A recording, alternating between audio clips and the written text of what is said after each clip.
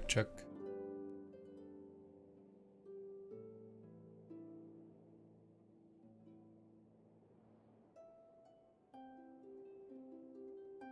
Are we good? Seems like it.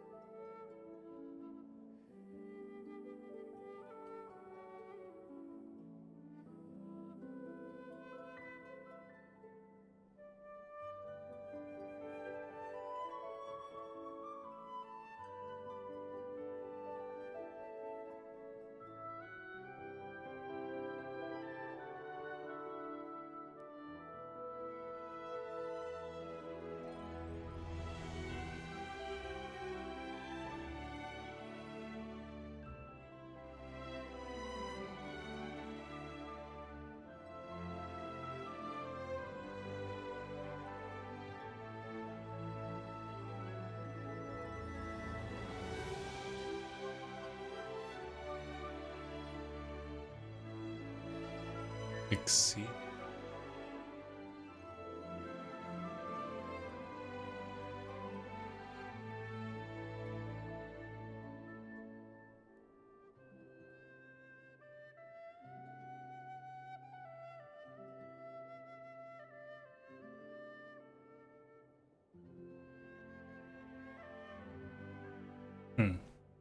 What's up, YouTube chat?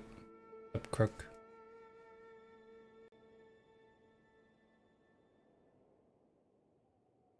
Oh, didn't click it. What's up, Samsung Galaxy 10?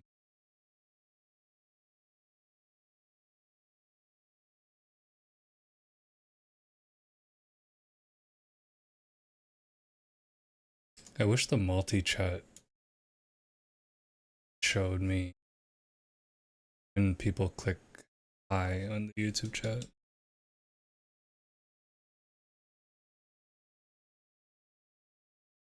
It only shows me the message that was entered. Not like when I think there's a button that says click to say hi. I don't understand the language. Is that Russian? I don't understand, Samsung. I'm sorry.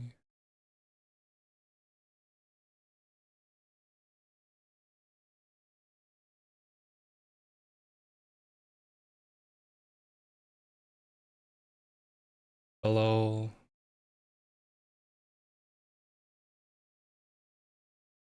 Hi, chat. Where are you guys messaging from?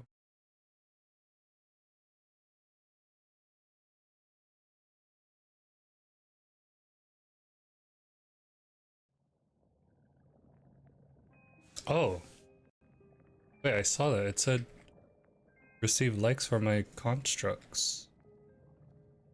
Where do you see it after? Okay, so an issue I was having with logging in to Genshin was that I think it was my location. I think it was based on my location, but every time I logged in, I would literally spawn under the train onto the tracks. But I think it was because of location being not at a station. I did not realize it was darker here.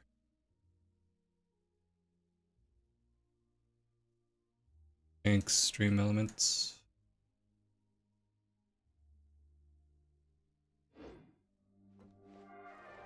Also, tension turned into the fastest dailies of any gacha, where you just have to click this, craft that, depending if you're able to craft enough, turn around, and then submit them here.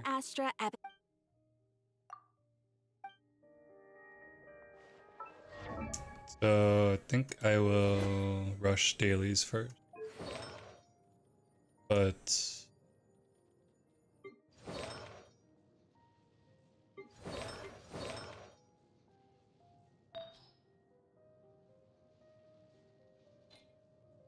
yeah, she's supposed to be sub DPS, right? So this set is actually okay on her, but no one's using the support set. Should she swap to the support set?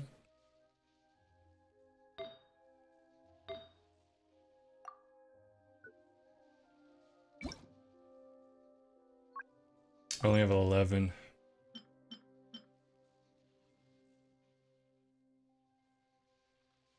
Maybe she should use the support set.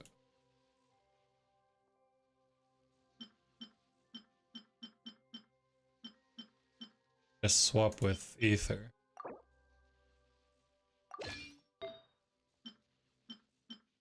Which is not good enough.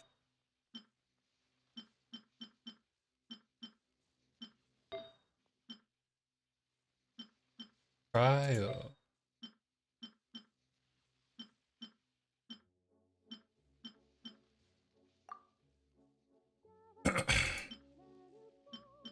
Does EM even matter for Stellar Glimmer? I don't know if that actually matters for Stellar Glimmer.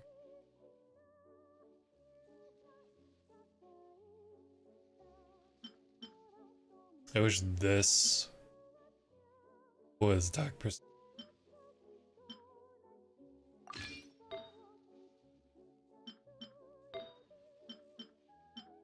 Oh, this sucks. As far as J. I got nothing good here. I think I should just farm this set right now.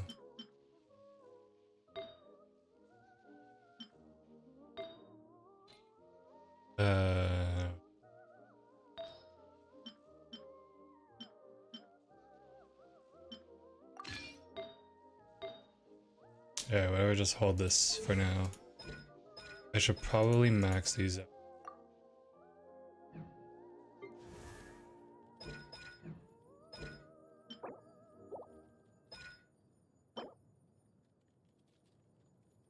Oh yeah.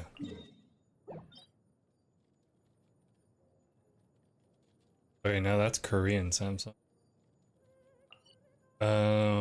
Weeklies. I do weeklies right now? Or farm the artifact?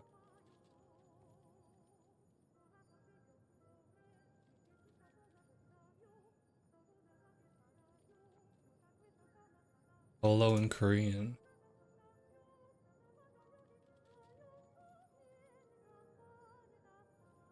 I think I should just finish weeklies. So I don't have to do them later.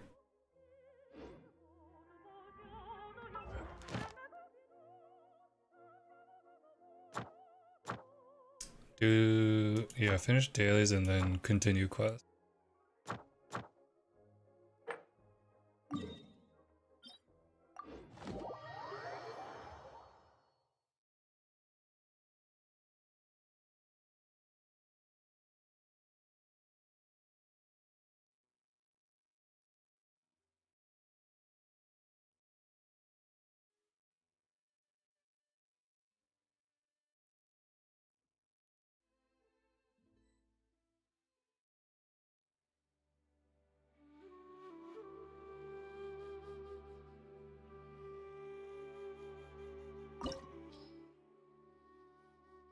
You think this team will survive?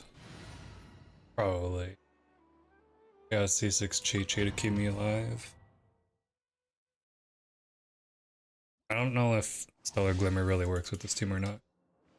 All here Right shall here, bend right now. to my will. Life goes on. Crystalline adagio.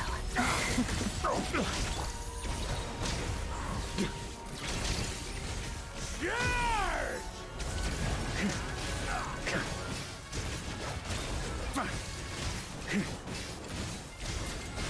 Nothing lasts forever. Ooh. Come on out. Ballerina in the cutscene. Shadow me. Holy Varka buffs.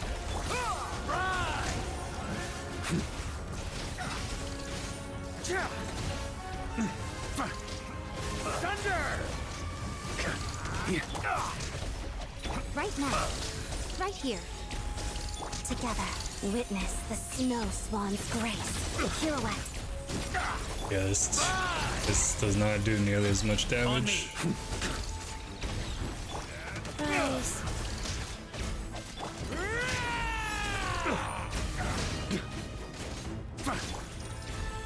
Emerge. Let's begin. Pas de deux. Crystalline adagio. Yeah. Right now. Emerge. Go.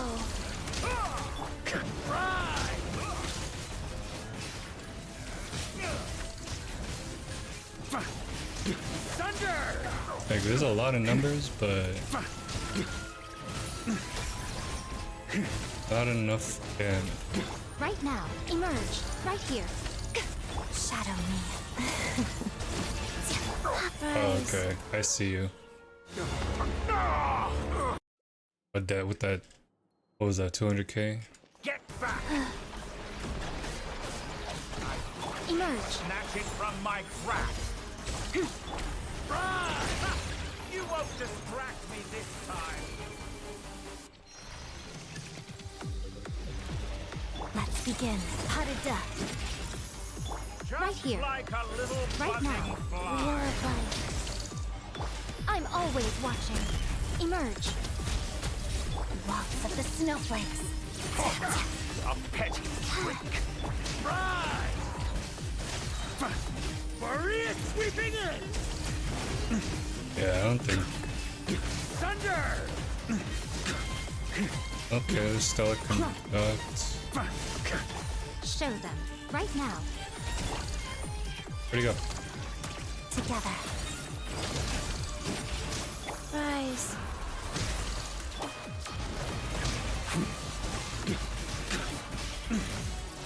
I am not familiar with that move that you just pulled there. Thunder! Witness the snow swan's grace. Where'd he go? Emerge. Right now. Emerge. You won't distract me this time! Rise! What? Just like a Nothing little lasts buzzing forever. fly! Go. Let's begin. Waltz of the snowflakes. Oh, okay, I got it. There's so much there. World that I've longed The for. real carry on this team is Chi-Chi.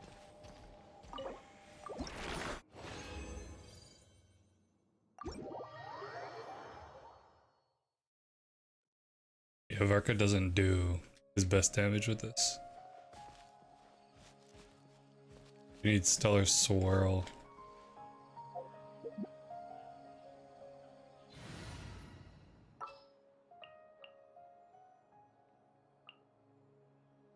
Do we just do Lucros?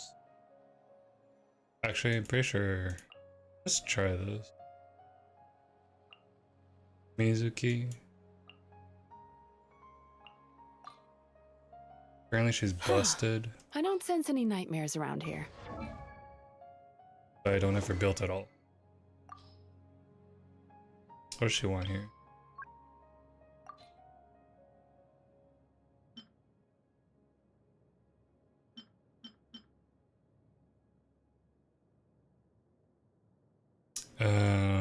Yeah.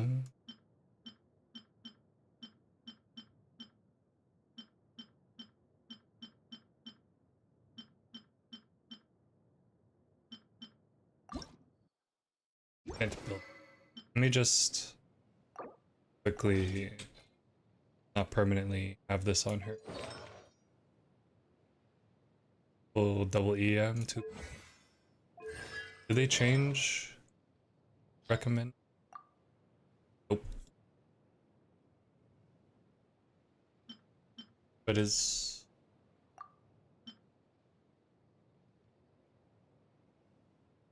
stellar conduct, super conduct, stellar conduct. No stellar swirl. Does the other one do stellar swirl? What is this one? Oh, this one's stellar swirl. Ah. Where is this? Is that with this? No.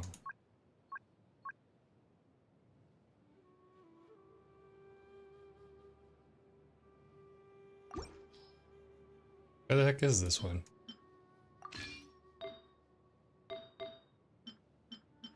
Defense HP. Good joke. Got nothing.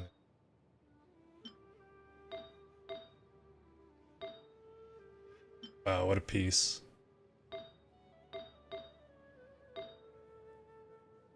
Where is this set?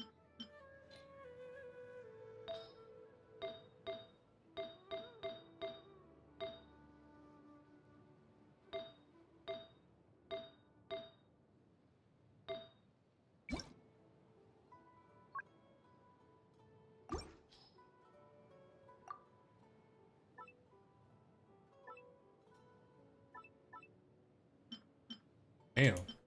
Wait, what? I know. Why do you have this?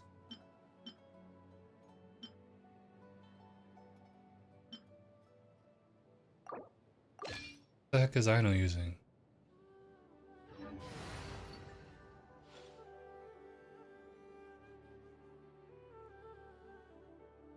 Where is she?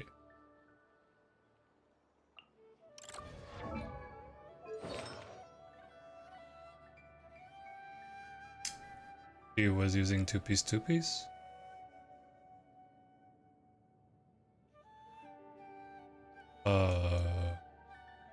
Yeah. I think it was 3 and 2. So that actually works. Yeah, I don't know. Let's try this. I don't know how she plays.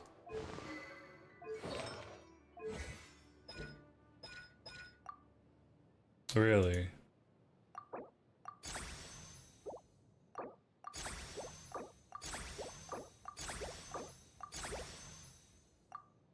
I'm assuming you don't need her primary. Then again, she's supposed to be the main DPS. Or is Odette supposed to be the main DPS? But she needs the Stellar Swirl set.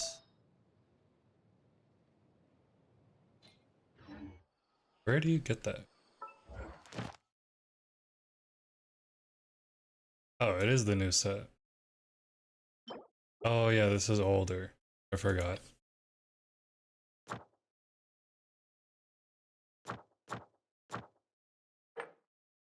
Finish these. Do you think I will actually be able to do something with this team?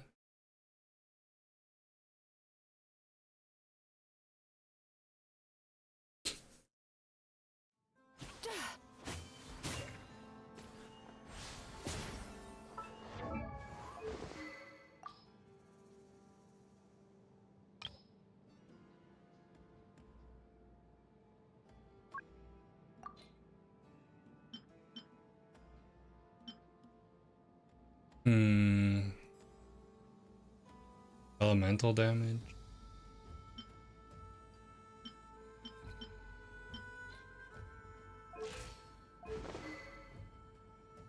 Yeah, I feel like this weapon might not be her best.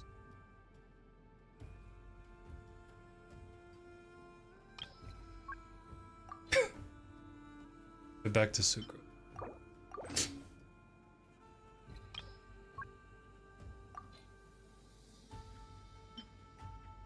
What does this do?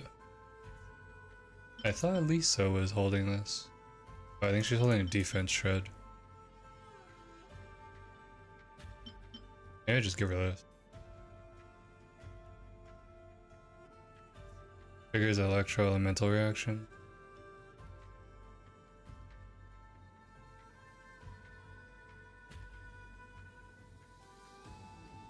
They receive elemental. That works for stellar. Can I enhance this?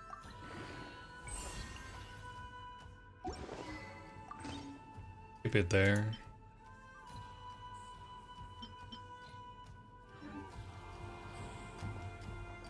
So she'll be buffing other team members. Hopefully this team survives with Chi-Chi.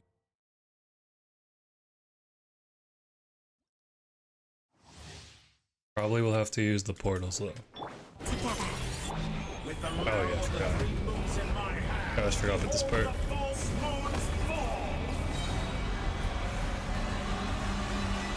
I wonder if you can iframe it though.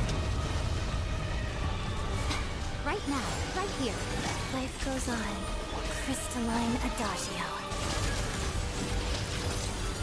A sight to behold. Oh wait, I should stellar. Right now. Emerge. Right now. Bad dreams be gone. Time to relax. Yeah, I don't know what to do here. Like, are you supposed to just... Rise. Right here. Come on out. Right now. Witness the snow swan's grace.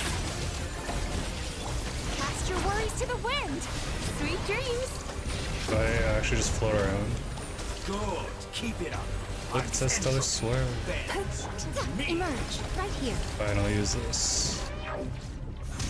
Nothing lasts forever. Right now. Do I pick this up? Let's begin. Pirouette. Turn that frown upside down. Time to relax. Oh, she could launch an attack. Bad dreams be gone. Right here. Emerge together. Waltz of the snowflakes. Life goes on. Potted death. Right here. Emerge. Turn that frown upside down. Stellar. Sweet dreams. Cannot face me. Show them right now. Ah, but I still... Shadow me. How dull. Rise. Emerge right here. Right now. Heal them. Time to relax. Ow. Together. Pirouette.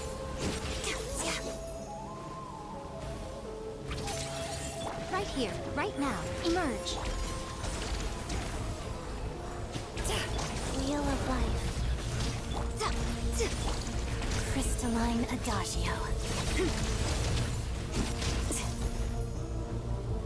Shadow me. Turn that frown upside down. Yachan, Taechan, let's go! Right now, Oh, emerge. I did not know their names. Yachan, Chi-Chan. Emerge. Right here. Time to relax. Be shackled. Sweet dreams. Together. Emerge. Right here. Emerge. Life goes on. Did you honestly think that would hit me? Right here. With the marrow of the three moons Oh, in yeah, my okay. hand, behold the false moon's fall. Oh wait, does he cancel that? I thought it was an attack.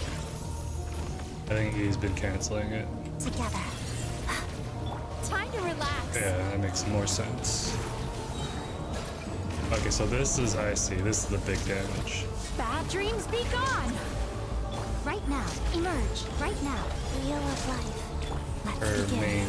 Pirouette. That's her main attack. Witness the snow swan's grace. Graceful. Sweet dreams. This is actually her main attack. She just shoots out stuff.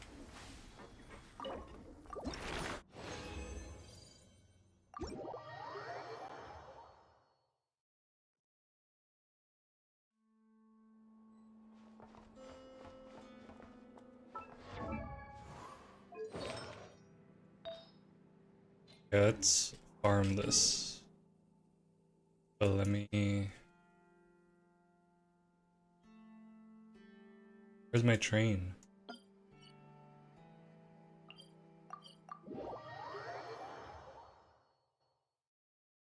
I'm gonna condense and then just use that for artifacts. I don't know if I want to use my fragile.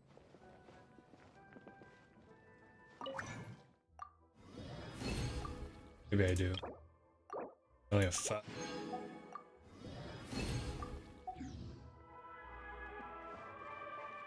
Add as. Thank you for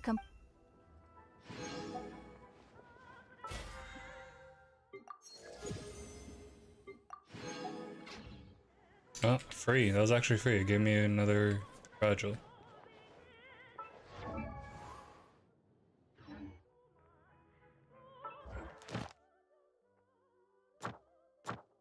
This one.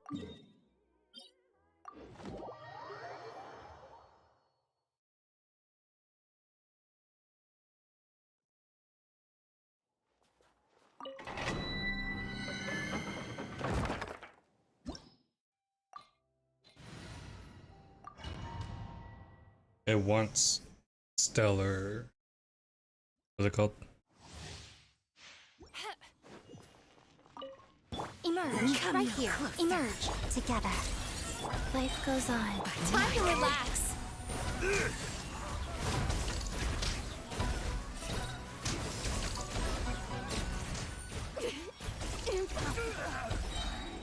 Yachan, Taechan, let's go! Right here. Emerge. Right now. Go. Oh. Forgot about this part. Lots of the snowflakes. Turn that frown upside down.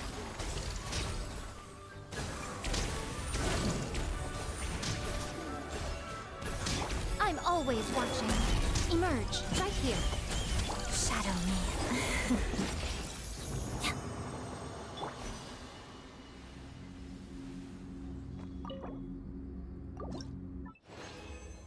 Anything good? Ooh. Oh. Okay. And again.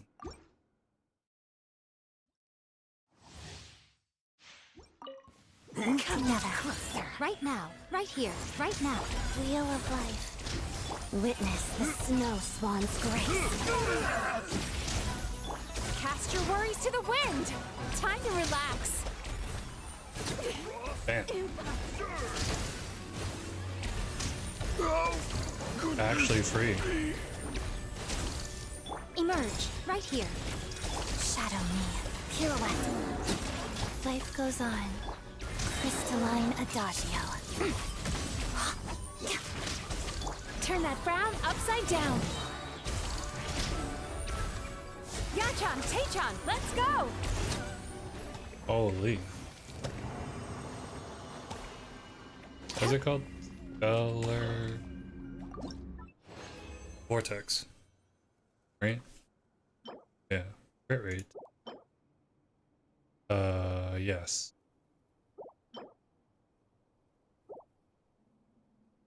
Could do another for 20.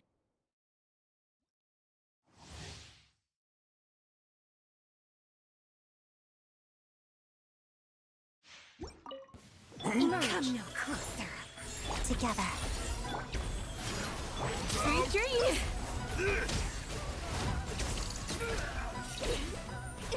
It's a lot of numbers. How long does this last? Okay, there. A sight to I was behold. wondering how long she floats Right for. now, right here. Let's begin. Witness the snow swan's grace. Ah. Bad dreams be gone!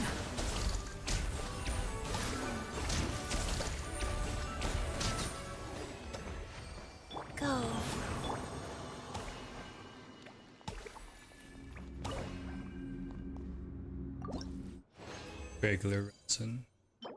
No. Defense.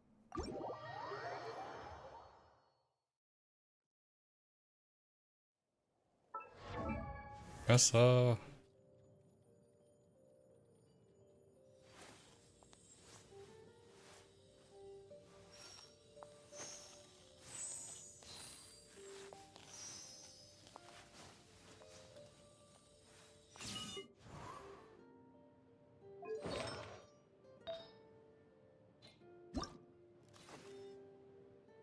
What do you mean?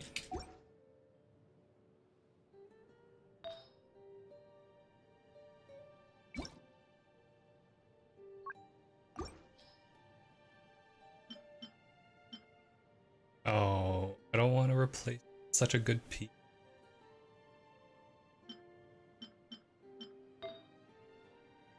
Oh, I don't have a flower. Yikes. But she wants attack, yeah. Oh, slick. I feel like we got lucky with this animal piece.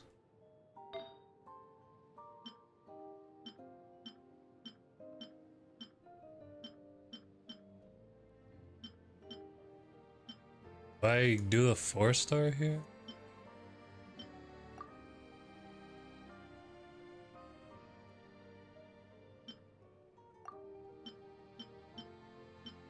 I think I have to do it. Oh. Wait, no, I can't. I mean, I could. Damn. Increase equipping characters' crit rate by 16 and their stellar swirl, that's the word. Swirl.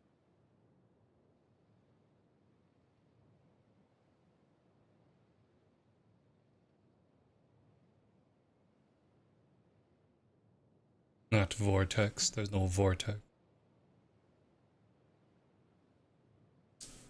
Increase stellar vortex by 40. Okay, once I get a flower, I'll use this piece.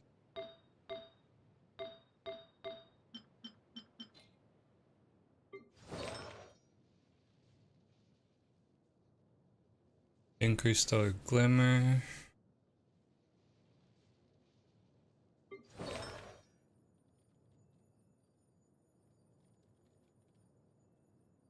This one increases stellar conduct. Wait, what's the difference with glimmer and conduct?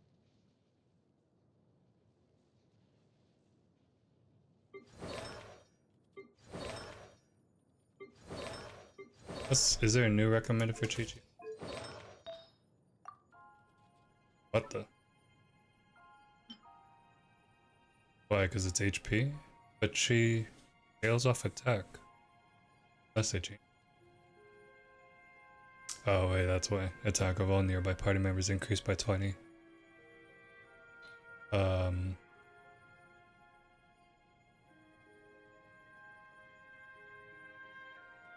Or I stick with healing because she has godly heals. Wait, what's this? Why is there a camera here?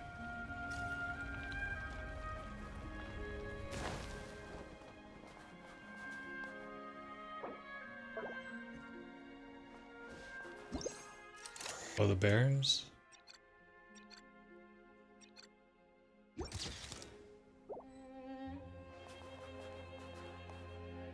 I don't remember what I'm taking a picture of.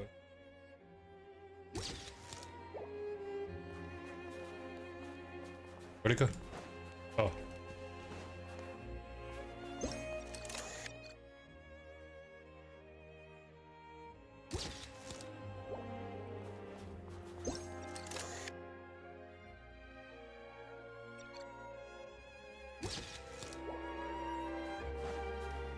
Yeah, I don't know.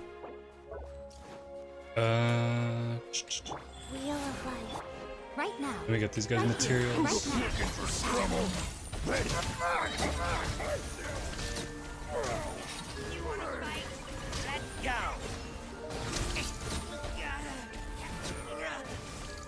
I feel so slow though. Yachan, For someone that's Tachan, flying. let's go. Just you?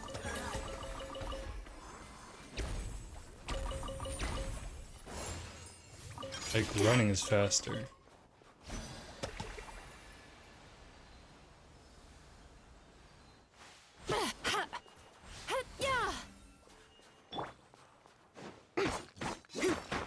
Let's begin.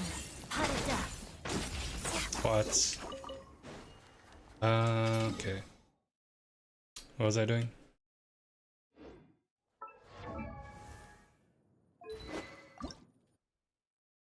Oh, I was supposed to finish this. Oh well. I can craft this.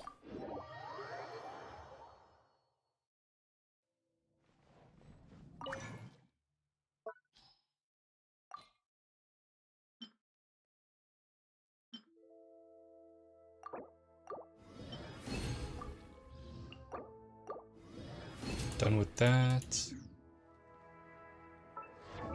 Just need. Oh, are these good? This one's replaceable.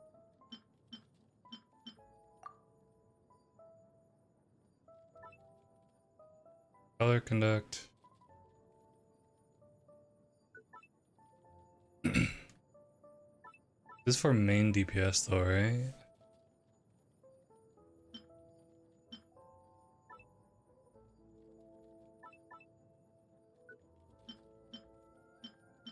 The only double crit I have? Wow, okay. That. Keep that.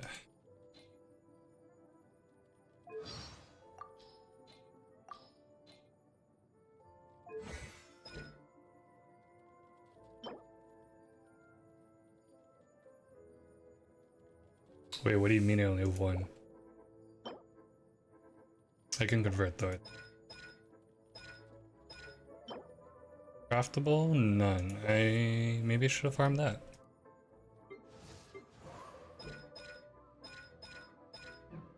Can I level you? Oh, yeah, I could totally level you.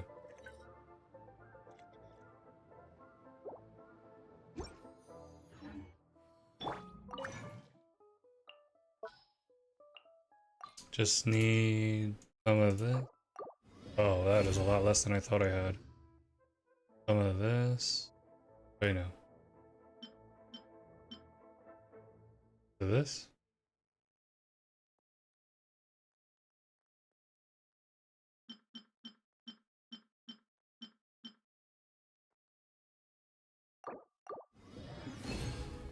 Is it this? Oh. Oh, the blue one. Oh, God. Oh, okay, 14 craft. One of those and then the blue one.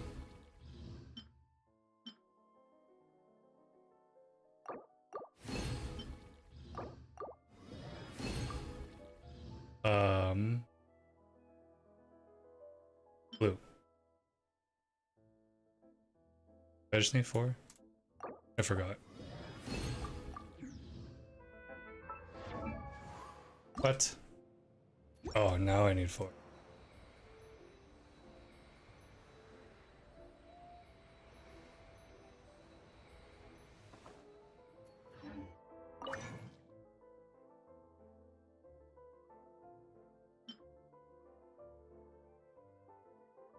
Blue.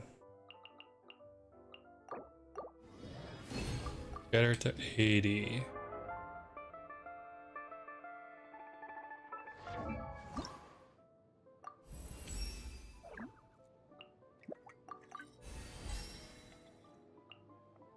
But no speech?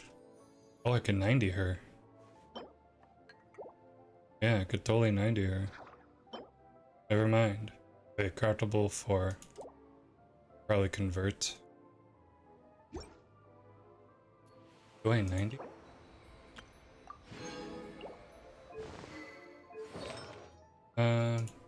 Maybe just keep it like this for now.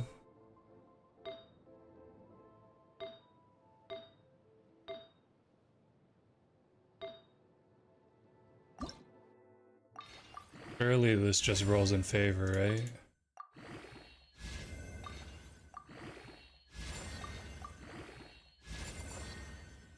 Bruh.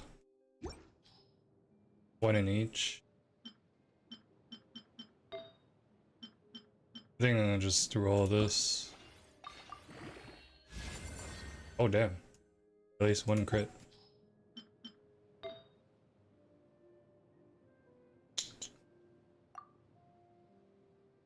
Do I want it to be this?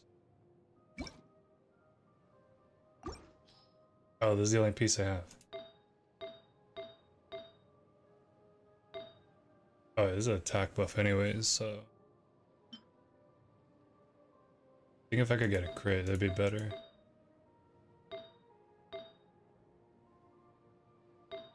Yeah, I should max this piece though. One in each. What does that put you at? 1891. That's fine. Oh, I could level this. Craftable. Give me 8. 9. 10, 11.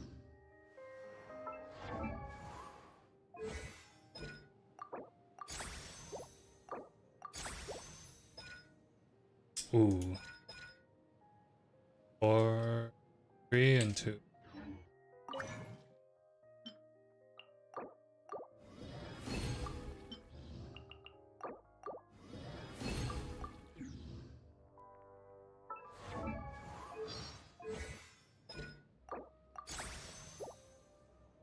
Maybe I can convert this.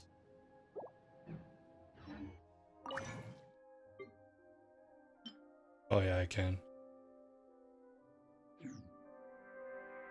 Do I do that now? Yeah, sure. I'll just do the 1. Keep it at level 8.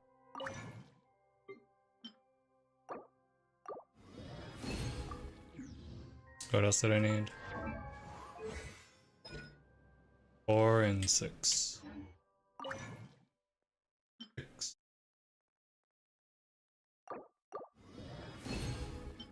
7, 8, 4. Oh, really? Exactly 4 there's?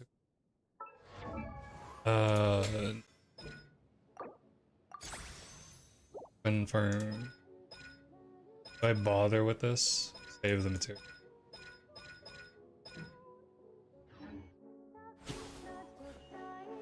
Time to relax. Bro, this is gonna be another the bar and Mondstadt situation. Okay, I think I'm okay to continue the quest now. Craftable none. Should I just... Actually, quest will probably give me one early.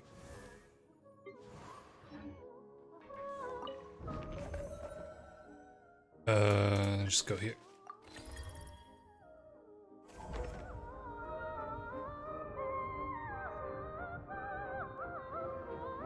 That's where we have to go, right? Central Station.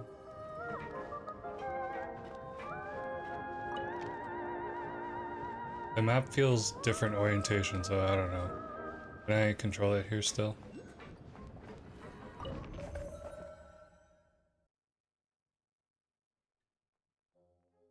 This looks like Central Station.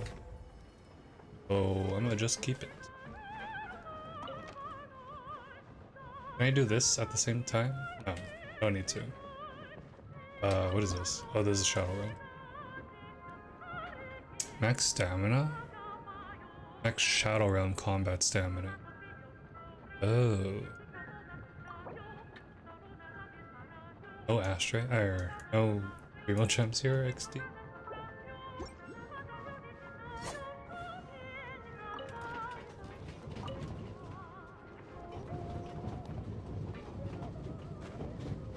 Camera needs to keep up.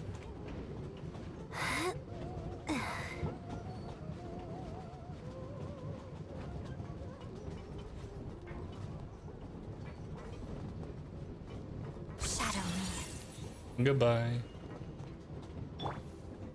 Wait, what if I use Turn this? that frown Oh, upside shoot. down. Not a good idea. Leaves me behind. Come on out.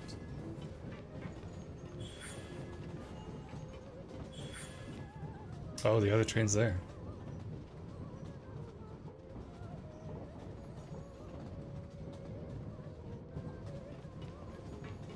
Doesn't stop if you go in front of it on the tracks.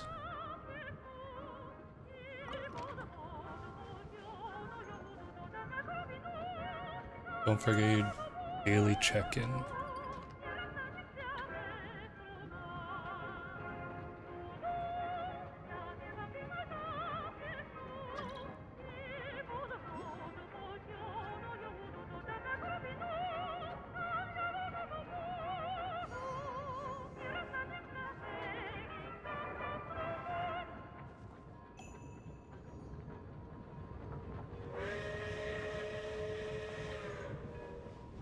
Here.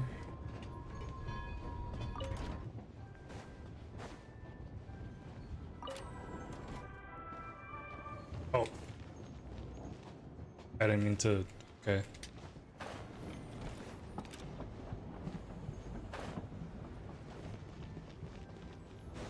Right here. Emerge. Right here. I like Mora.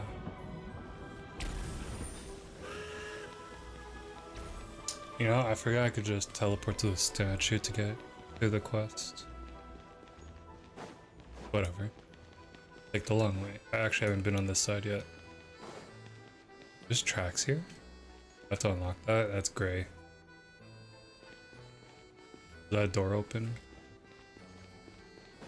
Let me unlock more of the map. Wait, what? Where's the elevator?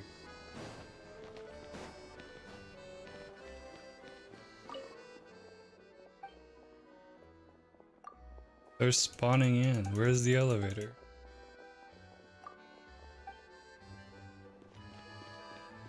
Is it on a timer? Oh. Because I'm here.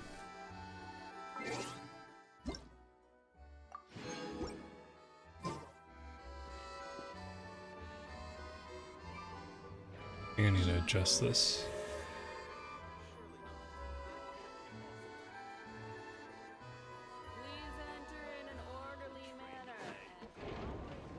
Oh, I see. It's automatic.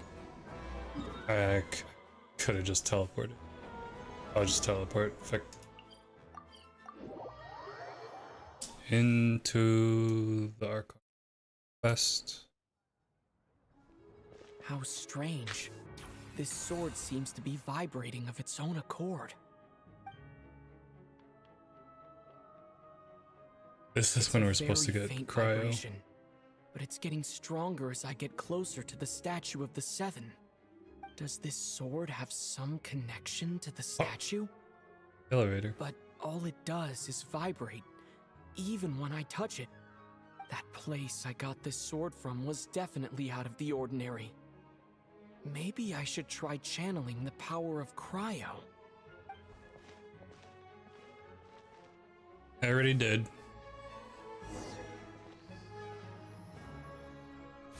It worked. There really is something special about this sword. Oh.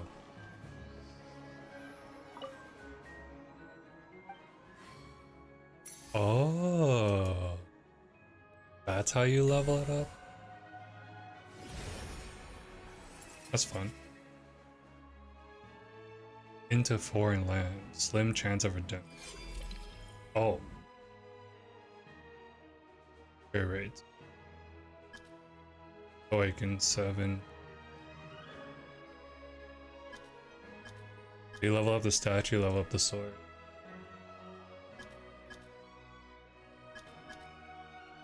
This pretty much R7. I don't really understand what just happened, but I'm pretty sure this sword just got a little more powerful. I'll have to try the same thing again when I come across another statue of the Seven. Okay. In the meantime, I'd better go find Alosha. Okay. Wait, go back. Wait, no, I don't have this to submit. AM fish.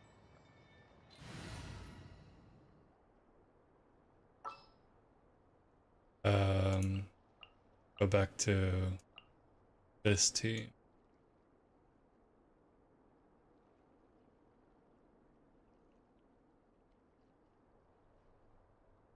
Where is he?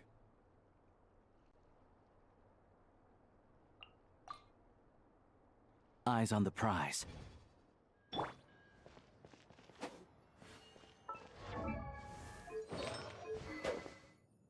Yeah, see only details. Wait. It really is 1, 2, 6. R6. Wow. Oh.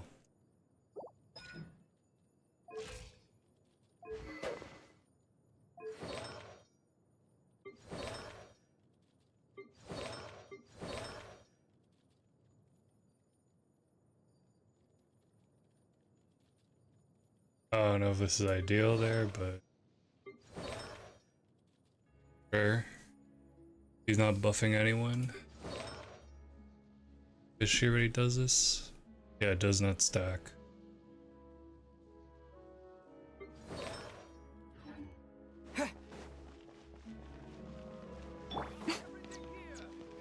Where is he? Where is that?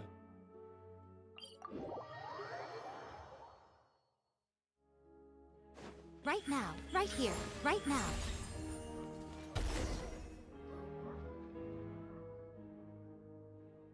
There's a world quest that we're supposed to come across during the main quest.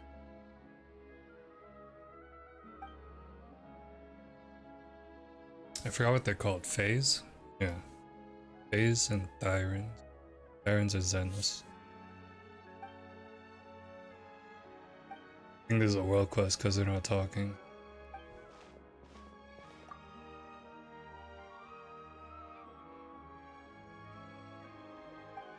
Old Sire.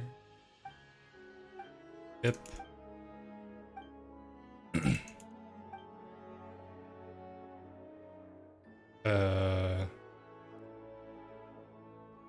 Doesn't look like your average deck collection.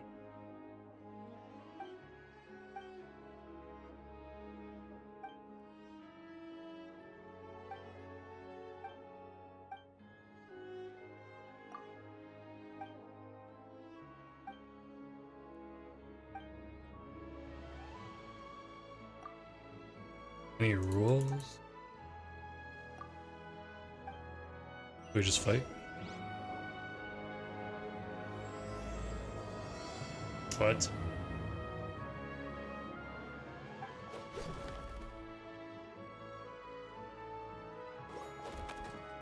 What is happening?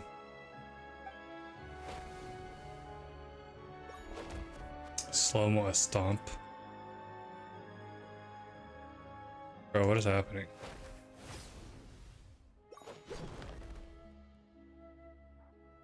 Just make us fight normally. Better than the cutscene. Who was that?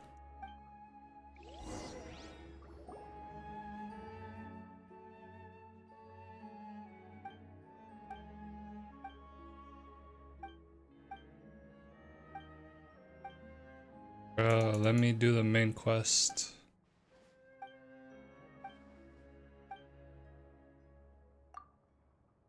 Oh, this. How are you skating on these tiles?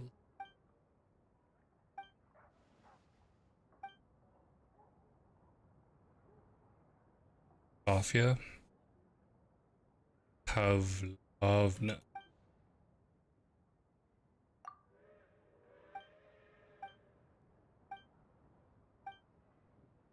You have a cleave.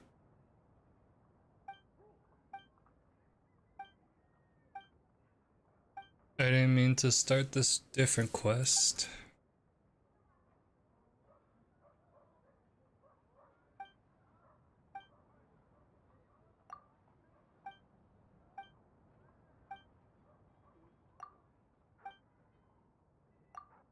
Later. Guess there's May. Z May.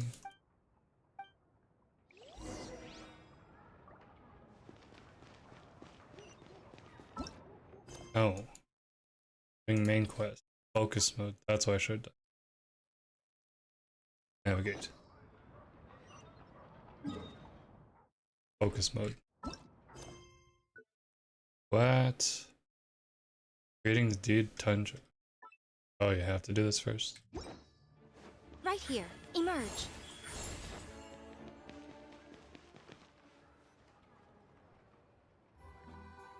Hello there. How can I help? Yeah, this is how you know it's main quest. Ah, sure thing. Give me a second. I'll go fetch him for you. Thank you.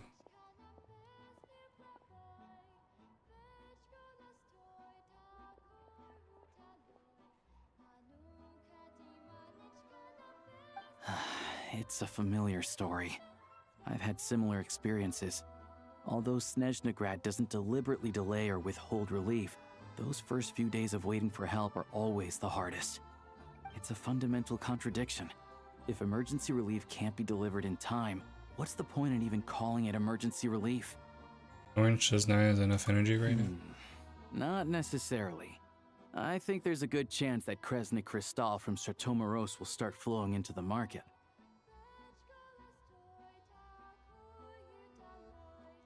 When we resolve Stratomoros' energy issue, it's like we open the floodgates.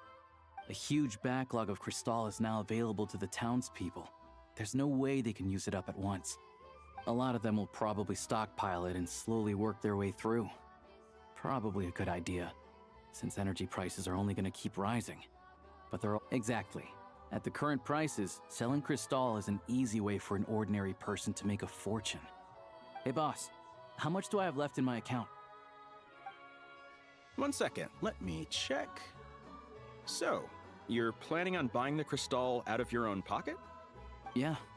I don't know if I have enough, so I'll chip in a little extra and buy as much as I can afford. I can cover this? No, it's fine. You're new to Snezhnaya, and you have your own living expenses to worry about. Besides, you're already providing the train. Here's your Mora. See what you can find at the market. But I doubt there'll be much Crystal left. Yeah, well, can't hurt to take a look. Let's see. Huh? My dad. Oh, chat. Oh, Alosha, and... Hello. I didn't realize you two knew each other. Teamed up. Yeah, I take on some odd jobs in the city to supplement my hunting income.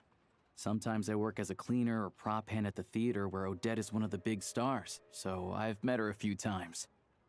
When the weather's as bad as this, it's better for a hunter to adapt than to keep looking for game. Yes, and we sometimes need extra help.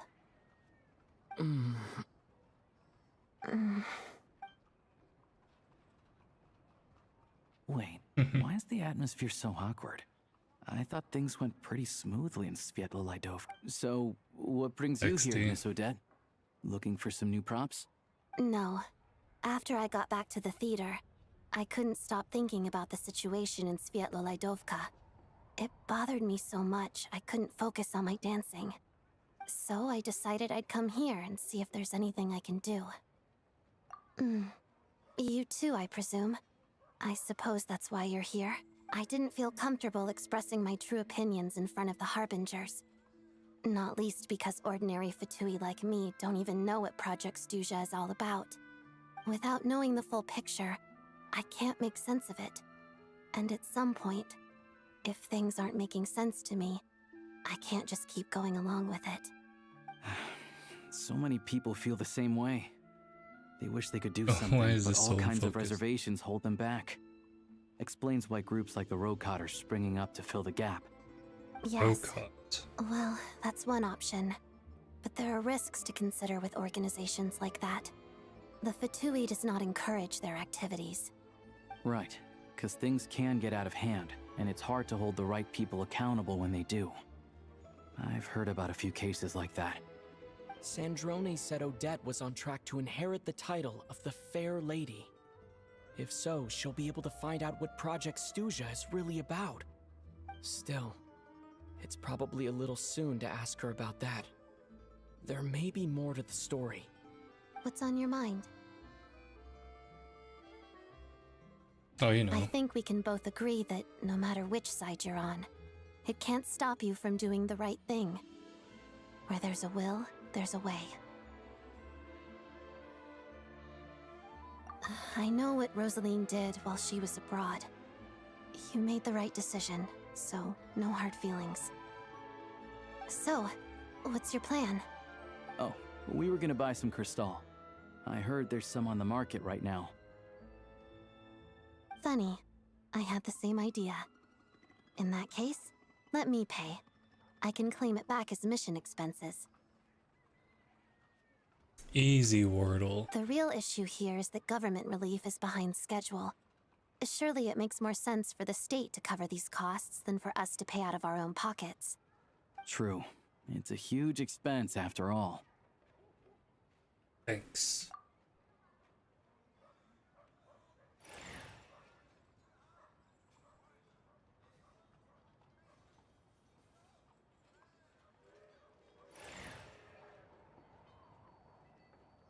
She actually looks so rich with that outfit. Let me see.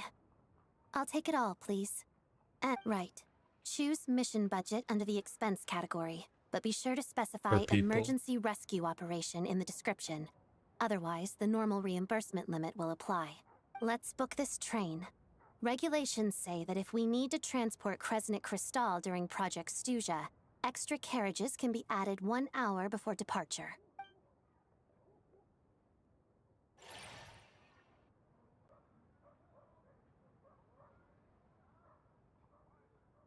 That should do it.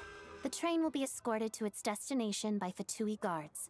This is my first time seeing you handle Fatui affairs, Miss Odette. It seems you're as skilled an officer as you are a dancer. You flatter me. It's only because I've been doing both my whole life. Keep flattering her. Train, new train. Or is this our train? Oh, I just want to upgrade our train.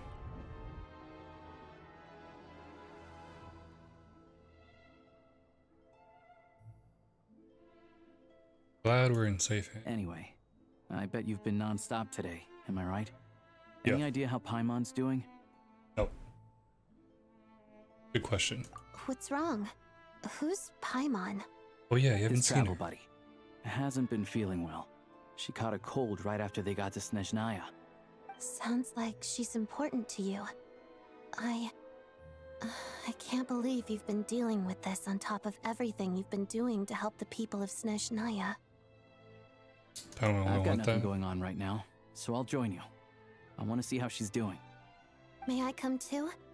I have some candy that someone gave me back in Svietlo-Lidovka.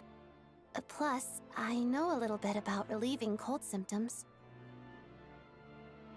Definitely enjoy Alright the then. candy. Let's go.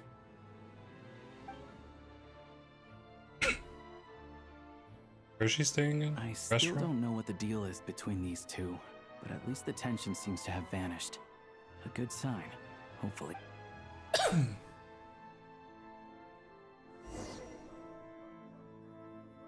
Show them. Oops. Right now.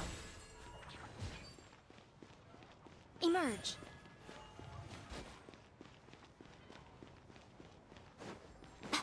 Where'd I go? Oh, that's far.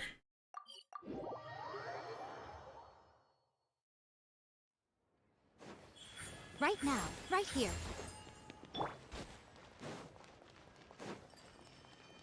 Excuse me, walrus.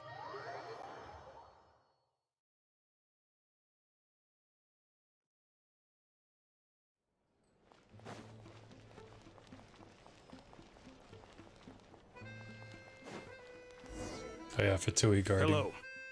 Sorry, but there's a sick person recovering in this room. Can I help you? What happened?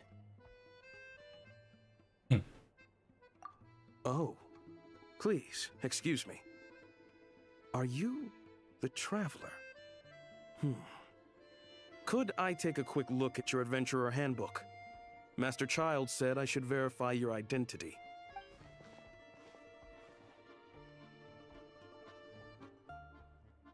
Where do we keep this? Actually, a textbook. Ah, it's really you. Sorry for the inconvenience. We're under strict orders from Master Child to keep this room well guarded. At the same time, we can't interfere with Podvoye Restaurant's business. That would only seem all the more suspicious and draw unwanted attention to this room. You're right. Besides myself, a few of my colleagues are stationed in and around the restaurant, in plain clothes, of course. Rest assured, you're in safe hands. I didn't expect such a high standard of protection. Well, Master Child handpicked us for this special assignment. We're Oh. not about to let anything go wrong. Anyway, I won't keep you any longer. Does that foreshadow Please, something? head inside.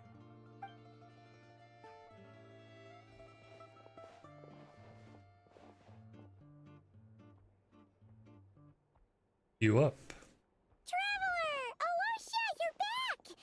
Oh, hey! Who's our new friend? Hi, I'm Odette. The Traveler and I crossed paths a few times. Member of Tui, but she's solid. Another friend from the Fatui, huh? You're practically a member yourself by this point. Paimon's definitely on the mend. We should be back to our usual travels in a few days' time. Seems like that doctor was right. It's just... Paimon's limbs are still feeling a little chilly. I have just the thing. Whoa! What What's that? this?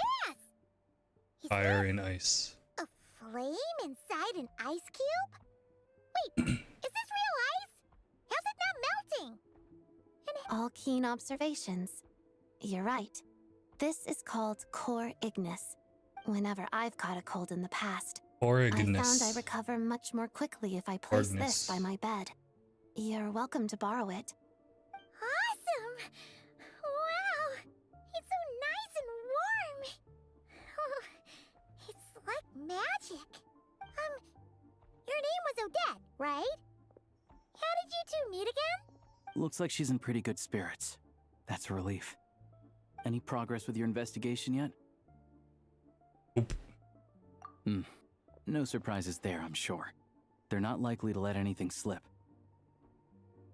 I want to look into the rocket. The Rokot, huh? Rocket. Let me think. Members of the Rokot keep their true identities hidden, but I The think Rokot there again? might be someone Kinda I can forgot. introduce you to. Leave it with me. Meet me at the Korolyevsky troop tomorrow, and I'll tell you how it goes. Would anyone like a drink? I'm gonna head to the bar. Paimon will have... maybe some hot milk? Yeah. Paimon's in the mood for something warm. Enough with the secret chat, you two. Let's catch up properly in a minute. Paimon wants to know everything that's happened today. Oh, man. Kinda like tabletop troop. No reason Oh, why yeah. listening to a story can't be an adventure. Tabletop troop. That was the D&D session.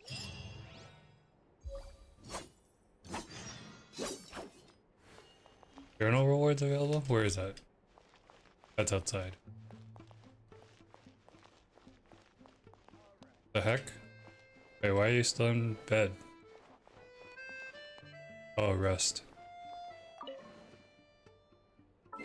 Until 8. Oh yeah, press V. We're good.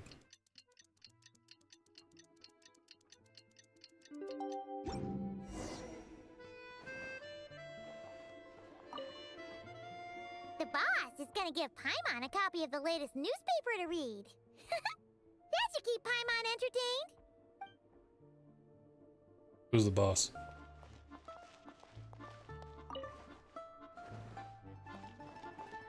Ugh. This book is huge. Classic and nothing to scale. Wait, what? Oh, this guy. Thanks, boss.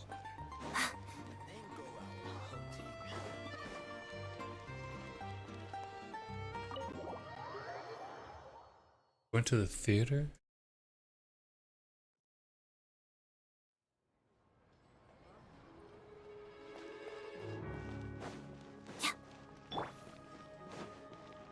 Emerge. Well,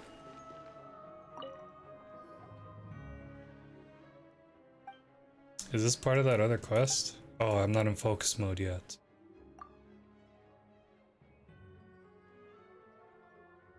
Anya.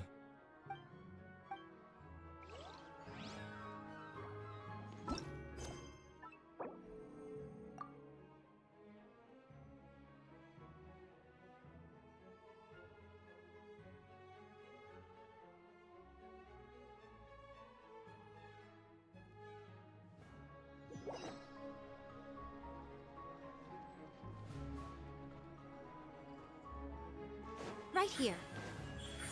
Right now.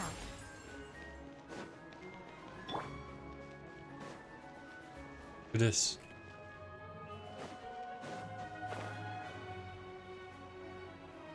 Oh, what? This is part of focus mode? I just walk around. Cryostorm! Why is he dead again?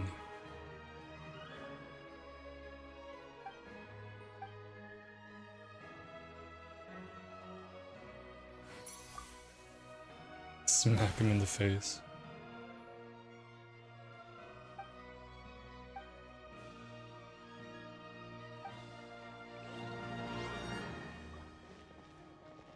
Cryo wasn't an option.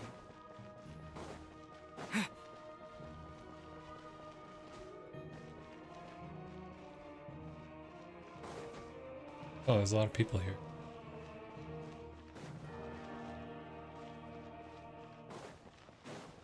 You're using room on the snow. Is that a common thing?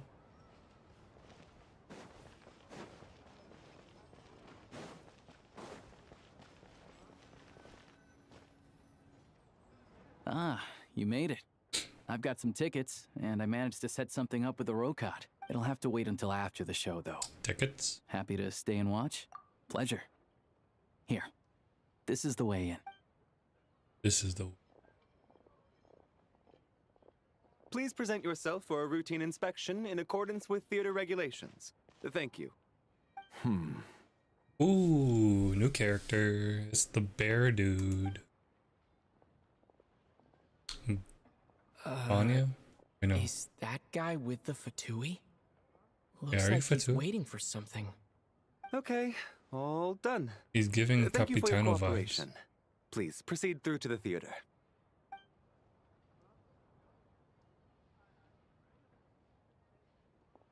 Can we pull for him yet? What's up? Everything okay? Wasn't expecting strict security. Snezhnaya's business and political leaders are always passing through here, so it makes sense that security's tight. Still, it's a little unusual to see the Fatui's Armory Palace guard here. You saw him, right? The guy right at the back. He is Fatui. Strong, silent type. His name's Valeri. He's part of the Special Assignments Battalion, but I only ever see him here for one thing. To look for a guy named Mitya. Mitya. Supposedly a researcher, though he never seems to put much time in at the office. The theater is one of his favorite places to hang out when he's playing hooky from work. But that's not for us to worry about. Let's go. The show's about to start. I'm assuming this is where that cutscene from the trailer takes place. What do you think? Pretty impressive, huh? Kinda compares to Fontaine's. Yeah, the opera. Oh, the one in Epically. Fontaine? I hear it's iconic. Never seen it for myself, though. 3-seater. Here we are, benches. just in time. Sorry, coming through. This guy's sus. If you're gonna show up late, keep your mouth shut. What's his problem? Whatever. No point arguing with people like that. Look, there she is. That's who I'm introducing you to later. Oh. She's the lead singer of the troupe, Vodyanitsa. Vodyanitsa. The mermaid. Lead singer? Because you're a siren.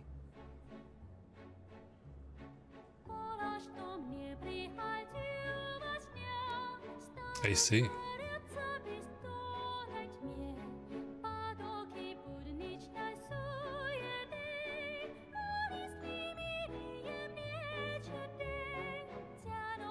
I'm surprised it's an in-game animation.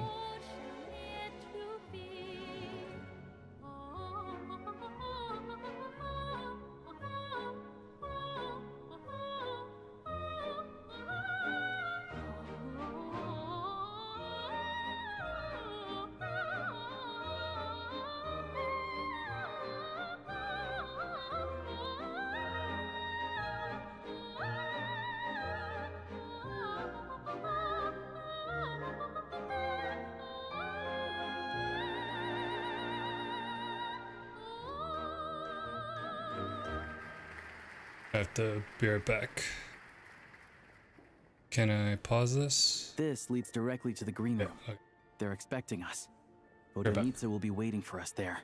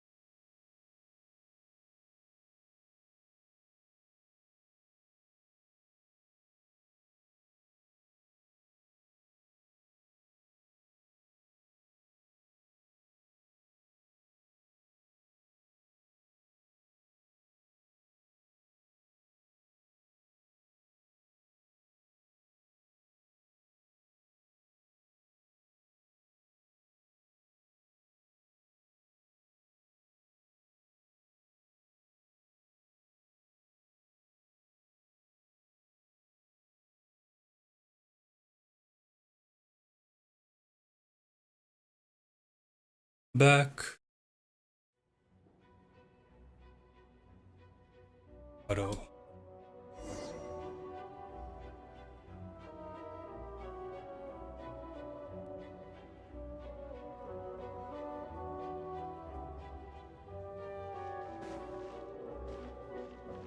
We can just go on stage.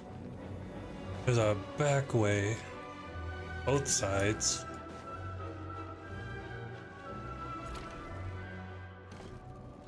Oh, this is huge. There's a downstairs? I'm in a room that I'm not supposed to be in. Turn on.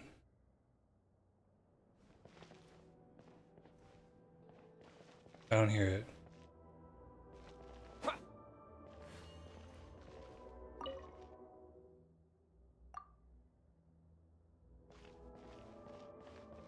Very faint. Downstairs. Oh. Hey there. Excuse me. Ugh! Can you believe it? I am so mad right now. Come in. Oh, it's you two. Huh? You know each other? Oh, wait. Is this who you were telling me about? The one you met yesterday and couldn't stop thinking about? Good I never child. said that. Yes, you did. Why are you denying it? It was right before I went Sounds on like a that kid. rant about the moody factory owner. Oh, I remember it so clearly. Might I ask what brings you two here? Oh, I just brought him here to see the show. And when it finished, he was full of praise for Vodonitsa's performance. So I thought I'd try my luck. see if we could get the chance to chat for a bit. Maybe get an autograph? You work here. You of all people ought to know that's against the rules. It's not what the green room is there for. Oh, what's the big deal? Come on, don't be shy. I can give you an autograph. You can take a picture too if you want. Wow, these Easy, animations please. are a lot cleaner. I finished all my shows for the day. I'll leave you to chat.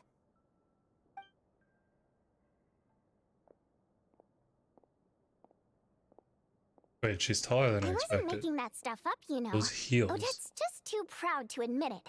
are hella She thinks high. very highly of you. And so do I. You did the Oh, right wait, she has a thing in mark too? Svietloladovka. We're good. Odette's out of earshot. I'll lock the door. Confidentiality, of course. The Rokot is very strict on that. Whoa, Alosha! Not out loud! Not with an outsider here. Relax, I've taken care of it. Look at this. The president's reply sent this morning. Wait, so he's been approved to join? You told me last night that you wanted to get intel from the Rokot. Unfortunately, Rokot intel is only available to members. But ever since you set foot in Snezhnaya, we've been working together. I've seen the way you work, your character, Oh, and your he is motives. Rokot. Everything about you is perfectly in alignment with what we're trying to achieve in the Rokot. So I figured I might as well cut to the chase. I wrote a letter to the president explaining your situation, including just the right amount of detail. His approval came very quickly. Of course, it's still your decision whether you want to join or not. We'll respect your choice. You're both not. Well, assuming Odette was telling the truth and she didn't misjudge you, I She's guess not we don't need to Fatui? worry about you blowing our cover. Still, you gave me a real fright. I didn't know that's why you came looking for me. So, that stuff you said about admiring my performance, was that just because Odette was here? Did you? Now you're talking. That's what I like to hear. Anyway, let me give you a quick rundown of how things work. Like I said, the Rokot is a covert organization, and we hide our identities. Members typically don't meet in person or even know each other's identities. This helps us maintain a high level of independence and secrecy. Because of More this, secret than members are Fatui. basically free to decide their methods without constraints, so long as the outcome of any activity doesn't violate the organization's principles.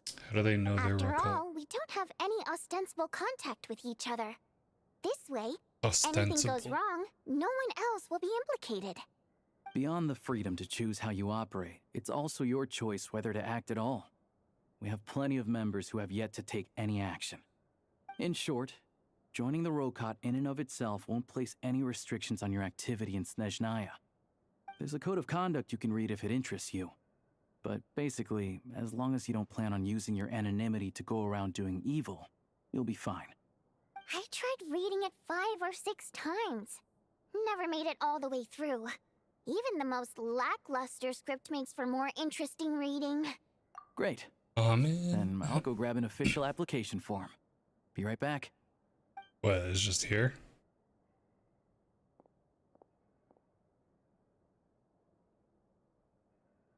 Yeah, how come you two know each other? Well, Alosha has this pet dog, you see.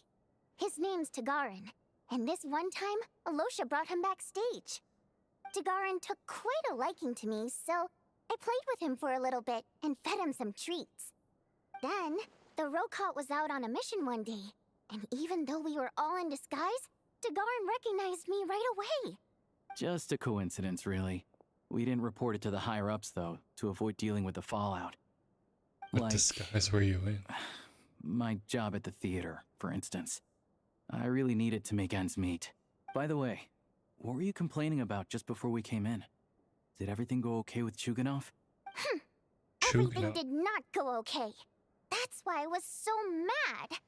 I tried to make some small talk with him before I went on stage to fish for intel about the Iskra manufacturing plant. But he wouldn't take the bait. No matter what I said, he kept dodging the question. And then he started complaining. He said he didn't appreciate his second-rate seat in the stalls because he usually gets a private box. I mean, what did he expect? Everyone knows that if you want a box seat, You buy a ticket well in advance.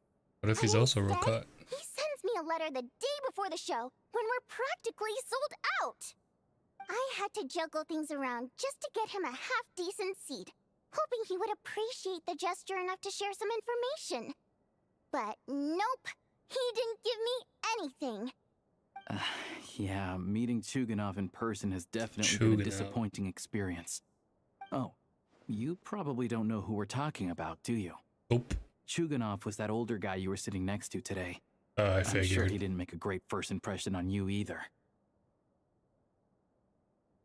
To the That guy. citizenry, he's a family man and a kind boss. But our interactions with him tell a very different story. It's one thing to ask for a favor, but he acts like it's his right. He always expects special treatment. Take the ticket situation, for instance. I've actually gotten him a private box in the past. But not only was he not even grateful, now he's acting like I've sold him short this time. Not to mention that he's never paid for a single one of his tickets. And another thing, if he's such a big family man, why doesn't he bring his wife and daughter to see the show once in a while? I've never seen them here, not even once. Calm down, Vodyanitsa. If you won't do it the easy way, we'll have to try the hard way. But first things first. Here's your application form. Go ahead and fill it out.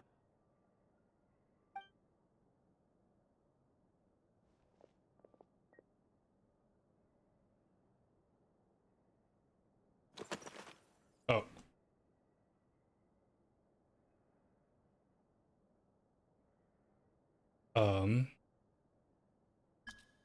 Oh, you don't type it in? Jenny Lil Bell. Octavia. I mean, yeah, you know, I'm a Marvel fan.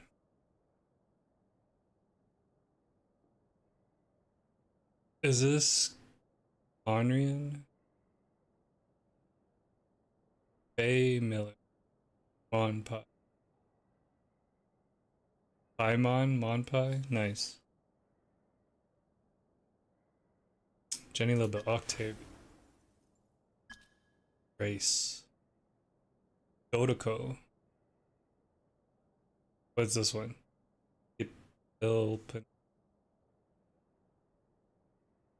Janitor bot. Primogen. Hell yeah.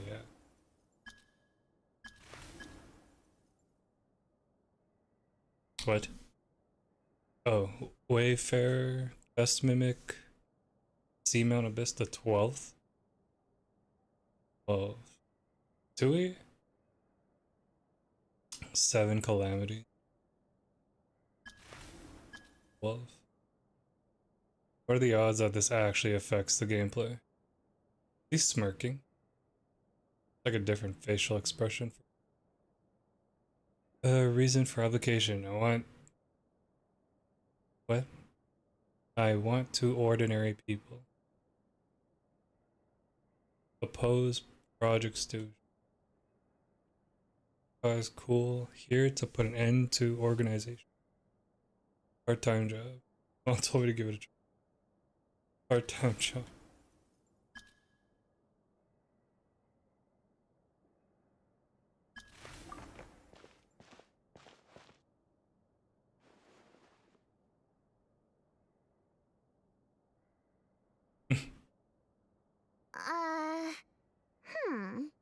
Looks like I'll need to make a few little tweaks here and there. Alright. But other than that, you're good to go. We'll hold on to this for you. Alright. Now that we're officially Rokat comrades, I can tell you. Chukanov is the target of our current operation. Recently, we've done some recon work at the Iskra manufacturing plant, which pretty much confirmed that their energy consumption is way beyond the legal limit. All we need now is some direct evidence to present to the Vetcha, so we can demand that they shut the plant down. That way, the Kresny Crystal can be allocated to where it's needed most. I was hoping he might let slip during one of our chats, but he's too tight-lipped. We'll have to find another way. I'm meeting another regular theater goer tonight, Mitya. Mitya. But Valeria's here too, and he's probably looking for Mitya. so he may end up being a no-show. Don't you worry. He must know how to dodge Valeri, or he wouldn't be showing up on time for every performance.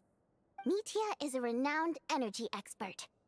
Although we can't get any direct evidence of the excessive energy consumption at the plant, we can accidentally let the information slip to him. The authorities should take someone like him seriously. So if he starts raising questions about energy use at the Iskra manufacturing plant, there will be a proper investigation. Also, we're not allowed on site, but he has clearance. So all we need is his cooperation. Might know the inside story. Yeah, so that's the other thing we're trying to figure out. Though I think we're far less likely to make any progress on that front.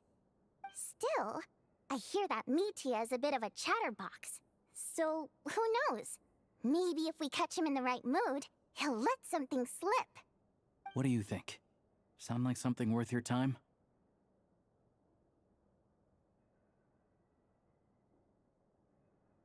Definitely would love to join. Okay, in that case, you guys find a seat somewhere nearby. Pretend you're a couple of Where's your buddies there vision? to eat, and keep your ears Oh wait, peeled for that's the useful Snezhnaya information. emblem. He's a huge fan, so I doubt he'll have his guard up around me. But you There two need to be is convincing.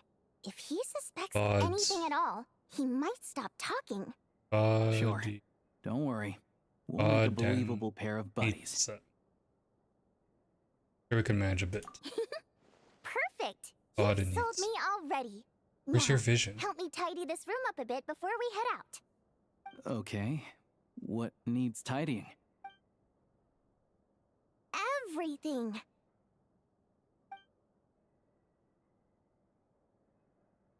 What's this? Where'd she go? Oh wait, we tidied it up. Be good. Oh wait, there's actually a reflection.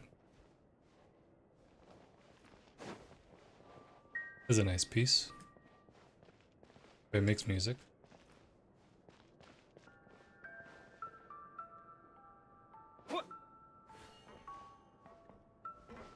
Plays music.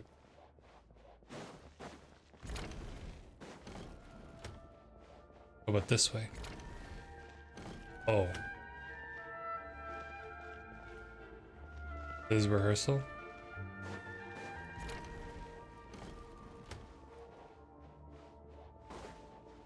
What's down here?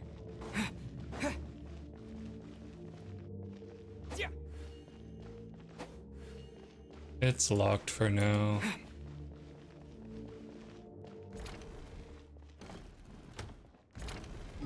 There we go.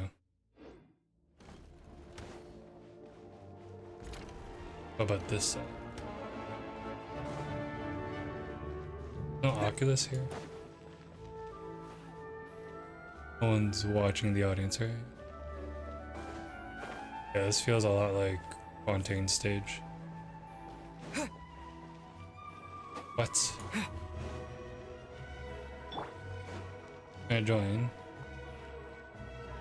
Is there achievement? A hidden achievement for this? Together.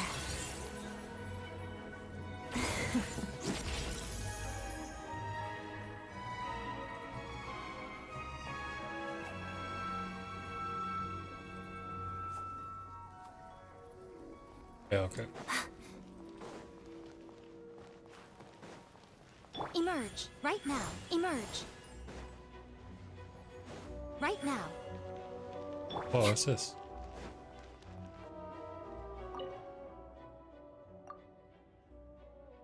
Getting out of nothing. Cutscene. Okay.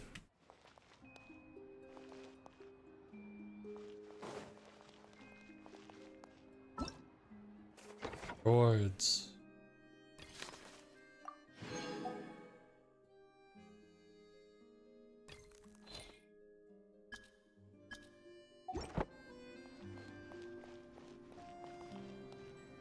I will teleport.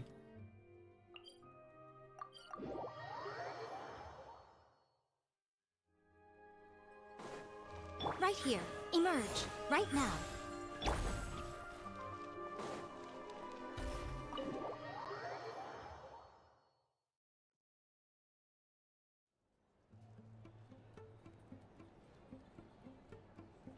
We come here often, so we shouldn't stand out. Let's sit here. Now, it's up to Vodyanitsa. Let's see how the conversation goes.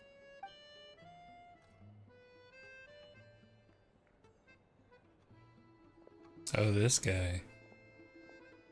This is Mitsuya? Mr. Mitya! Over here! Over here! Oh, sorry. I got a little held up on my way here. Now we have even less time than we planned. He looks like... Go ahead and order some snacks and drinks. Whatever you like. someone of Let me magic. see. According to my schedule, we still have 25 minutes left. You're really pressed for time today, huh? I was imagining this would be a leisurely chat. If you'd prefer, we can always reschedule for another afternoon when you have more time. No need. Getting to meet the lead singer is a very precious opportunity for me. I'm not about to pass it up. Surprised she I've doesn't already have had her to own decline your security. invitation several times because our schedules rarely align. If I don't grab this chance while it's here, who knows when the next one will come around? Well, it's Supposed to be like a very kind Doctor of you to Strange make time character. just for me. The scarf is alive. I'm not too sure, to be honest. But Snezhnaya is full of weird and wonderful things like that, so people tend not to bat an eye. I'm sure the same will go for the Eye of Grey and Paimon. The reason I invited you out for tea and a chat today was to get some feedback from a true fan of the theater. Well, I genuinely have nothing bad to say. No matter how many times I hear you sing, it Bro, never gets old. It always seems Tail fresh end and of new your somehow. hair. Maybe it's because the more times I listen, the more details I notice. Or maybe you simply improve with every performance, delivering it better each time. Thank you! I'm delighted to hear that. Could you give me any specific examples? XD. Oh, yeah. The piece you sang today, for example. Beneath the Frozen River? Hey, what's with you? I'm just praising a good performance. I always used to find that such a bleak and lonely song. But the more you listen, the more you realize that it's not as cold and nihilistic as it appears. When you really dig down into it, there's a certain level where you're surprised by the emergence of hope. Wow, I'm impressed. I didn't expect you to pick up on that.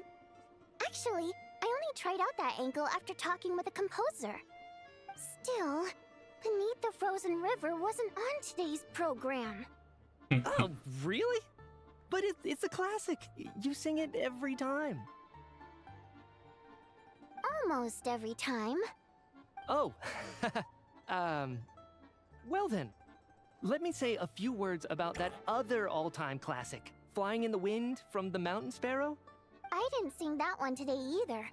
My voice wasn't quite up to it, so I switched it out at the last minute.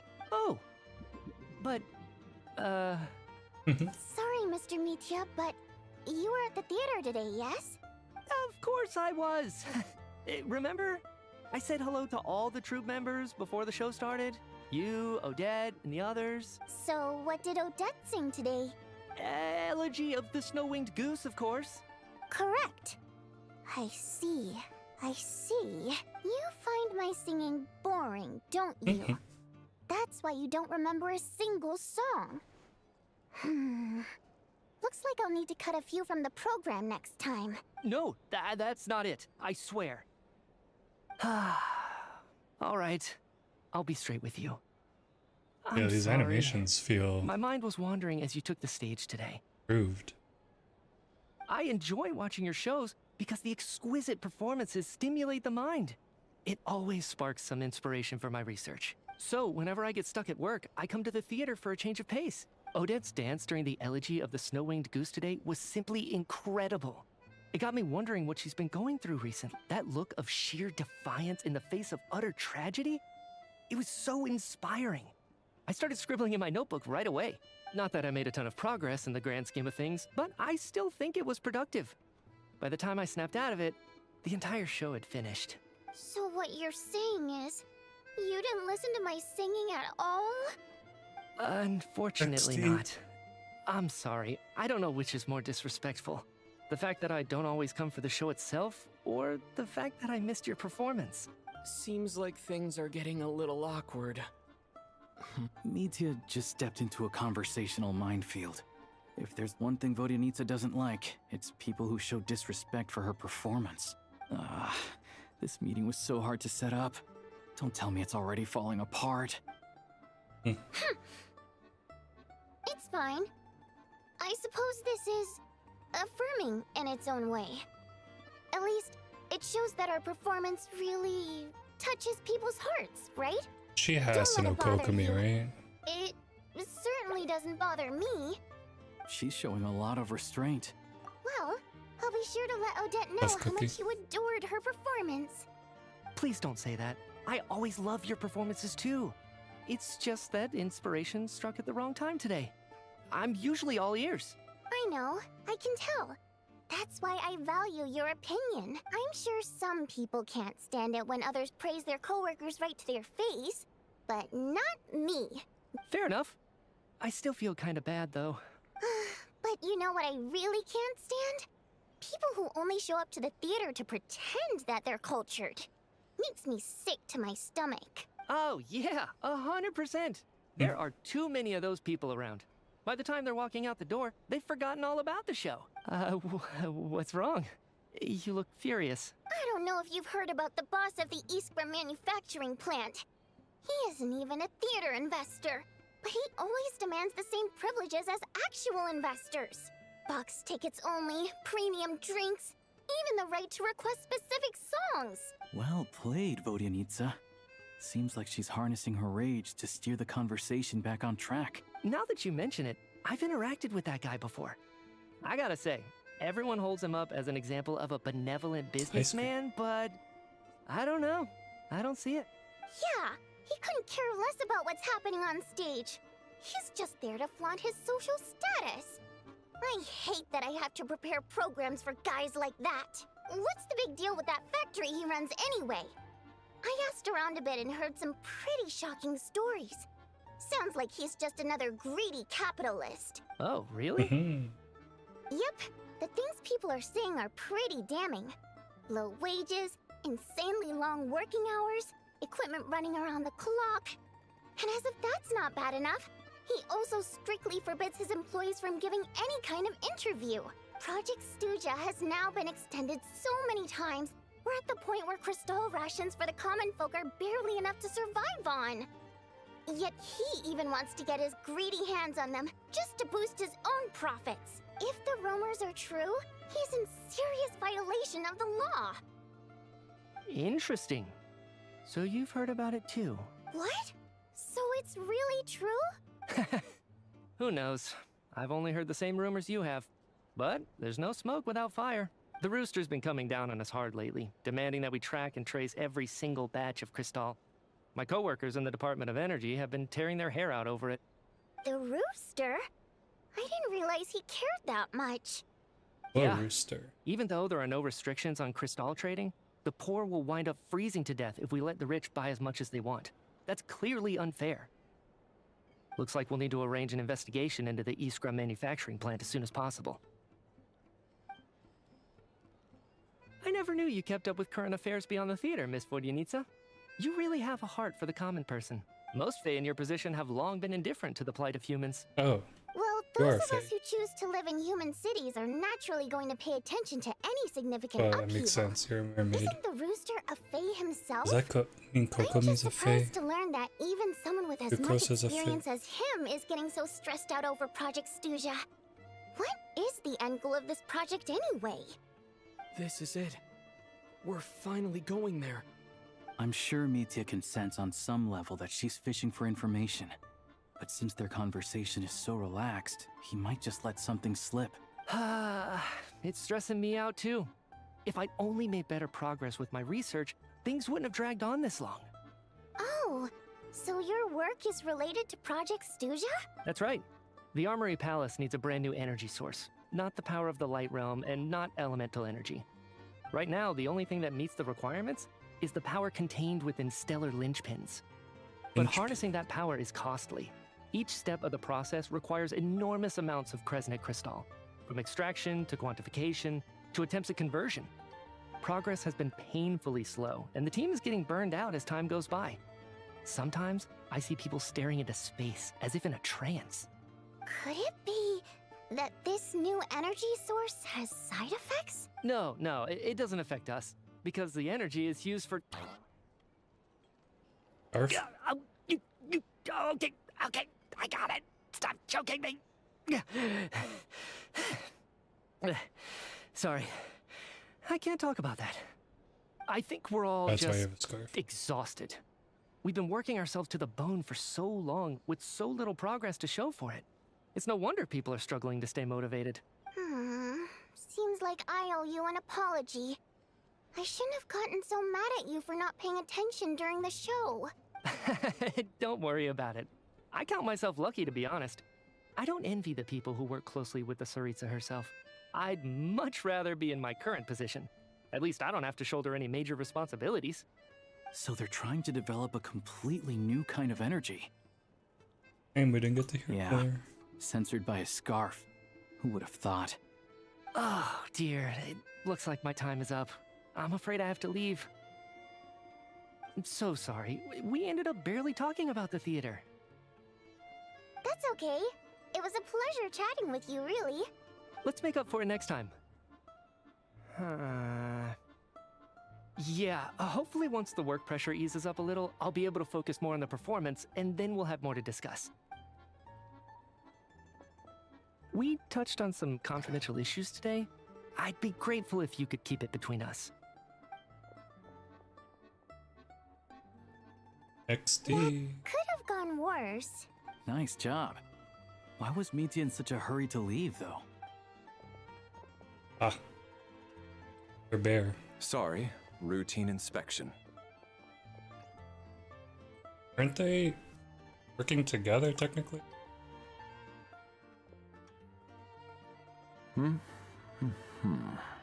Okay, let's go. So he wasn't rushing to get back to work. He must have calculated that Valeri would find him here in exactly 25 minutes. That's frighteningly accurate. One of the main duties of the Special Assignments Battalion is to ensure that important figures stick to their schedules. So...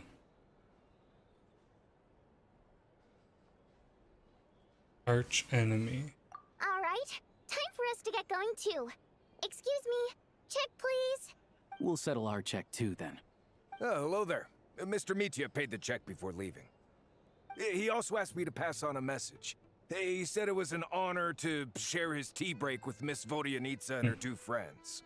Wait. So he knew we were here all along? This raises a lot of questions. Did he deliberately mention the new energy source so that we'd overhear it?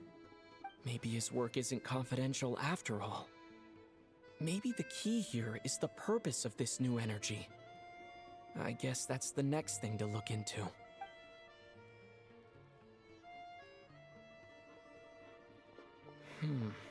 Vodyanitsa and Alosha have left. Time to head back and call it a day. That was interesting.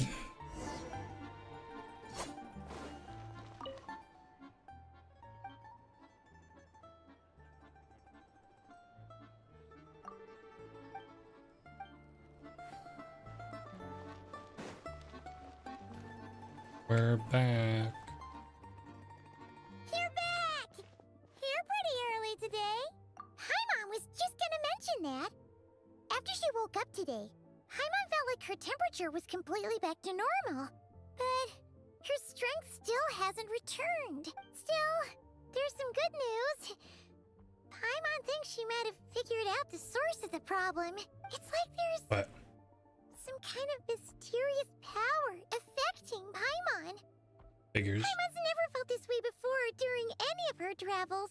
It's the She only gods. started feeling this way since we arrived in Snezhnaya. Got a mysterious power. That's right. The Armory Palace needs a brand new energy source. Could that have something to do with this? What is it? You're making that face again. You know, The one you get whenever you have a light bulb moment? You tell Paimon everything. Oh, this actually looks good. So, they're trying to develop a new energy source here? And you think that might be why Paimon's feeling unwell? Well, Mitya denied that the energy they're researching has any side effects. Although, he did say that people working on the project have been having issues with their concentration and short-term memory. And even so, those are completely different symptoms from Paimon's. Can you sense where it's coming from? It's pretty faint, so it's kind of hard to tell. But if anything, it seems like it's coming from roughly the same direction as the Armory Palace. A reason to find out the purpose of their research. Paimon's with you there. But how, though? The Rokat only has a limited amount of intel. Still an avenue we haven't explored. Oh, great point! They argue about Project Stusha every day. If we Write a could letter sit to in Alosha? on one of their sessions, we might pick up some new leads. Good idea! Oh yeah, while you were out, Paimon tried all the yummiest looking desserts in the Podforia restaurant. This one seems Is that on right up your Tartaglia's tab? alley. So, Paimon saved some for you. Come try it once you finish writing your letter. Actually, it doesn't look terrible. Nom nom. Oh wait. Wait for 8 a.m. Oh, 2 days.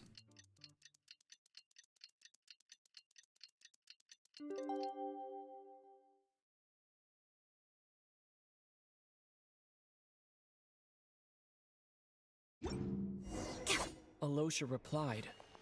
He says that we won't be able to Oh, speak at the what'd he- Vetcha, but he can arrange for us to attend as visitors. Time to get ready. Then head to the Snezhnaya Vetcha. You're back! Paimon's been working on the crossword puzzle in the newspaper. It's actually pretty fun. Oh, shoot! Paimon forgot the next word. Okay, see you later.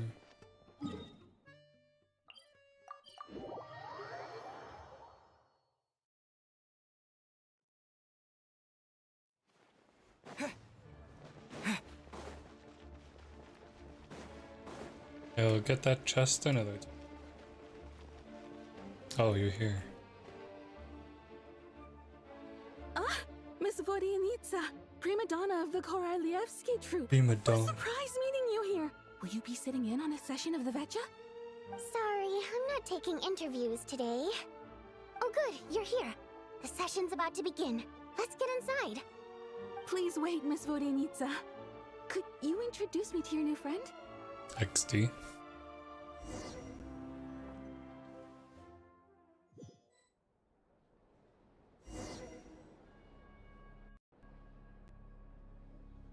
There's gotta be some cinematic here, right? Shortly after you take a seat. Vetcha officially begins. Discussions on whether to extend Project Stu's are saved. Until then. Until the end. Rooster.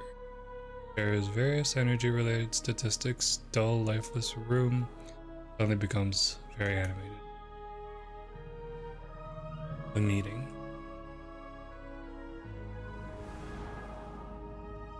Oh, surely we see the fairy. There he is, the rooster. In summary, the energy management commitments made for the outgoing period have been delivered upon. Furthermore, both the production and consumption of Kresnik Crystal Sinella. show clear signs of stabilizing. The relevant agencies have assessed the present circumstances and determined that the status quo can be sustained until the next period. For detailed statistics, I would refer you to the industry reports that have been distributed to all persons present. It should also be noted that while the recent blizzards have led to a significant increase in people's energy expenses, this is strictly a short-term phenomenon associated with a remotely located monster. Her Majesty the Tsaritsa is giving her full attention to this matter. We should like his have cane. every confidence that it will be dealt with swiftly and conclusively. A financial report on disaster relief is also present in this report, courtesy of Pantalone. Why does it keep getting noisier in here? They cover the same old ground every single time. The rooster never seems to mind, but everyone else is getting tired of it. There's a general lack of trust. People aren't seeing any tangible benefits that affect them directly.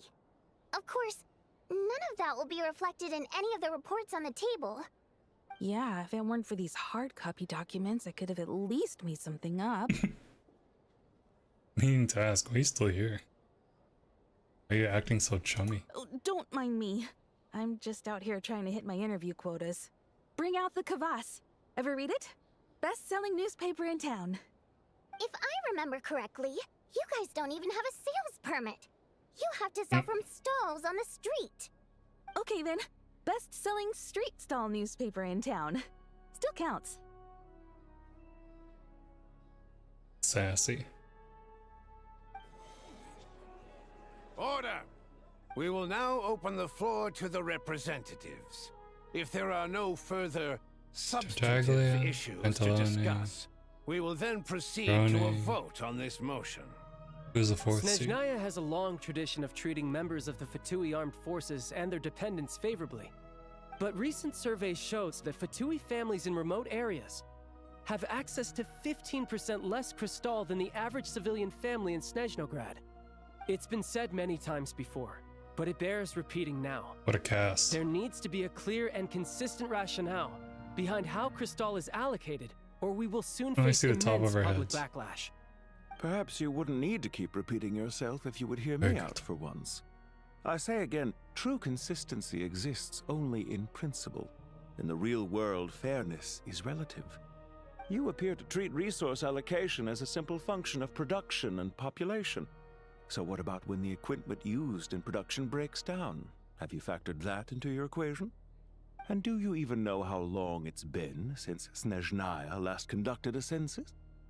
If I knew the answers to questions like that, I'm sure I'd be a very wealthy man. And I doubt I'd be going by my child. phone downstairs. I'd like to bring the focus back to the specific issue I raised. Or do you wish to deny that favorable treatment for Fatui dependents is our long-standing policy? It's easy to be a critic when there's no accountability. That seems to be a running theme in the anti-Project Stuja cohort. Defeat the ringleader and all other problems will magically resolve themselves. That's what they seem to think. But in case you aren't aware, not one jot in my report would change whether Project Stuja continues or not. One jot. So you have no intention whatsoever of finding a solution to this problem? On the contrary, I'm the only one here who ever brings solutions. Child opened by speaking up for the armed What is forces. happening? Regraders struck back with style and a war of Bro. words ensued. What was that animation? They like deformed her character model. Our reporter was live on the scene to get the audience's heck was reaction as it that? all unfolded. Who do you support? Child race and issues that need addressing. Think regulatory. Rebuttal. Makes sense. The people have spoken! Child received raucous applause from the crowd as he pushed Regrader onto his back foot Why are with you a yelling? relentless barrage of questions. It had to be seen to be believed. Now you see why they don't have a sales permit. However this reporter wants to spin things, I haven't forgotten that Tartaglia was representing the Northland Bank when we first met in Liyue. So surely their relationship can't always have been this strained. You two are getting off topic. Let's focus on what the data is saying. Mr. Pantalone, may I speak on your behalf? Oh, please do. I'm more than happy to save my breath. Crystal distribution policy undergoes modifications with each new period. The ultimate goal being to find the most reasonable method of allocation, which I believe is what Mr. Tartaglia also seeks. But I fear many may have been misled on this topic by extremist activists. To clarify, Project Stuja is not the root cause of the problem. It is merely a framework for resource distribution. The most recent reports all point to Snezhnaya's resilience and adaptability during this period of fine-tuning, and give clear indications that a distribution framework is improving with each iteration. To make drastic adjustments without first considering the risks would likely do more harm than good. It would be a waste of the hard-won experience we've gained to date. Renowned scholar of finance, Arapov spoke up to clarify the fiscal logic, clearly alluding to social organizations like the Rokot in his words. With the notorious Lelek still active to this day, should the Rokot be held responsible? No, there is someone else to blame. She's just rephrasing what Mr. Pantalone said. The Rokot are the critics he accuses of taking no responsibility for their actions. As for Lilek, you won't have heard of him yet.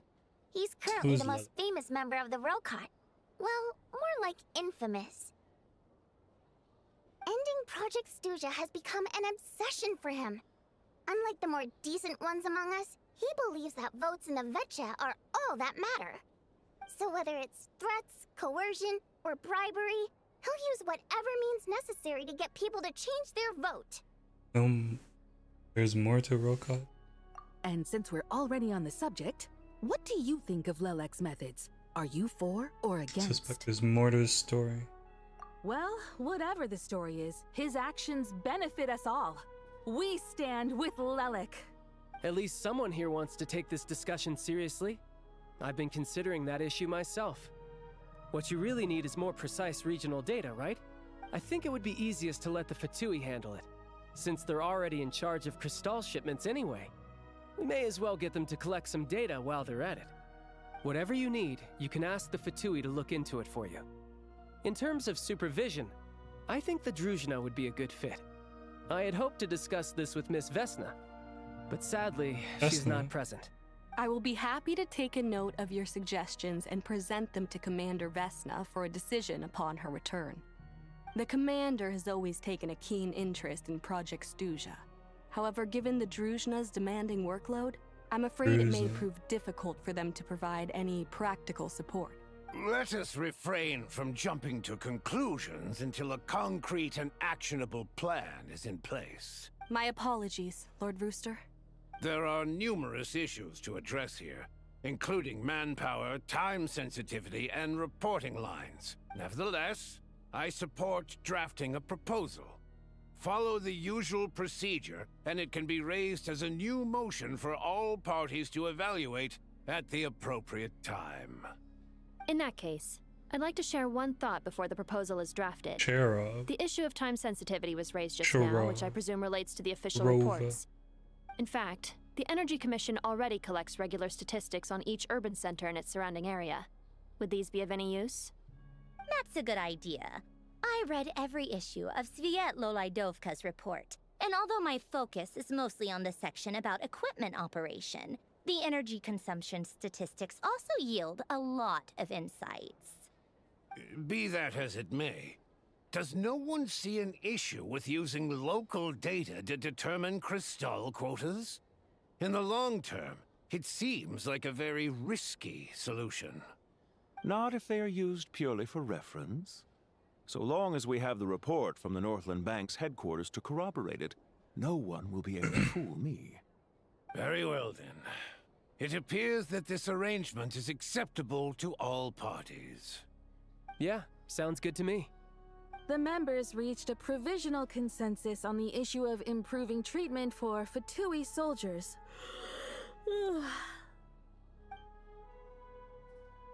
Jot down a few words before suddenly crossing everything out. Today, the prima donna of the Korailievsky troupe attended a session of the Snezhnograd Vetcha in the company of a dashing young man. The question on all our minds is, what is the true nature of their relationship? Write anything like that again, and I'm revoking your permission to interview the troupe. Got it?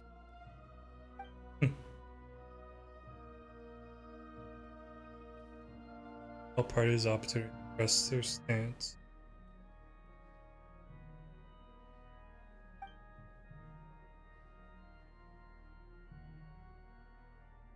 After a while, you start to feel that reading the news from her can actually be more interesting than being here. Now then, if there are no further contributions from those present, we shall proceed to the final vote. Hey, check it out! Chuggy. What made him vote against? Why now?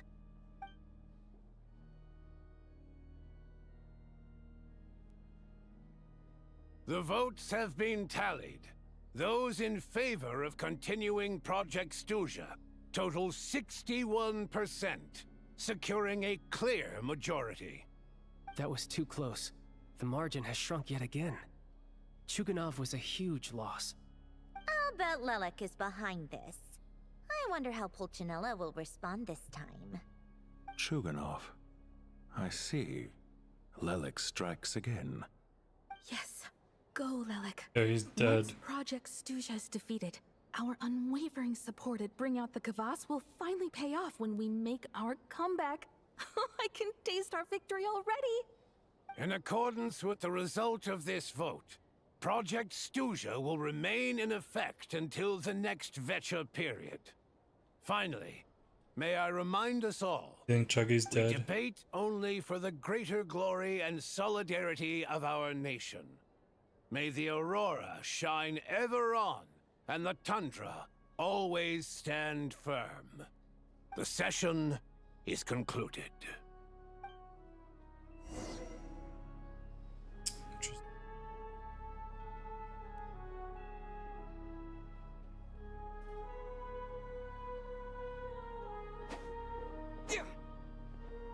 Right here. Emerge. Right here. Everyone's gone.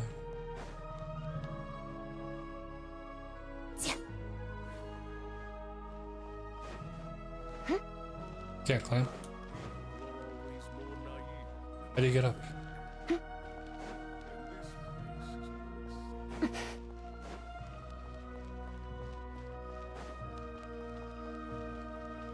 Everyone gone. Door. Of course. Door. There should be a chest right there. I feel like they're gonna come back to this place. Can't sit here. Let's begin. Harada. Oh, you're right there.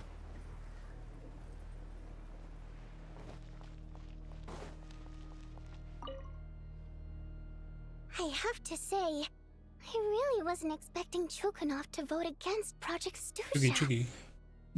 Is that what's so strange about that? In principle, Snezhnaya's business and political elites ought to be the ones least likely to oppose it. As we heard, Project Stuzha is basically just a resource distribution framework that requires everyone to cut back during the winter. The back. But even if the policy got cancelled, the Tsaritsa's energy needs wouldn't suddenly go down. The extra demand from the public would have to be filled from somewhere. So logically, the factories would have to take the hit.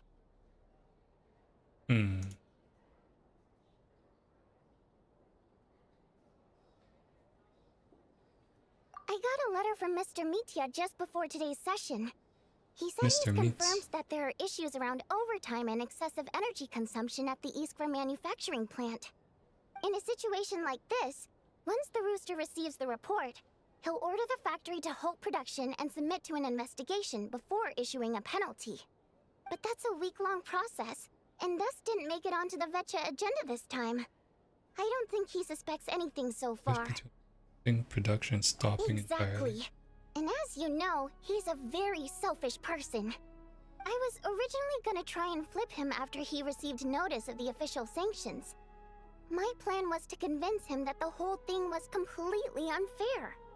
Rather than just sit back and take the hit while his factory stopped production, he'd be better off voting to end Project Stuzha. At least that way, no one else would be able to make any money either, because all the factories would suddenly have more limited energy to work with. But now, he's already voted against it, which means someone must have used more forceful means to change his vote. Yeah, No one knows why Lilac is so obsessed with ending Project Who's Lilac? Stuja. But by the looks of it, he's inching closer and closer to success. Lilac must have strong motivations, given how he'll stop at nothing to achieve his goal. Maybe he knows the full truth of Project Stuja. Maybe my next step should be to focus on him. Oh, right. What are your plans for the rest of the day? Shall we head out? Hey, comrade. I noticed you were here during the debate. I didn't take you for a political enthusiast. Greetings, Harbingers. I just happened to have some free time today, and my new friend here thought it might be fun to check out the Vetcha. Ah, Odette must have introduced you. Looks like you two are getting along pretty well. I'll leave you to catch up. I should head back to the troop. Sure. Break a leg and all that.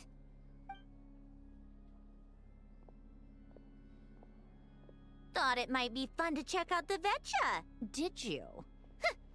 Things are never that simple with you, Traveler. There's no way you're here for kicks and giggles. Tell me I'm wrong. Tidbit. Oh, yeah. To some, he's a captivating enigma. To others, he's the bane of their existence. No one ever thought that some anonymous nobody from the Rokot could cause such a stir. His true identity. Huh? You want to look into Lelik?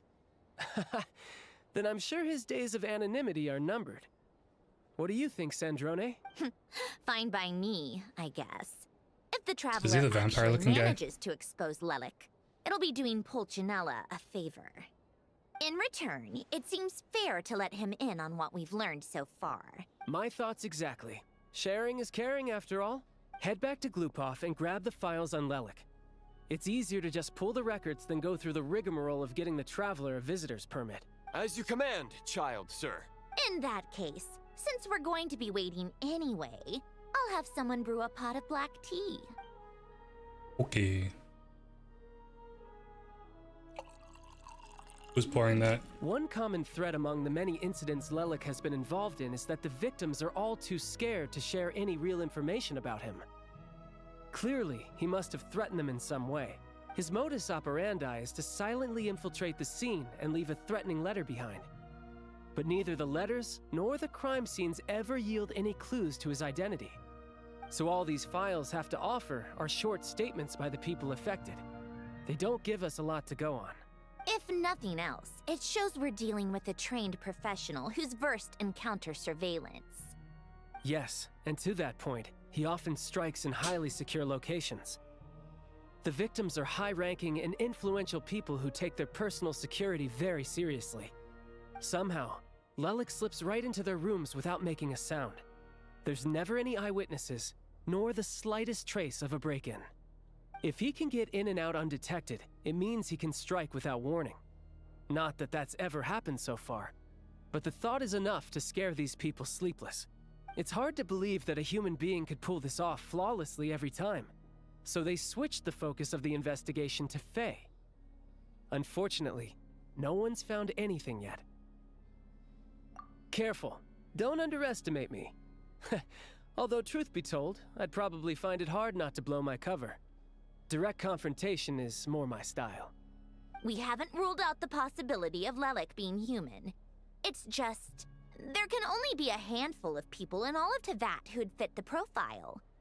Faye, on the other hand, plenty would have the ability, but few would have the motive. No, not as strong as me. You'll never find the culprit with criteria like that. Let's go with a little weaker than me. There's no denying that Master is strong, but meticulous. We can only hope. He's just trying to find a reference point. Stop getting fixated on who's stronger than who. But that's the most important thing. In my opinion, anyway. Take it down a notch. Odette? Odette? Yeah, that seems about right. Her skills are solid, and she's always calm under pressure. Except she's Fatui, so the likelihood of her working against us is pretty low. But yeah, much more accurate than your previous example at least. No, wait a moment. Maybe we should interrogate that assumption. What do you mean? Which assumption? Her Fatui identity doesn't necessarily exonerate her. And when you think about it, the Rokot would be precisely what she needs to conceal her identity. Plus, she wouldn't need to be such a pro at covering her tracks. She'd already know where the Fatui will be. So she's and when. Lilac? So she could choose the perfect time to act. Oh, yikes. I was just thinking out loud. Why is this starting to sound like such a convincing theory? Still, what reason could Odette possibly have for trying to call off Project Stuzia? Arlecchino would be the best person to ask. She knows Odette best. Unfortunately, she isn't back yet. Rosaline used to open up to her in private about her struggles with Odette. As I'm sure you can imagine, Arlecchino is quite a lot better with children than Rosaline was. She gave her some tips on how to handle the situation, and Rosaline managed to reach a settlement with Odette before leaving. So I suppose there were at least no lifelong regrets left behind. Beyond that, I don't know the details about that side of things. But I do know that Odette definitely has a motive to hold a grudge against Project Stuzia. The reason being, her father passed away during the early stages of the project. That was back before it had been named Project Stuzia, when things were still being worked out. But in essence, it's remained the same ever since. Huh. The more you know. Rosaline was always so self-centered. I never understood why she started paying so much attention to Odette. You didn't even know? Is that such a surprise? If you cast your mind back, you may remember that Rosaline and I weren't exactly close.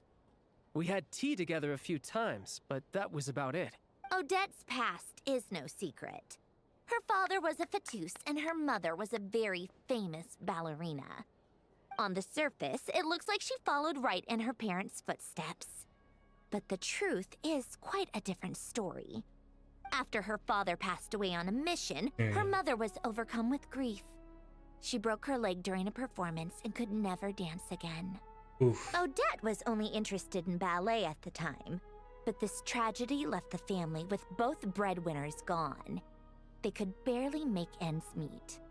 Per Capitano's policy, family members of Fatui who died in the line of duty had to be appropriately accommodated and provided with adequate assistance. So, regardless of how Rosaline may have felt about it, it fell to her to resolve the issue of Odette's family's livelihood. In the end, the solution they agreed upon was to have Odette join the Fatui. Right, because the alternative would have been a one-off compensation payment, I guess. In that sense, joining up was definitely the better option. Still, she must have had mixed feelings about it, right? If she doesn't even like the Fatui. It's just a theory, a possibility. But as a motive for Odette to become Lilac, it holds up.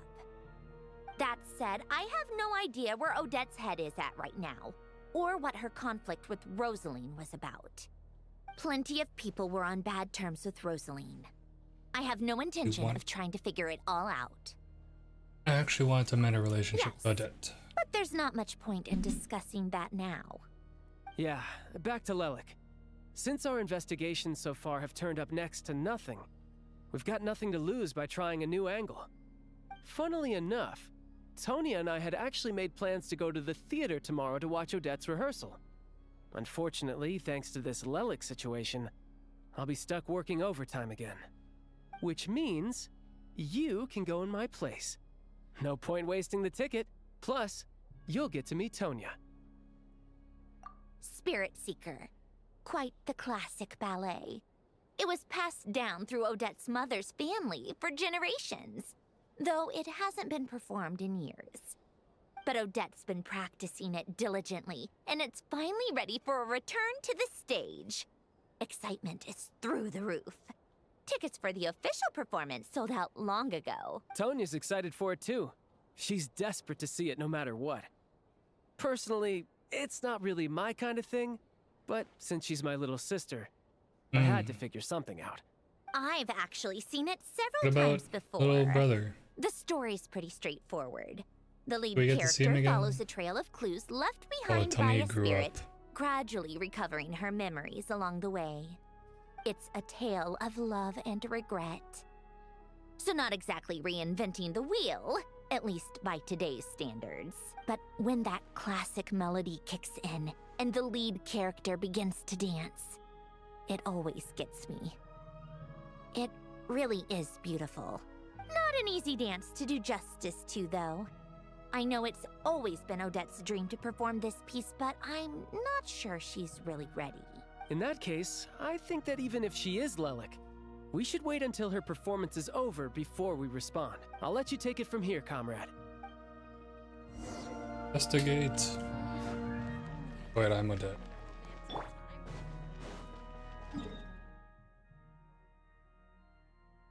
Where am I? Cutscene. Nope. Sorry.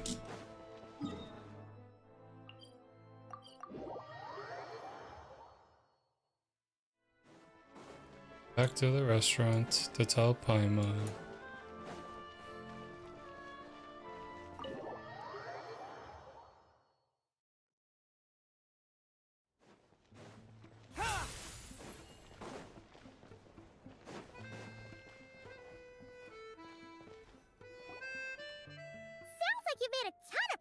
Today. It's good that everything's going so smoothly. Next step is to head back to the theater and get a clear answer from Odette. It'd be easier said than done. Even if she's the one, she won't necessarily. Either way, Paimon doesn't get the sense that she's a bad person. Sure, she might have done some pretty extreme things, but Paimon bet she has her reasons. Maybe this is going too far, but like, with everything she's managed to do so far, wouldn't it make more sense in theory to be even more, you know, heavy-handed? Why leave a letter when she could, well, we know there are plenty of other ways to keep people in line, right? The point is, she could have gone further, but she didn't. So, if it is her, she's got some principles at least. Want to believe in her? Yeah! Well, all you can do is follow the facts wherever they lead. No change, really. But that thing Paimon told you about yesterday? Paimon feels like she can sense it more clearly now. Oh yeah, where? Hearing you talk about your day makes Paimon itch for an adventure. If only she could be there with you so we could experience it all together. Yeah, I wish you could be there too. I'm not used to adventuring alone. But don't worry. We'll get to the bottom of this. Guess it's just one of those things. Never mind. Paimon will behave herself and keep resting.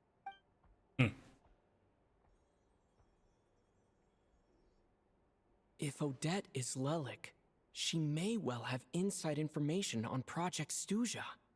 Her father was involved with the project's early implementation and tragically died in the process. Now, she's dedicated herself to bringing it to an end. It's hard to imagine she could have gotten this far without knowing anything at all about the Tsaritsa's true intentions. When she spoke to us as a member of the Fatui, how much did she let on? And how much was she hiding? Only time will tell. Maybe tomorrow, everything will be answered. Hey look! It's snowing! It'll be a tough day ahead. Make sure you wrap up warm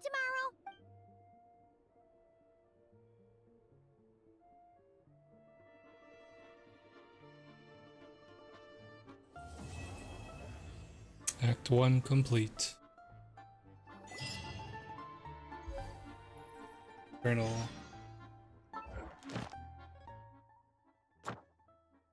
Oh yeah. I think Act 2 is where the action is.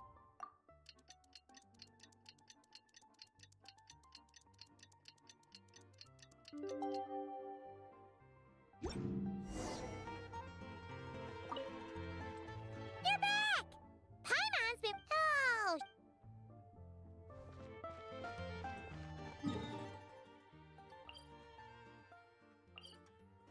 How'd I get there?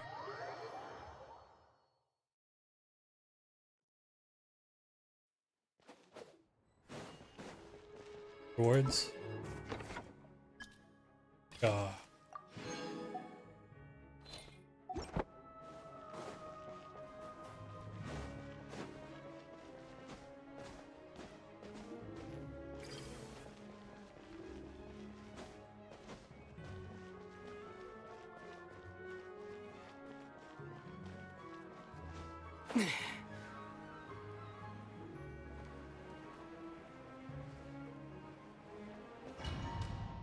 What? My domain.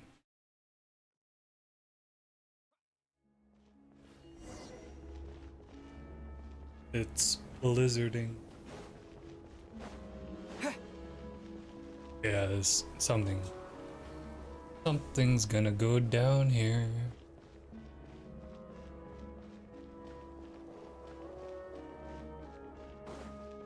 And Kate!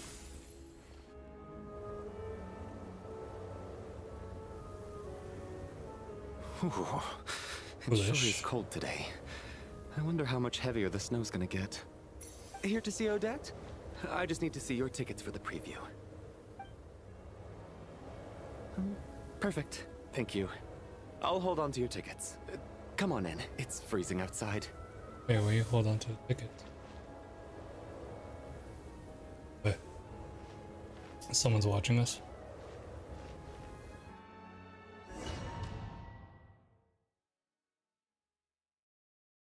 Cinematic. Wait, is this rehearsal or the actual show? I think I'll leave the Lelic question until after the show's over. Then I'll go find Odette.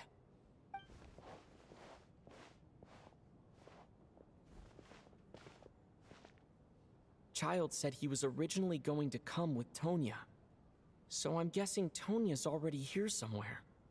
Is there anyone here who looks like a Tonya? Oh, let's see. Wait, why are they both here? It's a small audience. Why are they beside each other? Preview. But wait, I do see some familiar faces. Wait, so he's not searching back for... again by the looks of it. Oh, and is that Mitya? And that Fatui officer, Valeri. Guess he must be playing cat and mouse with Mitya again. Electric. What's Mitya? Oh no. It looks like the show's starting and I still haven't found Tonya. Never mind. I'll just have to take a seat for now and see if I can catch her afterwards.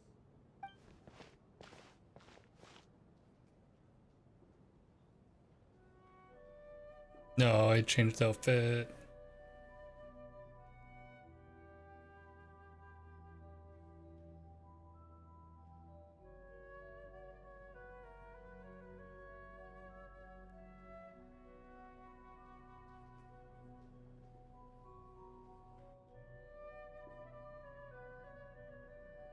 The music needs to be loud. You're also electric. Wait, no. That wasn't a vision, that was a star.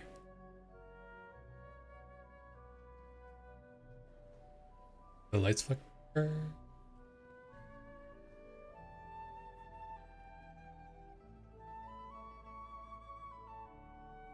Why is there no sound for that?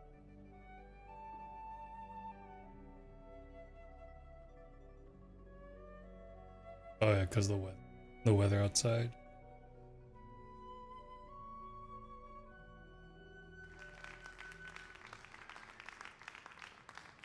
Hello, members of the audience. I'm a staff member here at the theater. Today's performance was a very special one for us, as it marks the first attempt in a long time to revive the classic Snezhnaya ballet, Spirit Seeker. To commemorate this occasion, we would love to take a group photo of the cast, crew, and audience members present today. Could I kindly ask the audience to please come up onto the stage? Bro, what? Don't you just do a selfie from stage and... All right, everyone, huddle in a little more. Now, Just 'cause look at the camera. not much audience? 1, 2, 3.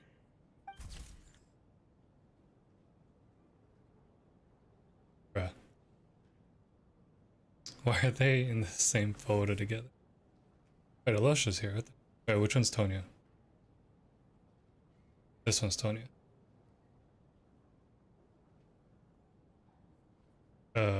What's his name again? Someone here is sussy. This guy.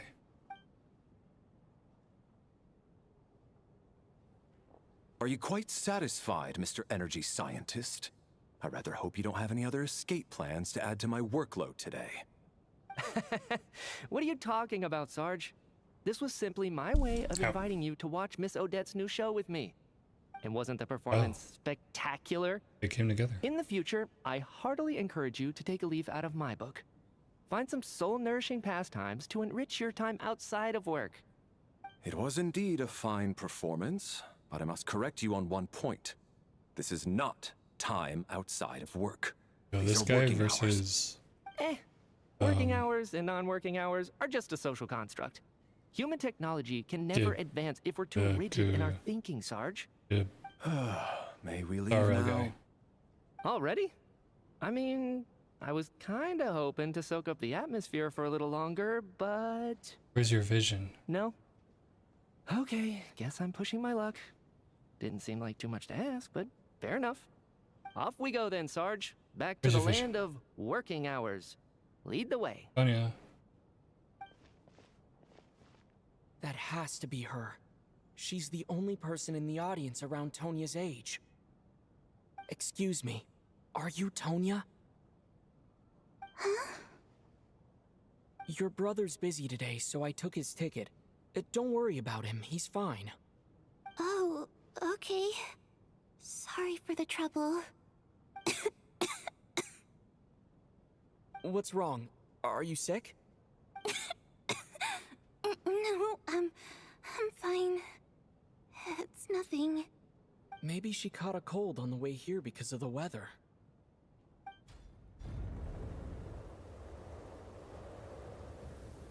I haven't seen snow like this in a long time. Oh, we're trapped in? It's most unusual. I know. It's completely white out there. You can barely see a thing.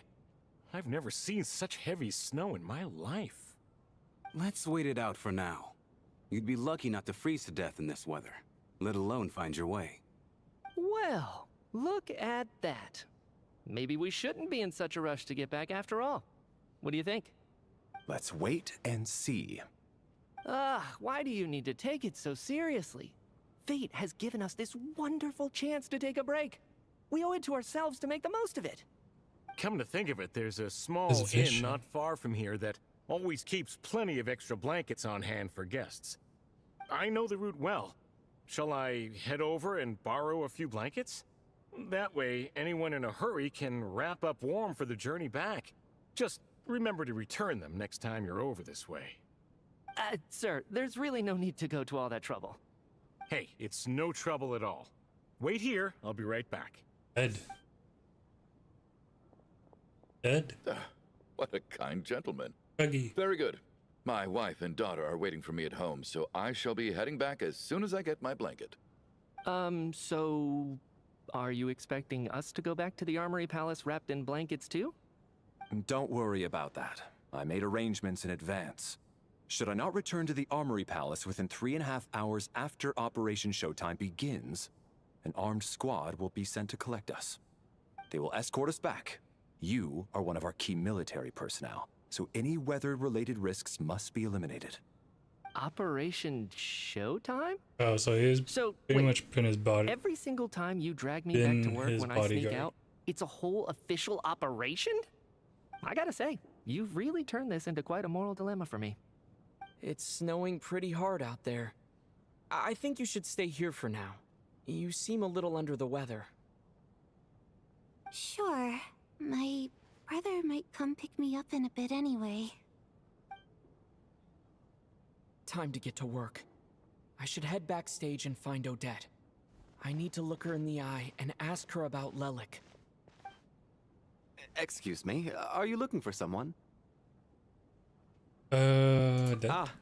A fan, I'm guessing? Today is just a dress rehearsal, so Miss Odette won't be meeting with fans. She's taking a well-earned rest right now. It wasn't performed. Sorry, but that area is currently off limits to everyone except the cast and crew. Bad timing, I guess.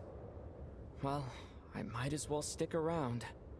I doubt Odette will be leaving before the snow lets up in any case. Storm shows no sign.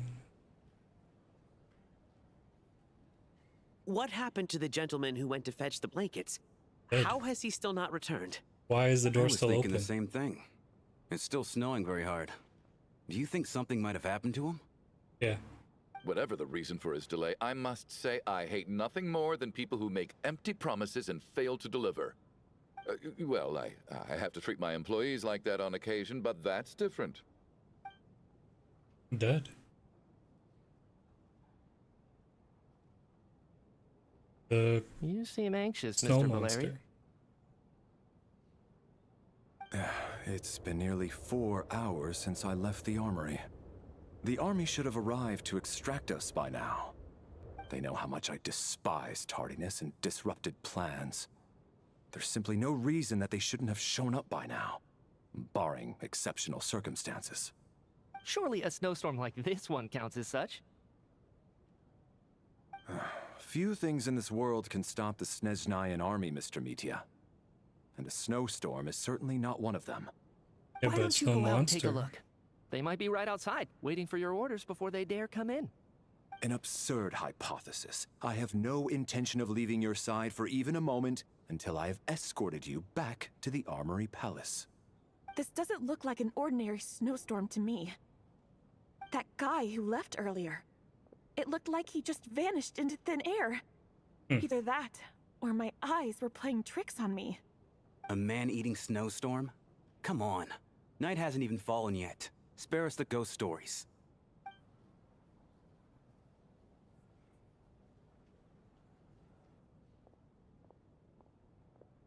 Traveler, didn't know you were coming today. How come you didn't say anything? Not sure how to What say is it? this. Something the matter? Tell me, I can help. Whoa, that's quite a snowstorm out there. I've been working backstage this whole time, so I didn't even notice. No wonder the audience hasn't left yet. Is weather like this rare, even in Snezhnaya? Why is the door still open? Yeah, snow like this. I'm sure I've seen it out in the wild before, but never in the city. Actually, I take that back. I don't think I've seen snow this bad even in the wild. This is something else. It's not normal. If even Alosha thinks snow like this isn't normal, could it have anything to do with that monster people have been talking about? We can't stay cooped up here forever. Someone needs to go out and take a look. No need. I have plenty of experience with snowstorms. Besides, I work here while you're an audience member. I should be the one to do it.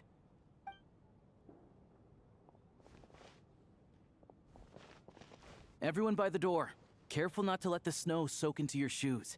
In a snowstorm, you gotta look after your toes above all else. Heading out, my man? Be careful. I've been told the snowstorm eats people alive. Thanks for the advice. I am planning to be careful. I just want to take a quick look at the situation out there.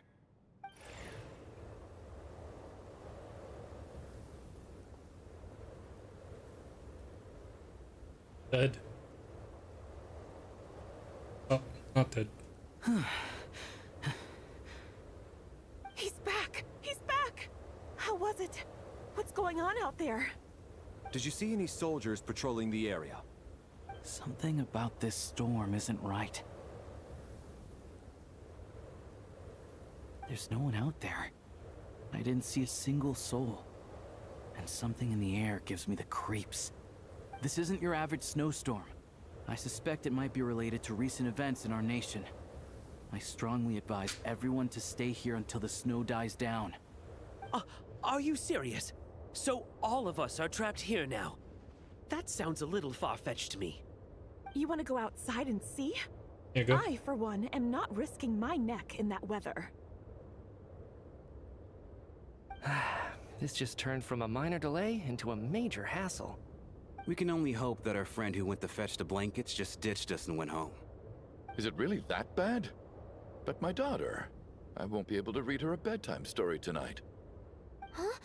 What are you all still doing here? Whoa! It's snowing hard!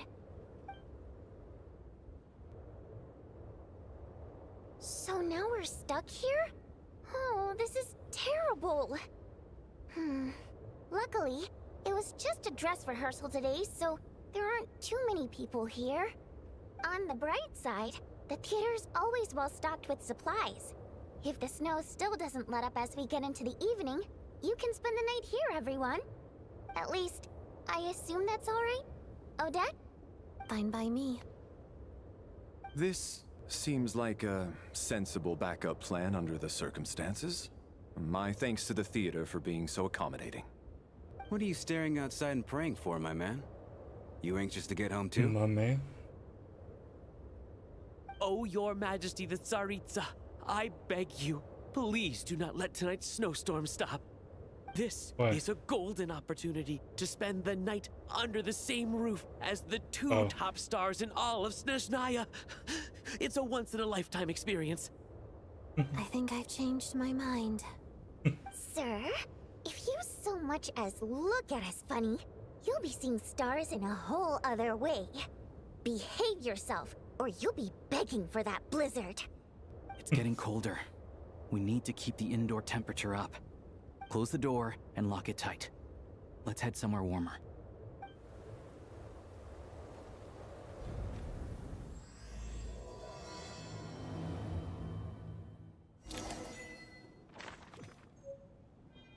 Whoa.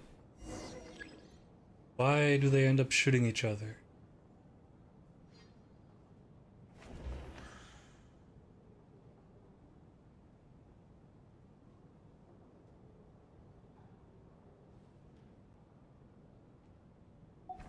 Because he's Lilac?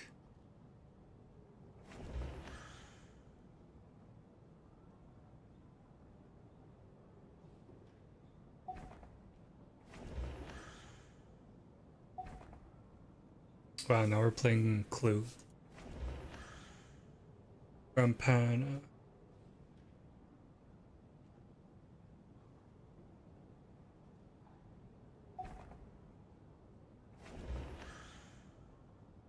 Prima Donna.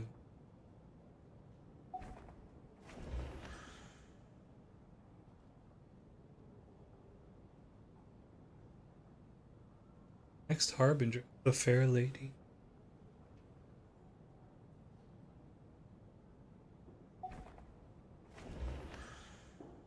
Fourth Descent.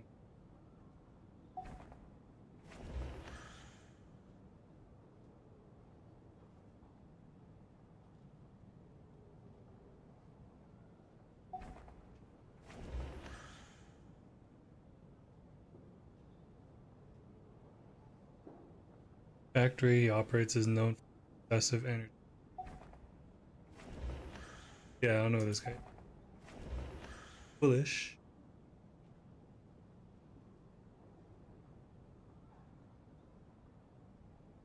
Fan of a death.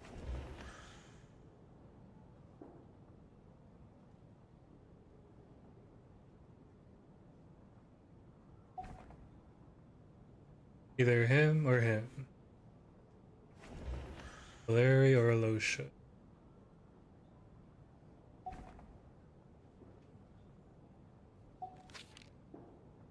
Because why would Alosha snipe him?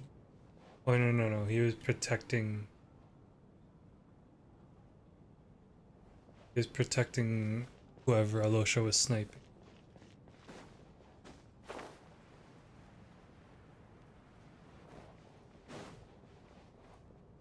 But everyone's backstage. I already checked.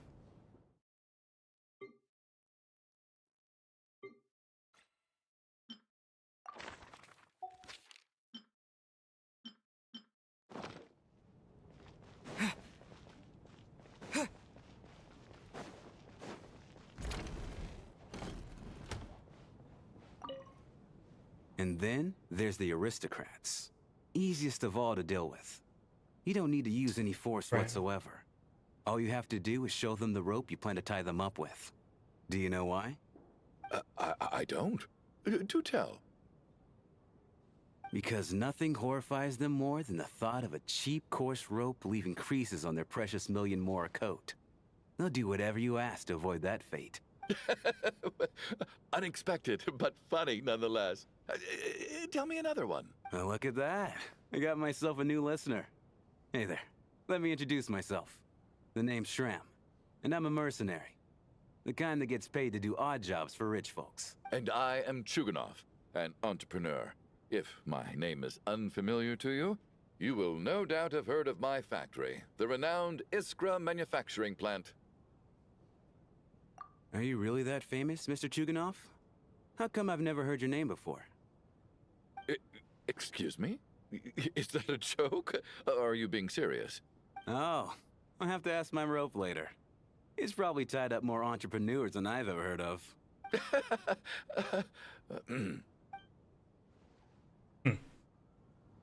Who's in this office? Tonya. How are you feeling, Tonya? I'm fine. Sorry to worry you. I'm used to it by this point. I take medicine for it. My brother usually helps to get it ready for me. Child must take great care of his sister. He's never mentioned Tonya's illness, though. You know, I actually find this whole thing kind of exciting. Stuck in a strange place thanks to a snowstorm. Having to spend the night with a bunch of interesting characters. It's pretty cool, don't you think? Kids, huh? My brother always says I'm not mature enough. Maybe he's right. That. I'm fine, really. Just Bro, if she dies in my watch, Look after yourself. Crowd's gonna use his Otherwise, delusion again. your brother will come after me.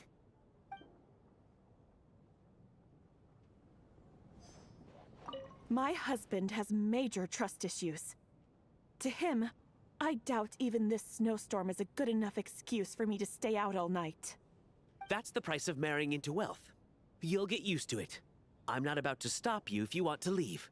But don't drag me along. Hello? Can I help you?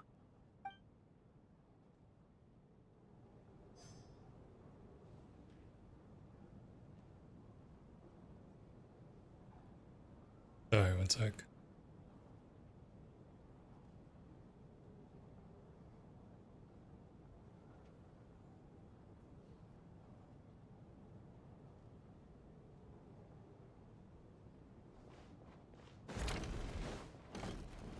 Downstairs?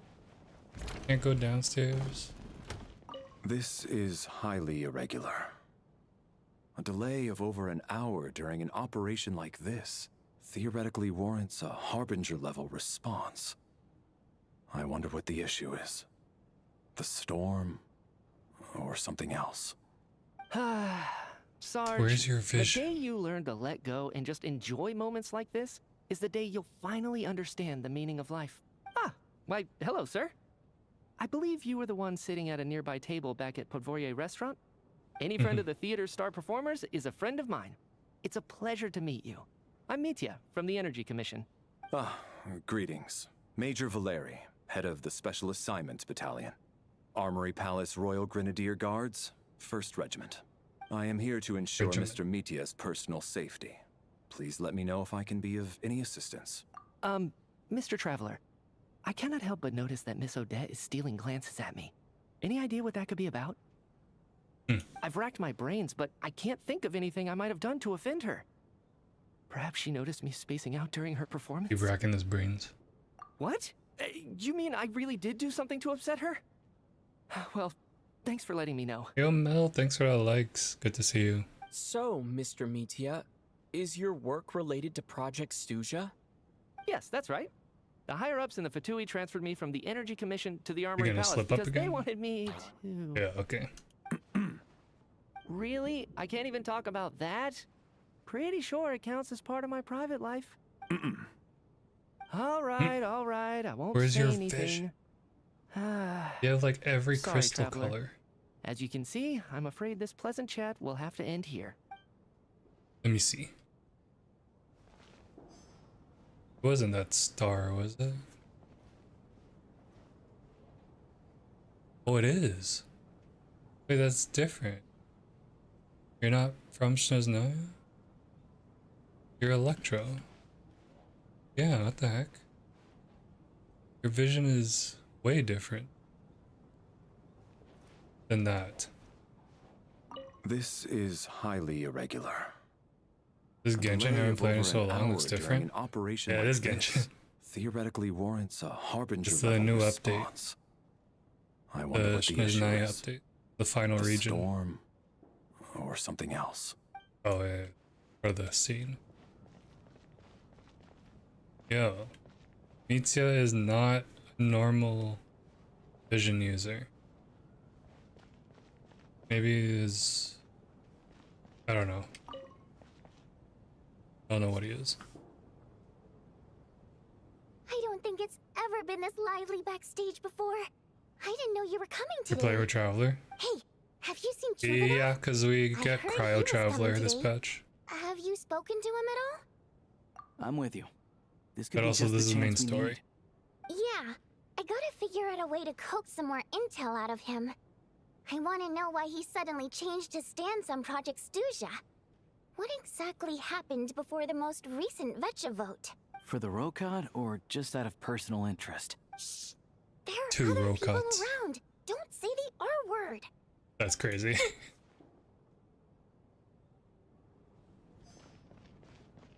I have to say, even though today was a rehearsal and there were some hiccups along the way, Miss Odette's performance was one of the best I've ever seen. Odette, are even you compared Lilac? to an actual show. I couldn't agree more, especially considering the weight of the subject matter. It takes a truly seasoned professional to do justice to a theme like love and regret. Do you think we were coming on too strong?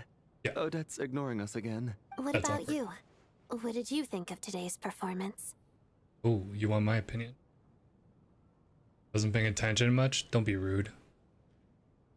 I think you could be more expressive. Oh my, that's very flattering of you. Yeah, flatter her. Thank you. I'll make sure to save a ticket for you when the show's performance ready. Oh yeah, free this ticket. doesn't seem like the time or place to bring up the subject of Lelik. Guess I not. need a chance to speak with her in private. So unfair. Talk about double standards. And now it looks like I've been spotted.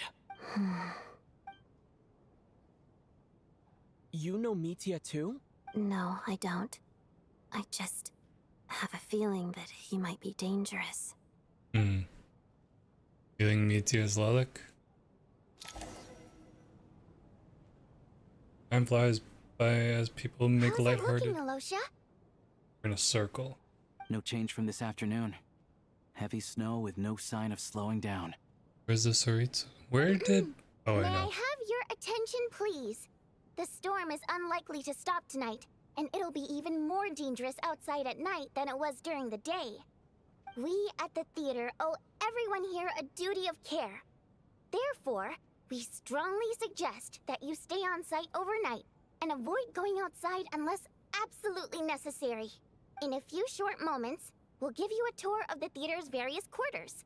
You can choose to sleep in the VIP room, the office, or backstage. Or on the The stage office? if you'd prefer.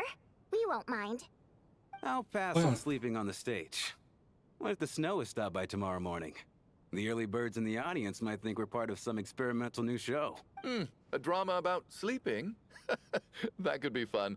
Maybe we could come up with a title for the production. What? Gotta admit, I didn't get that one. Anyone who doesn't wish to sleep on the stage, please follow me. I'll show you to the rooms. I want to see the office. The other rooms. There's a basement.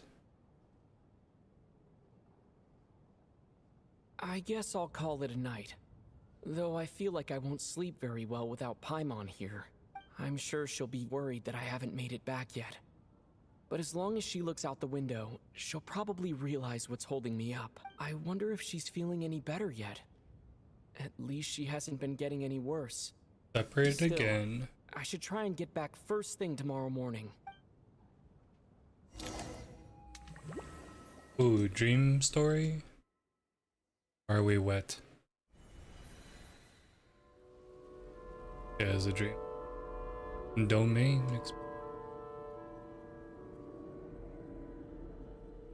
This is a Shadow Realm? We have our gun. Ah, finally. Oh. Welcome back to the world of the living, lazy bones. I was What? about to wake you. The black mist is almost on us. Not a dream. Still waking up, huh? You know, the black mist. It's been chasing us from below ever since we were born. You're just dozy. There's no way you've forgotten. Come on, let's keep heading up. Onwards and upwards is the only way to survive. Don't listen to a word those black mist cultists say. Here we go again. That endless march toward survival. What's going on? That black mist down there is creeping me out. And it's rising. Guess I should head upwards and get away from it. The black mist cultists believe that being swallowed by the black mist leads to everlasting peace. But if you ask me, they're just lying to themselves. We're the only heretics left. The only ones who refuse to give in. We have to keep going. But how do you actually know that they're wrong? Dangerous question there, Torgov. The moment your faith wavers, you start a chain reaction that ends in the collapse of your will. Put the question out of your mind. Stay strong and believe that the black mist means certain death. Okay, but it's not my mind that's the problem. My body's about to give up on me. It's already starting to falter. I can't do this anymore. I've had enough of being forever on the run. Where are we? What's the point of it all?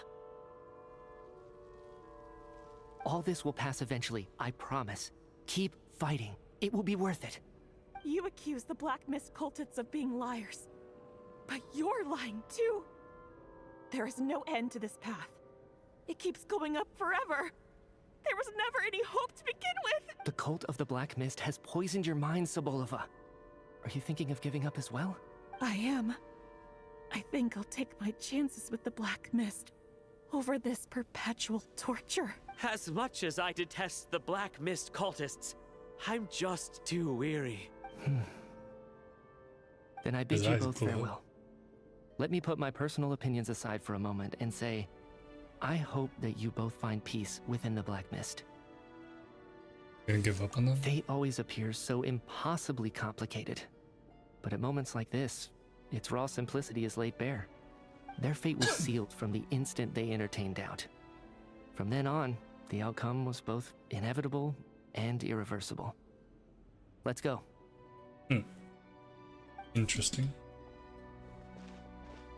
This is his domain.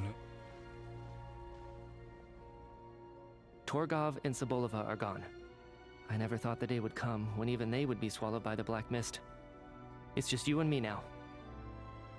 Black Mist stopped moving? Yes, it looks like it's satisfied. For now. This happens from time to time. But it won't be long before the Black Mist starts chasing survivors once again. No one knows how to stop its advance for good. Well, we should make the most of the precious moments of rest that those two bought for us. Evolve. Evolve. Huh? Are you really that sleepy, traveler? Wake up in the bed.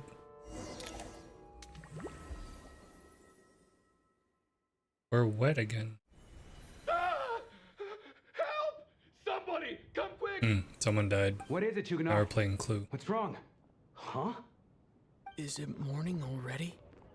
What's all the commotion? Sounds like it's coming from next door. I should check and see what's going on. Or...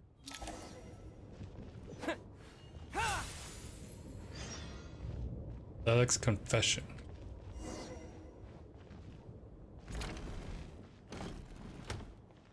Where are we? Oh, back there. Someone's dead.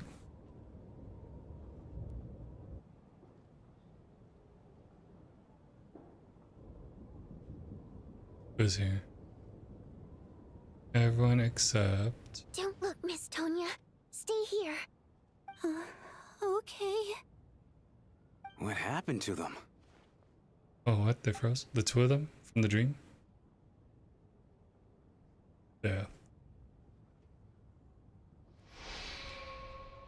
Lying down in the room completely still. Oh, as if they're sleeping. Oh. So they're still alive. They're not sleeping. Oh. They're These dead. two people have passed away. And the strange thing is that somehow, I knew this was going to happen. I knew that they would be the ones to die. Have I seen this moment before? Or did I have some kind of premonition? I can't remember what it was. Let me take a look.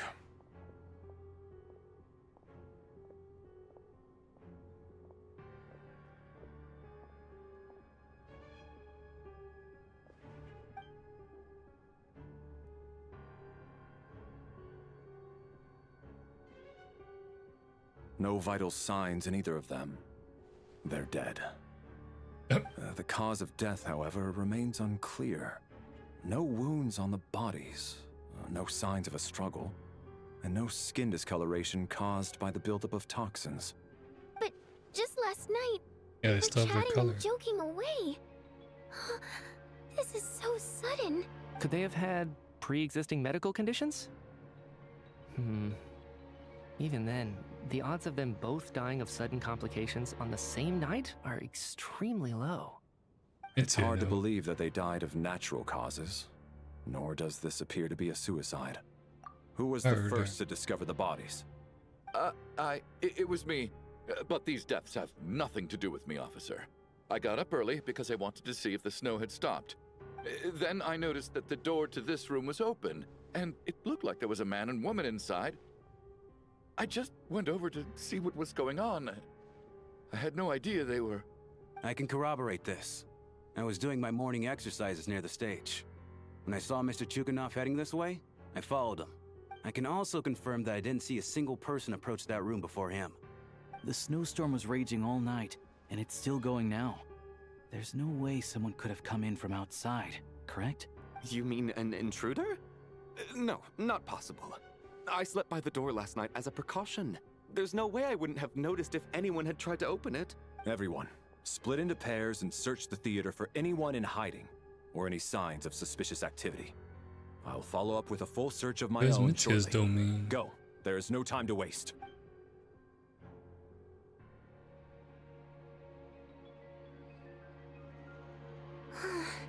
Nothing on your end either? 2, 4, Backstage 6, is clear. 8, 9. No signs of suspicious activity. We checked the basement. Also clear. I don't think I there's wanna check the anywhere here that a basement. living person could hide. Are we certain that the theater doesn't have a back door? Or any tunnel or passageway wide enough for a person to fit through? No, there's nothing like that. If people were sneaking in through some secret tunnel to avoid buying a ticket, we'd have sealed it off ages ago. I also checked the windows. All of them are locked from the inside, and there's no sign of anyone entering or leaving. It sounds like we can safely rule out the intruder theory. If anyone came in during the night in this weather, there'd be no way for them to avoid leaving footprints or water stains. This can only mean one thing. It's like one of those murder mysteries you see in novels and plays, isn't it? The ones where the killer is one of us. We can't quite jump to that conclusion just yet. Could he be right? It's hard to imagine something like that happening in real life. Set in a theater during a snowstorm, a murder takes place, and the killer is among us. It's such a classic trope that it seems unbelievable. Looking at who the killer targeted and the clean entry and exit, it Feels all like a adds side up. story. I know what this is. It's obvious now that I think about it. What is? What have you figured out? Both victims were wealthy, well-known local merchants. And the door was deliberately left open so I would discover the bodies and witness the crime scene first thing in the morning. Such ruthless methods. This was your doing, wasn't it, Lelik? Lelik?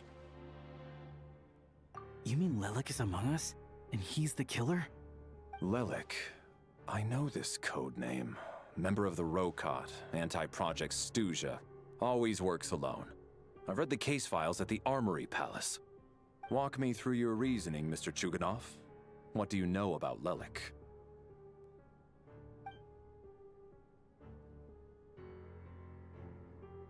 What now, huh? What now, Lelik? What more do you want from me? I already voted against Project Stuzha at the Snezhnaya AQ. You snuck into my house the other day while I was asleep. Left a threatening letter. And I did all that you asked. But Project Stuzha cannot be so easily shaken. Not with the rooster in charge.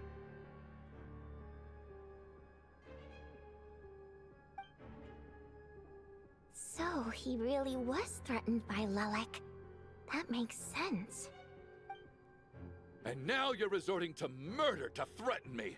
Isn't that right? I knew it. The Rokot despises the rich. The lives of the wealthy are but refuse in your eyes. Show yourself! Which one of you is Lelek, Tell me! I'll do whatever you want! Just stop playing these mind games! Was this really Lelek's doing? Would Odette really do something like this? If Odette really is Lelek, this seems out of character. But then again, how well do I really know her?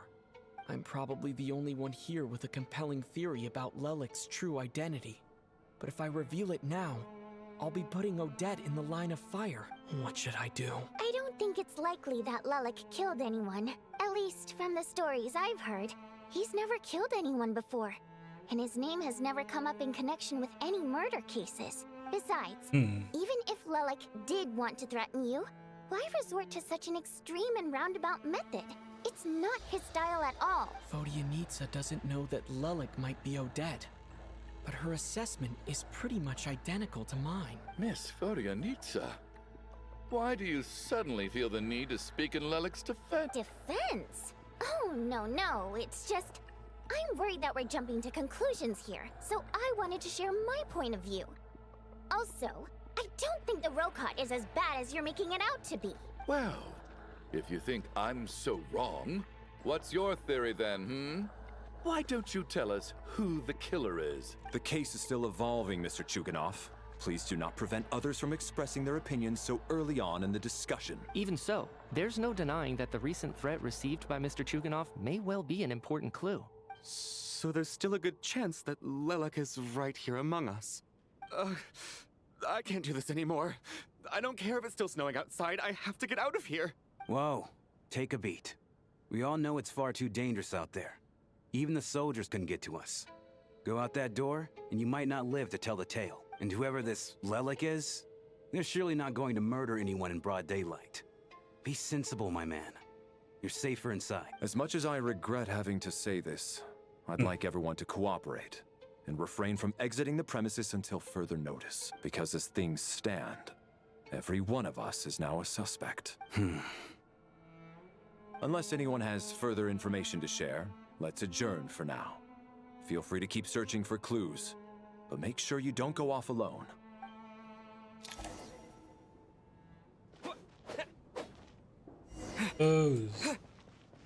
Basement. Can we go here? Oh yeah. Oh, that was anticlimactic. Literally nothing in here except this nutcracker.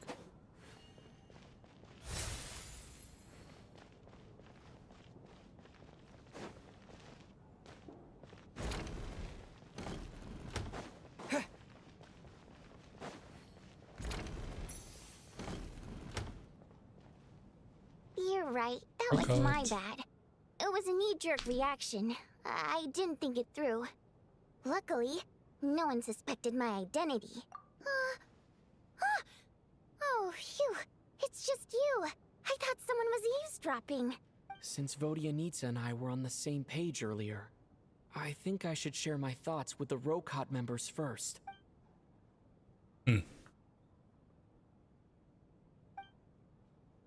Whoa. Are you serious?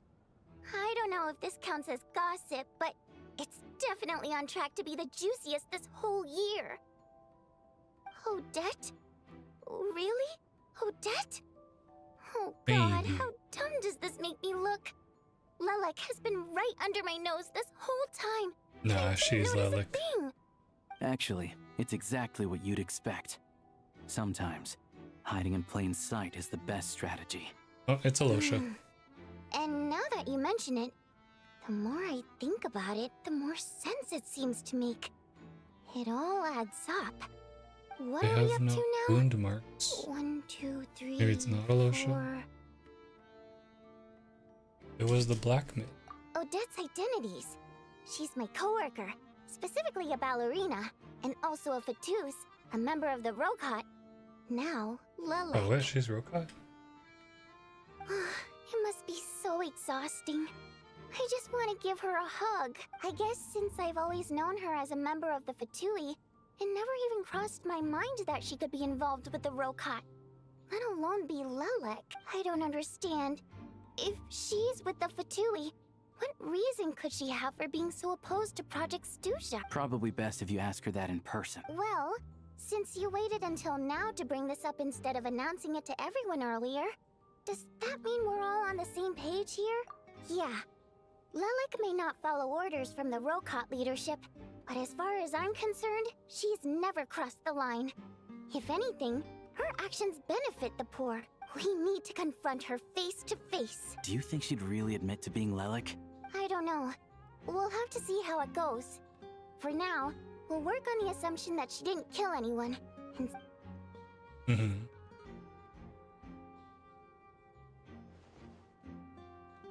Wait, you're just Now's alone? our chance.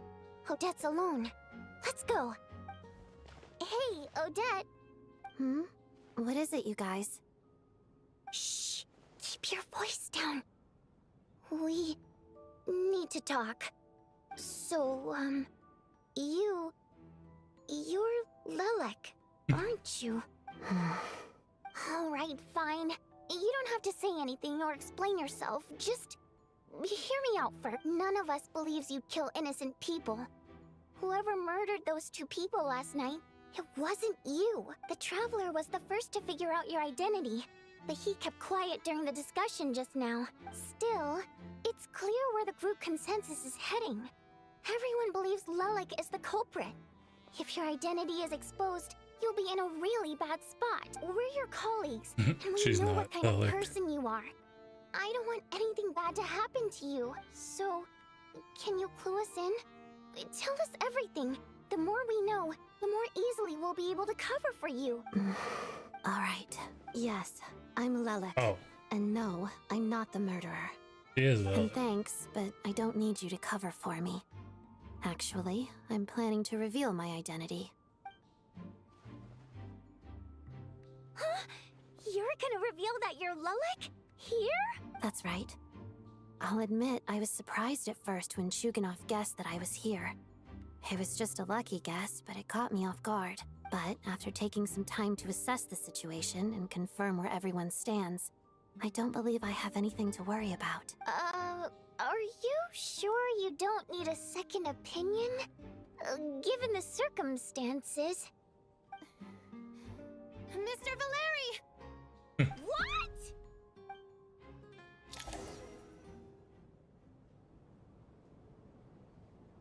Straight to the point now, so she's Lilac. So... Odette is Lilac? I don't know what game you're playing, but you've got a lot of nerve. It's just one identity. So what if it's exposed? I can disappear and adopt a new identity anytime I please. I made my peace with this when I chose to become Lilac. But more importantly, I promise I am not the murderer. Which means that someone else is. So, if anyone still insists that I did this, you'd best produce the evidence now. Otherwise, I suggest that you bite your tongue. Because if you really believe I killed two people without making a sound or leaving a trace, pointing fingers at me would surely only make you my next target. Is this really the truth, Miss Odette? That's confidence, all right. Mercenary. I believe you. A real no-nonsense attitude. I can see why Marionette said that she's on track to inherit the title of the Fair Lady. Are you seriously buying this? Hey, officer! She just admitted to being Lilac. Aren't you going to do something about this? I do have one question, Miss Odette. Why have you chosen this moment to come forward and reveal your identity? If I didn't say anything, everyone would be focusing all their efforts on finding Lilac. And that is exactly what the real culprit wants. I don't want to be the scapegoat who lets the murderer get away with this crime. Despite all the accusations, she made the smart choice. A remarkable display of rational thinking under pressure. Clearly, Odette's talent extends far beyond the art of dance. She thought so far ahead. Why do I always feel like I'm one step behind her in everything? You've convinced me. Dealing with the murder case remains the top priority right now. Let's put the name Lelik and all related incidents aside until further notice. Nevertheless, the group still considers you the prime suspect. I assume you have no quarrel with that, Miss Odette? I understand. You're welcome to keep an eye on me around the clock. I have no objections. Mr. Chuganov? For my wife and daughter's sake, I'll let you off the hook for now. But don't think you're forgiven for breaking into my house and threatening me. Just wait till we get out of here, Lelik. We'll settle the score then.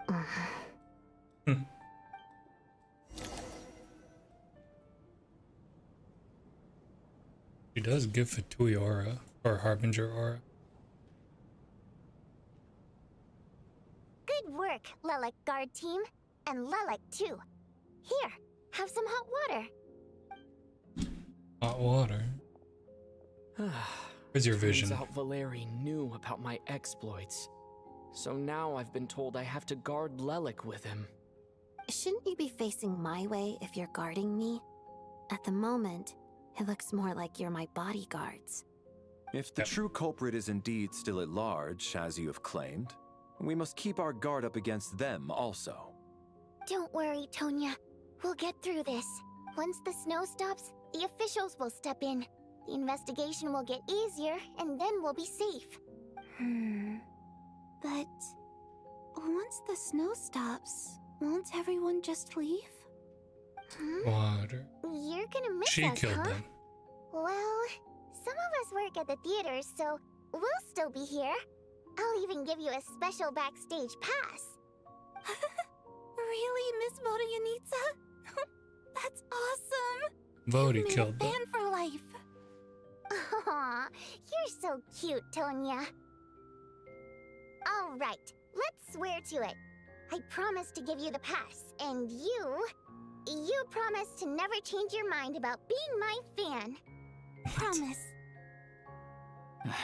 Don't indulge her, Tonya. You don't have to swear an oath over things like that. You really do get carried away sometimes, don't you, Miss Vodyanitsa? Hey, mind your own business. Yeah, she killed them.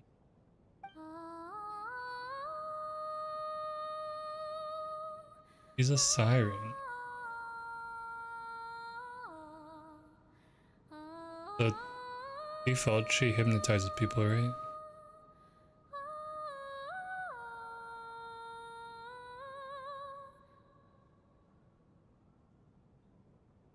Don't be nervous, Miss Water Imp. Everyone's here. Water Imp? There's nothing to be afraid of. Excuse me? Do I look nervous?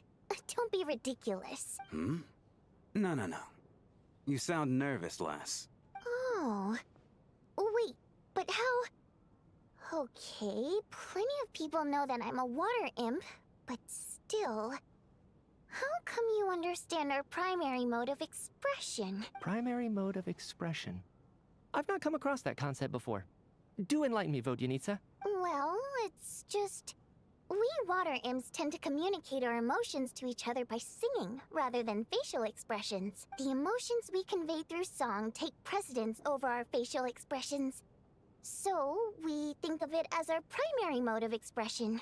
I'm impressed, Shram. I didn't take you for a man of culture, but you're clearly rather learned. It's not about being cultured or not. The thing is, this mode of expression can usually only be understood by other water imps. It's not a simple case of a song sounding happy or sad. And yet, you're clearly human, Mr. Shram. It's really not the big deal you're making it out to be. I think I just have a knack for it. Plus, I have a... very close friend who's a water imp. A delightful lady. But keep that a secret. Anyway, we spent so much time together that before I knew it, I noticed I could understand her expressions. Oh, I guess that makes sense. Still, the fact that you have a water imp friend is even more surprising. I'd better watch what I'm singing when I'm around you from now on. Hey, what are you implying? You're not secretly insulting the audience in your songs, are you? Heavens! Why would I do a thing like that? Evan. It's getting late. We should discuss our sleeping arrangements for tonight. It's a Day guard 2. against the killer. Someone needs to keep watch. I suggest that we don't sleep in separate quarters tonight. It will be safer if we all stay together. Well, and then it As gets long wiped out as at someone once. keeps an eye on Lelik, I'm quite sure we won't have any trouble. Are you saying that you wish to bet your life on Miss Odette being the killer? Nonsense. Of course not. Then I propose the following arrangement for tonight.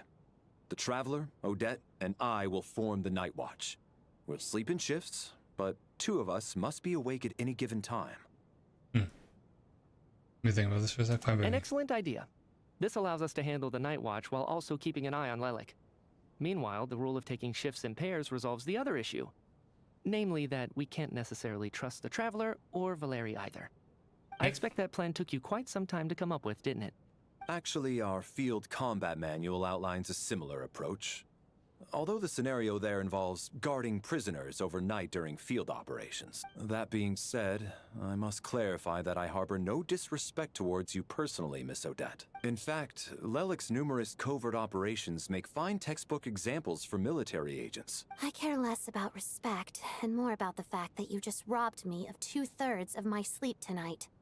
I'm calling dibs on being the first to rest. Good night. Harbinger.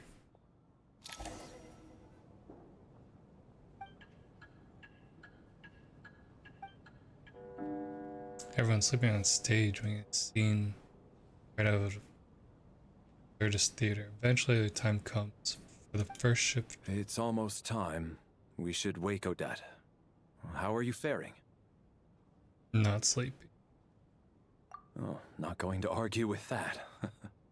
I'll take a quick nap. If you start to feel sleepy, wake me up anytime. It's finally time for Odette and I to share the night watch. I should wake her up. Gone. Oh. We move the bed here? I came here to get information from her in the first place. Maybe I should think about what questions I want to ask before she wakes up. How long are you gonna keep staring at me? Didn't even wake. Couldn't sleep. My mind's been running haywire. Plus, there's something I've been meaning to talk to you about. I had a hunch that you wanted a conversation too. Let's take this chance to clear the air, shall we?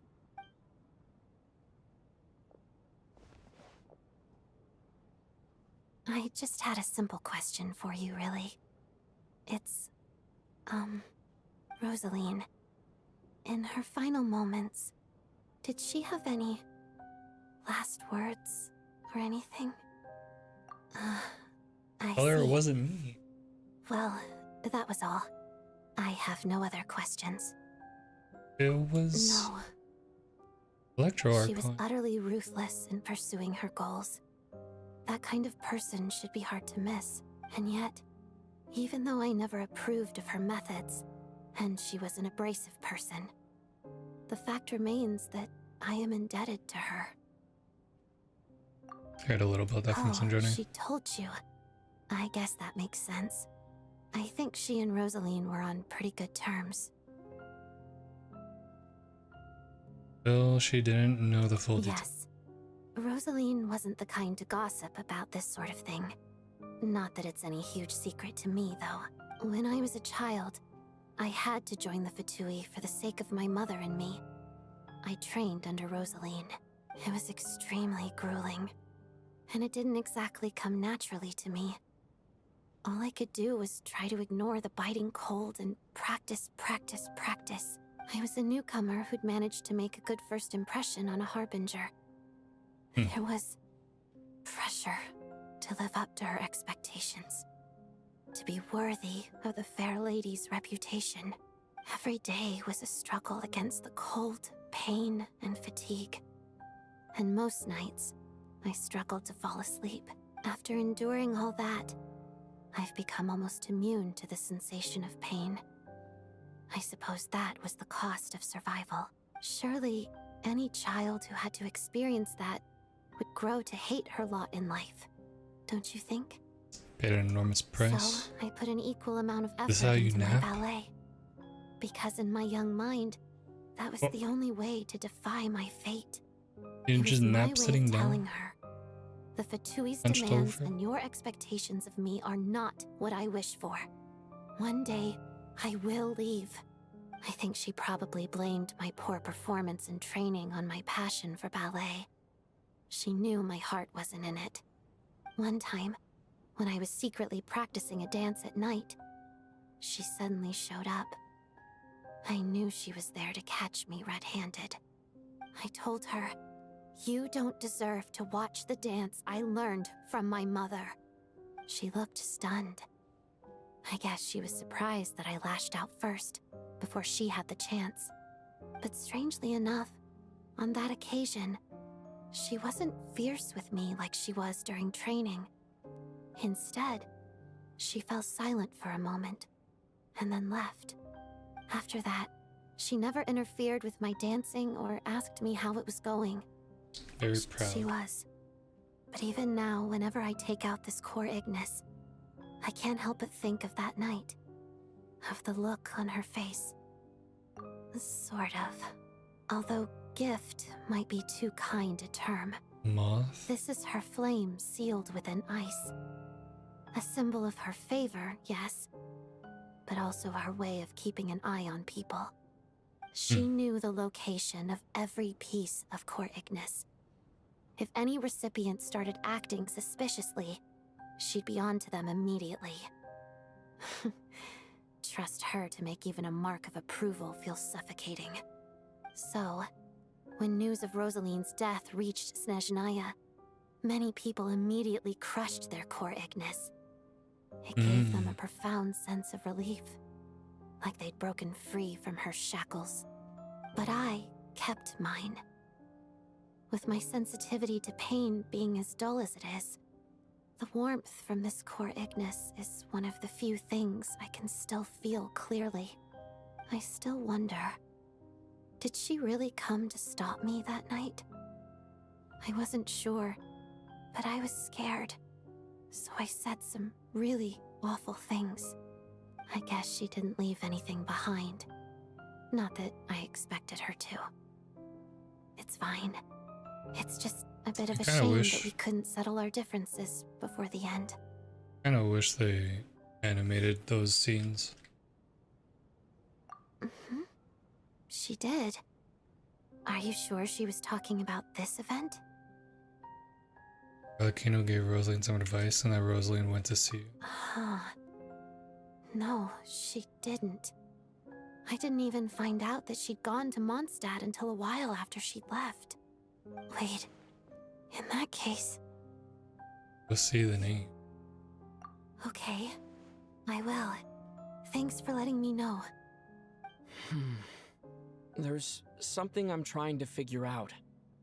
I'm beginning to suspect that Paimon's mystery illness is being caused by the energy research behind Project Stuzha. Paimon's very important to me, so I have to get to the bottom of this. I figured that since you're Lelik, you might know something about all this. The ultimate goal of this energy experiment is to create a weapon for the final battle. The weapon's construction was completed in Nodcry. Now, all that remains is to arm it with a sufficiently powerful energy. So we're doing it, the experimental design? Purpose of an experiment? Yes.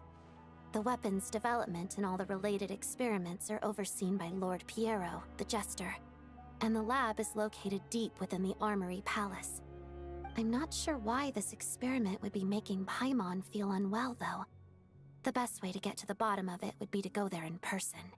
Once we get out of here, I'll help you apply for an entry permit. Don't forget that you're also Fatui. And I'm hardly the organization's proudest member, as you know. You answered my question about Rosaline. I want to do you a favor in return. It's that simple. Done already? What's wrong? Are you not feeling well? You two seem to be hitting it off.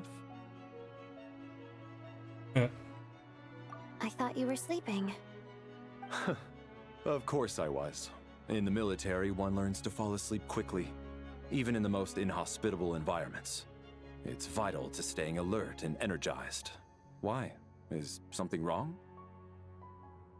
He has Sasuke eyes. Even if he was awake, he can't have overheard us, right? Well, thank you both. Why did for we keeping even choose watch. to talk there? Traveler, I'll take over for now. It's your turn to get some sleep. Sure.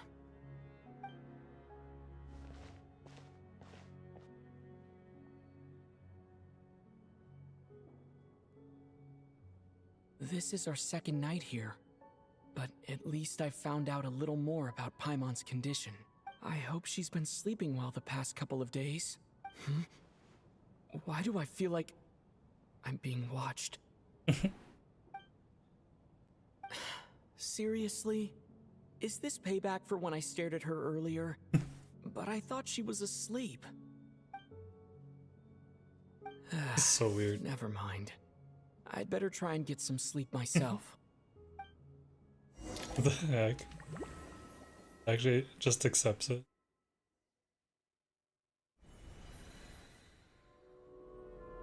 Someone's dying tonight. Hey, what are you spacing out for? Are you reaching your limit too? How long have we been walking for? Do you remember? Time's lost all meaning. Ever since... So everyone's actually just dying in their sleep. That thing above our heads. What was it called again? A star key? Or key star? Anyway, the person who named it was swallowed by the black mist. Whatever it's called, ever since we noticed it, we've been walking up and up, hoping that as long as we reach it, we can find a way out of this place. But it seems like no matter how far we walk, we never get any closer. Well, we've come this far. You never know. Maybe we're almost there?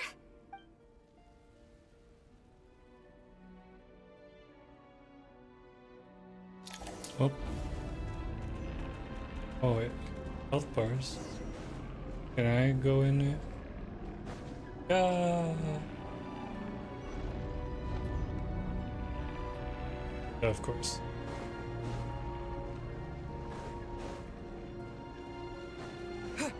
All right, here comes another. Oh, yeah. Monsters! Watch out! Not again!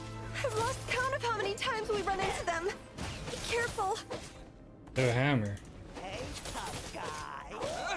How Can we skip them? Nope. Not skip.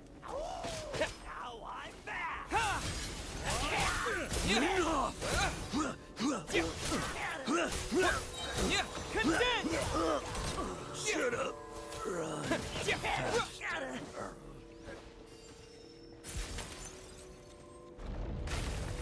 Oh. Oh. Break. Pretty glass. Here they come again! Get ready! Fight! Let's go!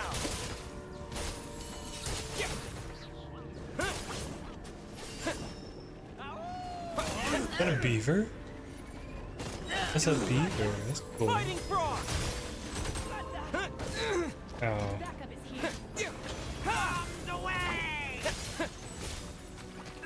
You're healing?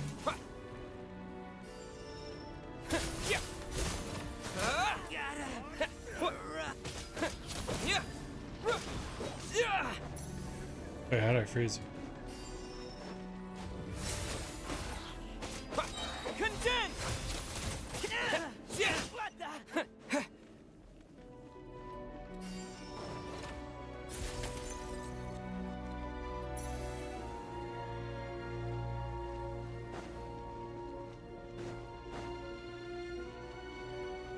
Again. Monsters ahead of us, the black mist behind us. It feels like there's no escape. Oh, you can push him off.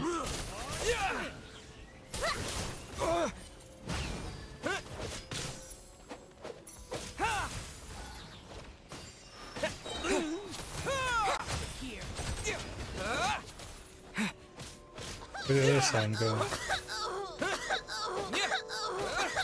Goodbye. Are you hurt, Coolish? No. I'm fine. It's just... suddenly I don't want to walk any further. I get you. In fact, I reached my limit a long time ago. Sometimes it feels like there's hope where there shouldn't be. These two are Yeah. The hope that the star gives us is the only thing keeping us going. But I'm not sure it's real at all. It may just be a collective illusion. Otherwise, why would it always be out of reach? Slowly get it closer to it. We know you mean well, but you're only saying that to try and encourage us to keep going, aren't you? Thank you, friend. But enough is enough. Please don't give me any more false hope. Hope is poison in this place. You're going to continue, aren't you? I admire that. I've given up, but I wish you the best.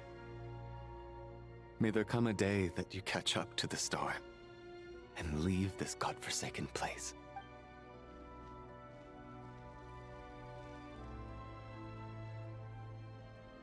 They're dead. Oh, car's right there. Brother. It's not an illusion. We really are getting closer to the star. Gotta stay up. Oh. Congratulations. You are the first person to make it here. How did she get here? I'm the star's envoy. The black mist has stopped rising. Its hunger is satisfied for now. Having devoured your two companions, this is a good opportunity. I'll let you get some rest before we continue. Continue? What do you mean, leave? This star represents the starting point. It's the waypoint for the beginning. Congratulations on reaching the starting point. Once you are ready, we will head out and walk upwards. I will be right by your side the whole way. This is just a start. Huh? What's wrong? Hey, don't give up before the journey's even begun. Water. Rampana! Oh, what is not? Is that Vodianitsa's voice? Coolish, wake up! Please wake up!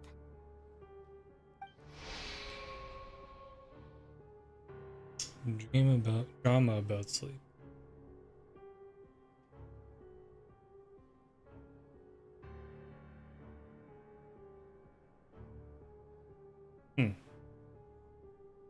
Wait, everyone slept on the stage, right? Dead.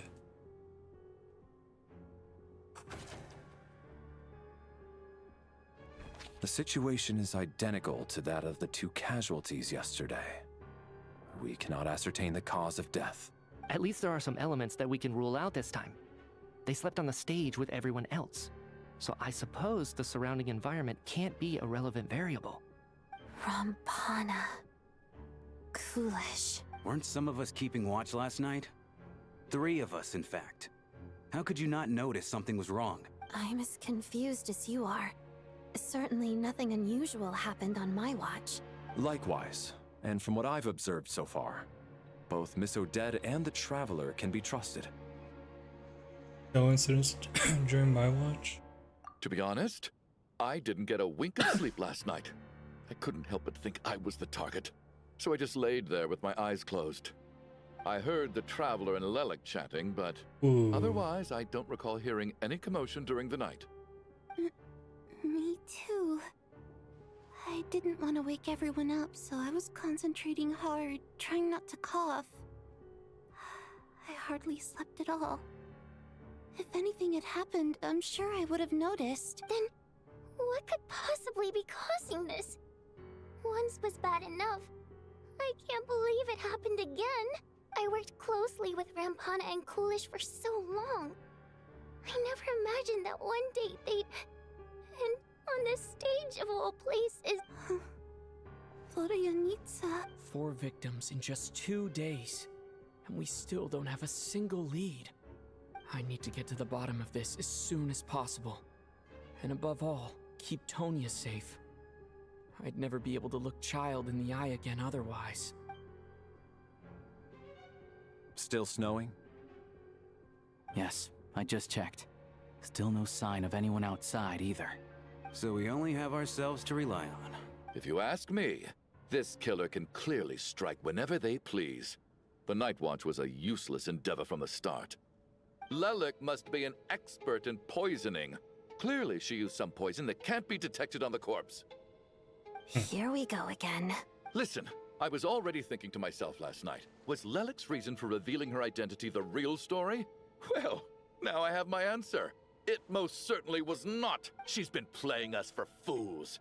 You get off on this, don't you? Revealing your identity, only to carry on with your killing spree? That's a hideous thought. One that only a hideous mind like yours could dream up. How dare you? That's enough. Yesterday, you named Lelik as a suspect because the victims were both wealthy merchants. Lelik might have had a motive then, but today's victims were just ordinary people. Not to mention that they were colleagues of Odette and mine. What reason would she have to murder them? Let me guess, just to scare you? Who knows? Maybe you don't know her as well as you think. I implore you all to ask yourselves, how many people are there really in this world that have what it takes to kill another person? Not many, I'd wager. Lelik is well known to be a ruthless operator, and now she has revealed her identity. How could it be any more obvious? Everything you've said so far is still just conjecture, which doesn't constitute a concrete lead. You need to back up your claims with some evidence. How can you defend her, officer? What did she say to you while you were on Night Watch?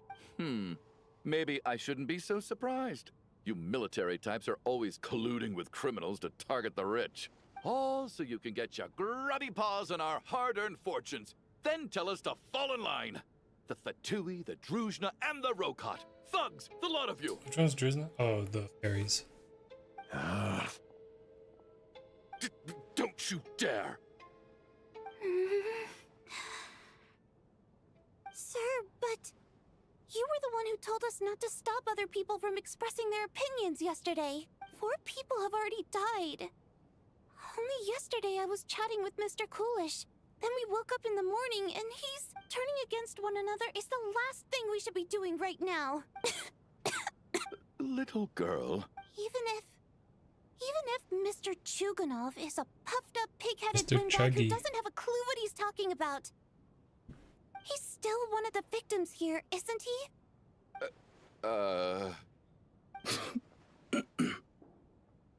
Quite. I had no intention of resorting to violence. But you're right, Miss Tonya. I ought not prevent him from speaking his mind. In any case, I believe Mr. Chuganov has calmed down a little now. We may resume our discussion. Stroganoff. I don't think there's any need for that. What is there to discuss? Nothing about this situation is normal. Did you have an idea, Mitya? You're the brainiac here, right? Come on, clue us in. That vision is I've been crazy. mulling something over. All the leads we have so far concern things from outside the theater. But then there's the 2 double murder crime scenes themselves, which have given us absolutely nothing to go on whatsoever. That's highly unusual. Even with the most careful killers, there's always some evidence left behind. So what are you suggesting? I think this could be a supernatural event. It isn't characteristic of human-on-human homicide at all. Correct me if I'm wrong, but aren't you supposed to be a scientist? That doesn't sound like a conclusion someone like you is supposed to make. I got into scientific research because of my insatiable curiosity. But if the present situation defies all known scientific explanations, I don't mind shifting my curiosity toward the paranormal instead. Now that you mention it, I remember when I first came to the theater. I heard rumors about this place being haunted. Oh, now it's haunted? Yeah, Now it's a ghost story? I heard the same thing. But I mean, they're only rumors, right? We've worked here for years. Surely we would have noticed any spooky goings-on by now. Well, this has taken an unexpected turn. A haunted theater? If Paimon were here, she'd probably be hiding behind me in fear right now. Why don't we take this opportunity to look for clues again with a more open mind? Maybe a different perspective will help us see something different. Very well. Whether it's criminals or ghosts we're looking for, the same rules apply. Everyone We're not gonna have a needs to tread ceremony for them, huh? carefully. I'll move the bodies into the same room for now. Ooh.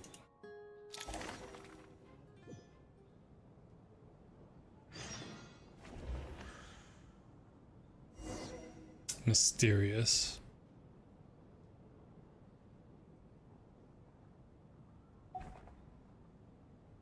Wait, where's Alosha?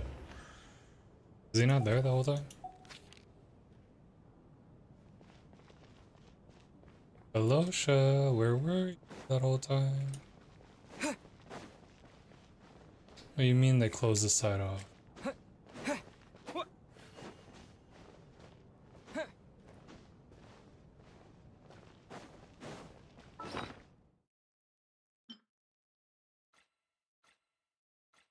Where'd it go?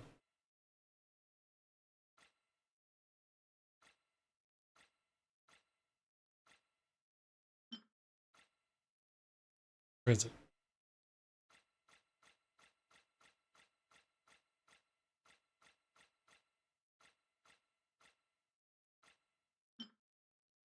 Where's the picture?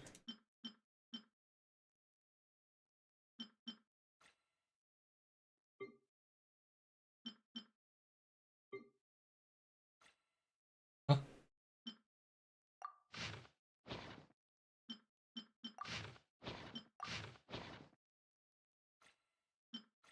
Oh.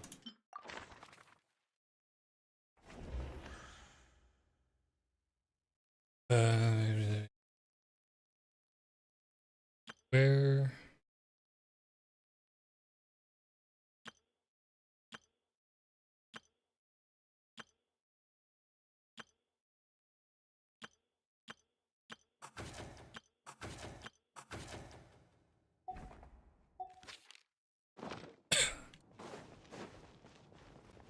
Why are you T-posing here? I need to think very hard about whether there's anything that ever needed hiding. After all these years...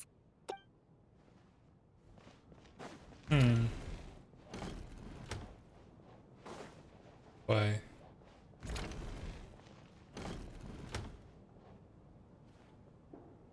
Valeri, come take a look at this. You too, Traveler. Some sort of notebook. What is it for? It's the on-duty logbook for the theater.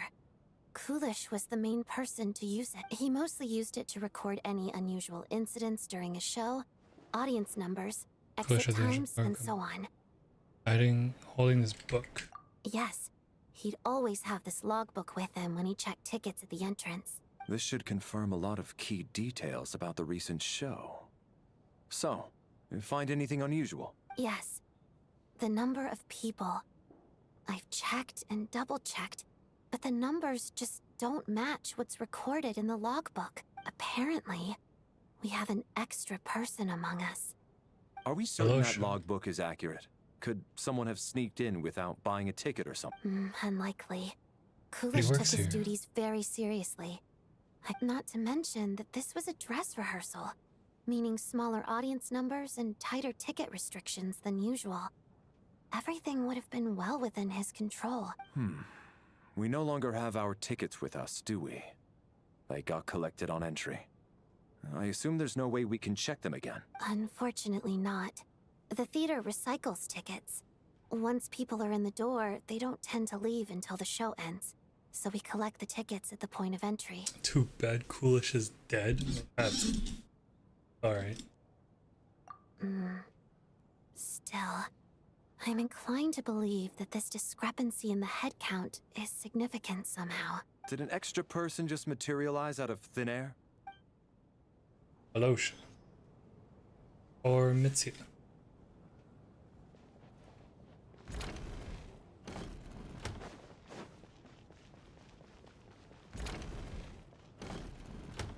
Oh, there they are.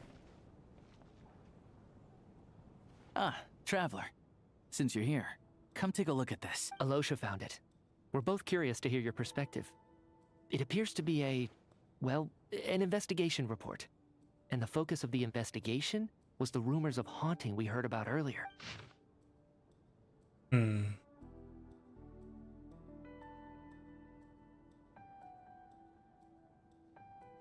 Creations of ancient gods.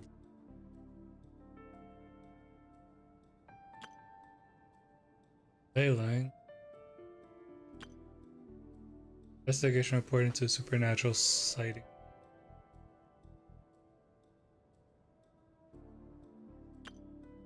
An investigation report, huh?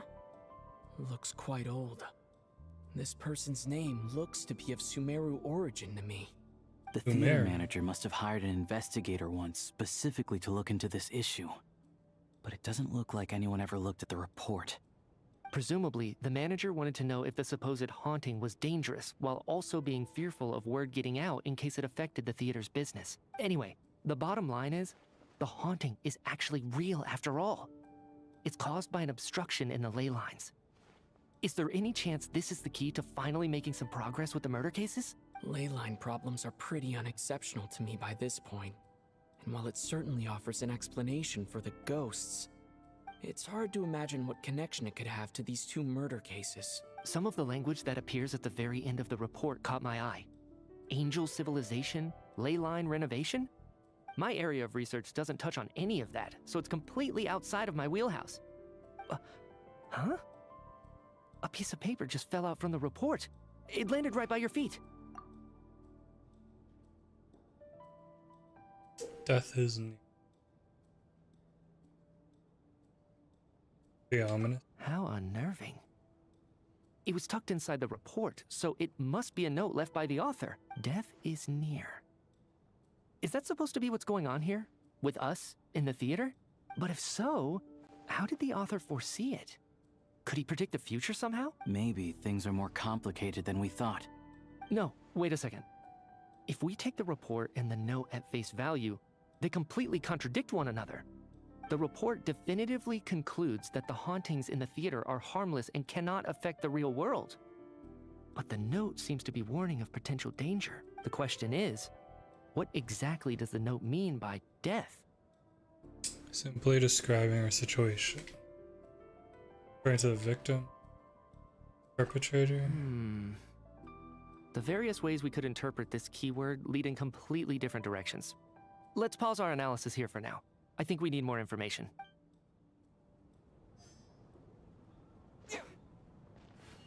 I like my new sword. Yeah, Cryo Storm!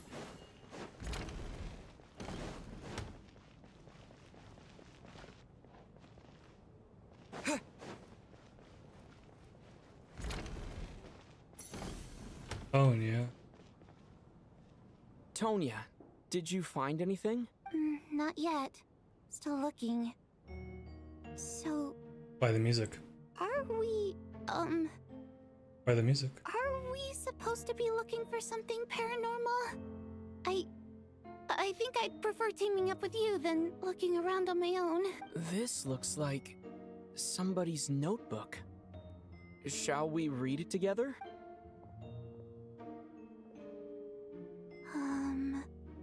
Well, it doesn't look scary or anything.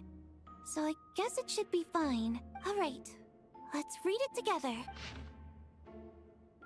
Letter in the diary.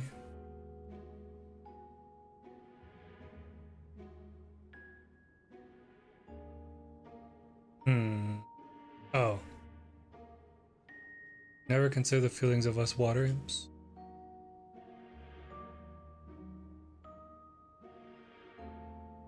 Everyone's songs echoing everywhere.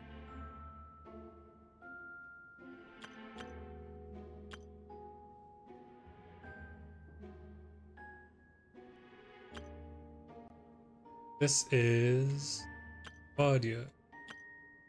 Huh. This has to be Vodianitsa's writing, surely. Maybe it's a little rude for us to peek at this. I feel like I just read someone's secret diary by accident. Yeah, you're right. Sounds like she's writing this for her parents, right? I don't understand. Why put this stuff in a notebook instead of mailing it in a letter? Because her water imp parents belong to the aristocracy, who were driven out of Snezhnaya by the Tsaritsa long ago. And now they live somewhere new, where the postman can't get to. We're sorry. It's fine. My fault for not storing it properly.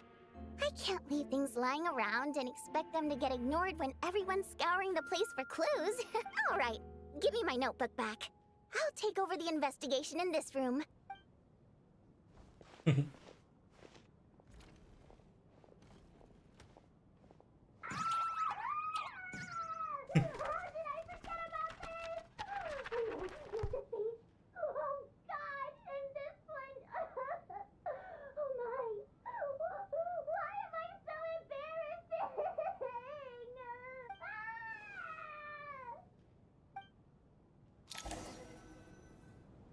If we take all this together, it's not impossible, is it?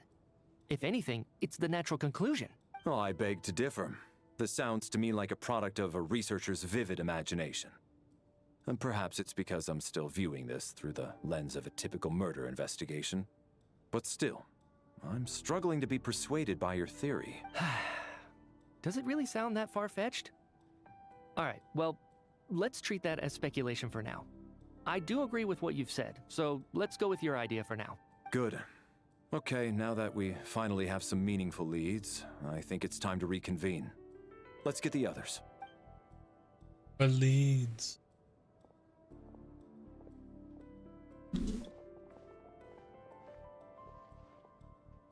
Obviously, these two will die. So, if anyone were that's to about die. everything we've discovered so far. I'll share my theory first. Based on what we've learned from the logbook, I believe the extra person among us is most likely the killer.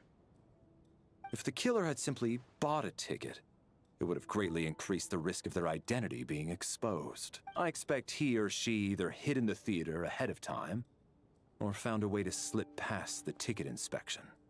What about the note found in the investigation report? Any thoughts on how that fits in?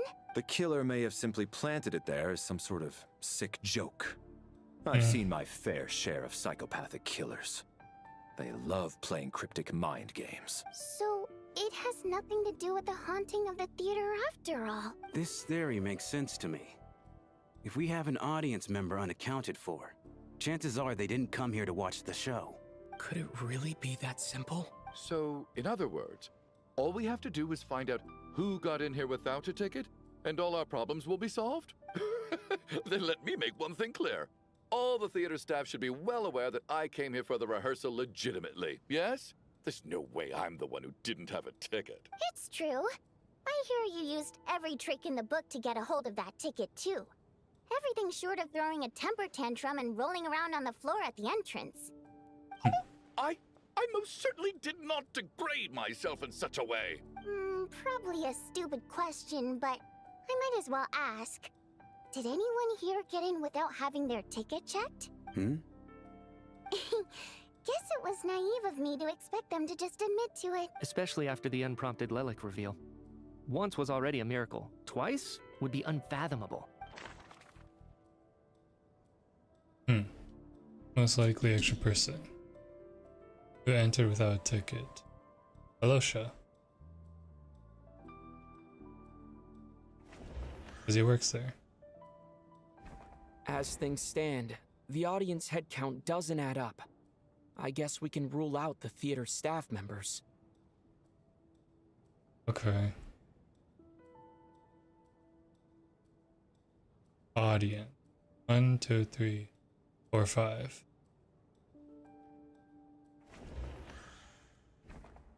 I don't believe any of us here knew Shram before all this. If no one can verify Shram's identity... Mr. Shram, did you really go through the ticket inspection to get in here? Huh? Me? Why am I being singled out, my friend? Do I seem that suspicious? It's not that you stand out as suspicious. More that everyone else has been ruled out as trustworthy. Okay. Well, We spent the best part of 2 days together now, so I'm sure you can all tell what kind of person I am. I'm a true gentleman. I never dream of doing something like sneaking to the theater without a ticket. Yeah, I have no doubt that you're a good person. But the problem is, none of us here actually know you, so no one can say for sure that you are who you claim to be. Although, actually, what was it you said last night? Yeah, you're friends with that water imp, which is why you understand our primary mode of expression. Last time I checked, there were barely any of us remaining in Snezhnaya, since most of the water imps left. Could you tell me a little bit more about your friend? There's a good chance I actually know her. And I suppose it's also kind of a way for everyone else to get to know you a little better.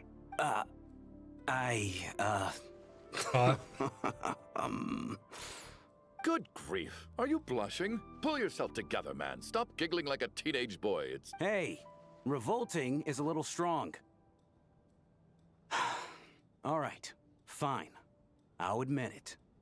That water imp friend of mine, the truth is, we're dating. I was just the bodyguard hired by our family. But the stars must have aligned, because sparks began to fly between me and their daughter. Never in my wildest dreams did I think I'd get so lucky. We don't need details. Just get to the point. Okay. I'm just a little hesitant to reveal her name, that's all. Oh. You know how it is. Okay. These are delicate times. Even with me to protect her. If word gets out that she's dating a human, both the Fae and human factions will give her a hard time. Really? Wait, what was that? No. That can't be. Huh? Shram, what the devil are you talking about? Why is everyone looking at me like that? Surely you can understand where I'm coming from. Delicate times? Factions?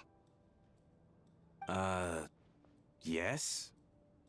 You know, the Civil War. Last time I checked, the Fae and the humans were still at each other's throats. If I'm not mistaken, the last significant civil war in Snezhnayan history was over 400 years ago. This guy's from the past. When Her Majesty the Tsaritsa had just taken the throne and was consolidating her reign. What do you mean, 400 years ago? What's going on here? Is Shram from the past? All right, Mr. Mitya, you win this round. As far-fetched as it is, it appears that your theory may be correct. I'm just as amazed as you are. I didn't even believe it myself, to be honest. Is someone going to explain what's going on here? From the look on your face, you figured it out too, haven't you, Traveler? Option 1. According to the theater's duty log, it seems to have been an extra person as seen. Claudia wrote to her family but never sent. Clue that has yet to surface. Investigation report into alleged theater hunt. No. The truth lies within the clues we've already discovered. Truth. Clue to Sham's true identity. Oh, okay.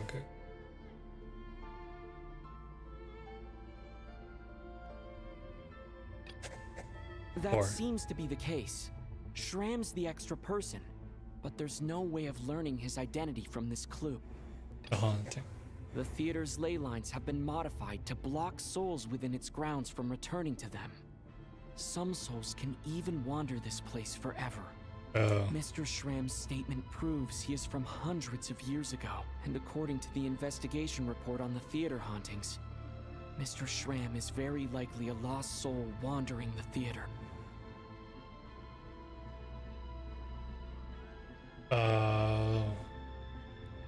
A person? For some unknown reason, the soul that has been wandering the theater due to the ley line issues has joined our group and blended in. Yeah, that must be the immediate reason why the ticket count doesn't match the number of...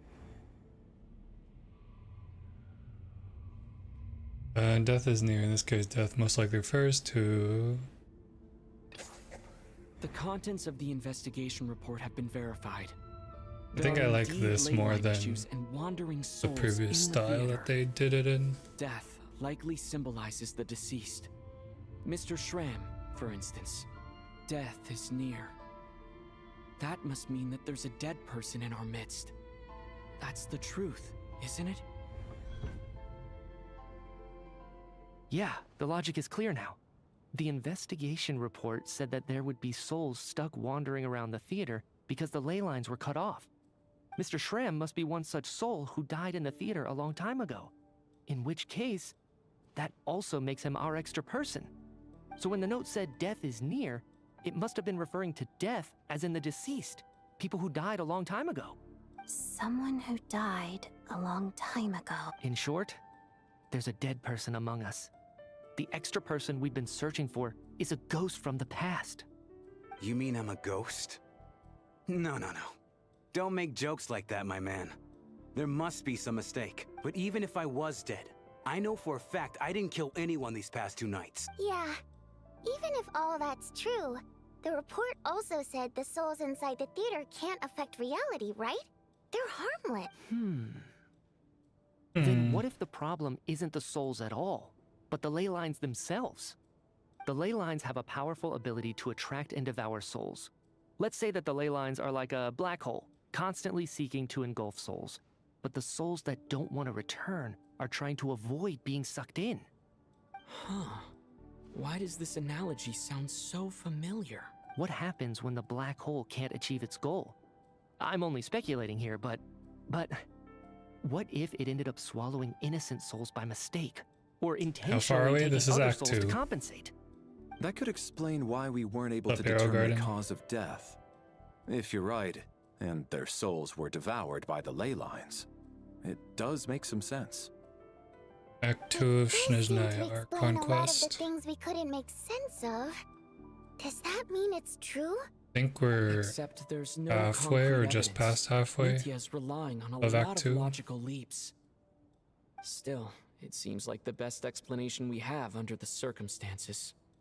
All right, so how It's already could been Schramm not know that he's dead? 2 days Seems a in the little theater. unlikely that he hasn't noticed anything unusual even after several days interacting with us. On the contrary, it's perfectly normal for a soul to wander the theater for centuries without questioning their existence or reason for being there. It's simply what's natural for them. Oh, he's dead. I mean, he's already dead, but he's dying again. You know what, Mr. Brainiac? I think you might actually be right after all. I'm trying to remember and... even though my head feels like it's going to explode, I think... it's all coming back to me.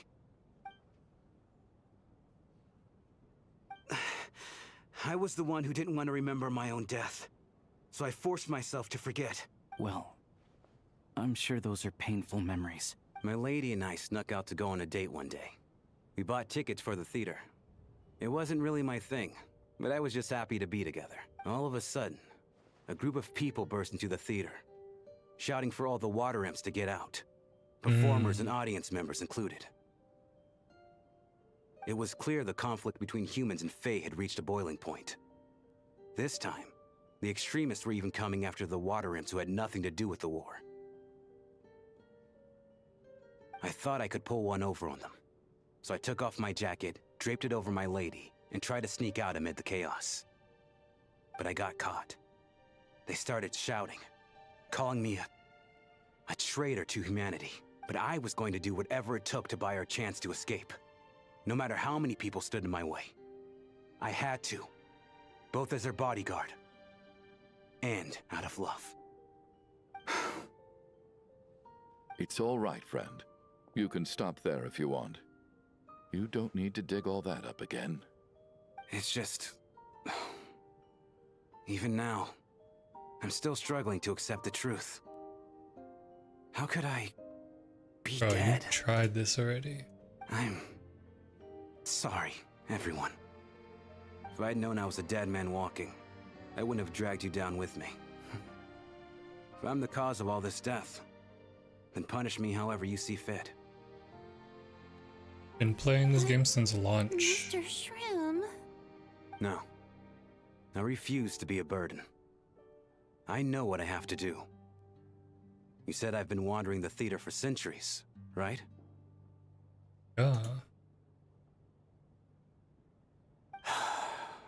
I guess it's high time I got a breath of fresh air. Out there, I mean. I'll leave this place and take all this death with me. Go out on my own terms. Mr. Schramm, I'm sure we can figure out a different course of action.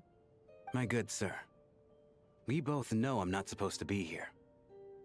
I should have accepted my death long ago. One way or another, this has to end. Unless you're saying this goes against another one of your military principles somehow. No, I'm speaking on a personal level this time. Let it go, man. Oh, wait. One last thing. Miss Wateramp. My lover. Her name was Litia. Litia Ozarova. Litia? Do you know what happened to her? Ozarova. Oh, Auntie Ozarova. That's what we all called her. I remember her as a very kind elder. She had a bunch of kids, too. I'm so glad she survived. And she had lots of kids? Good. That's good. I could hardly expect her to stay single just because of what happened to me, right?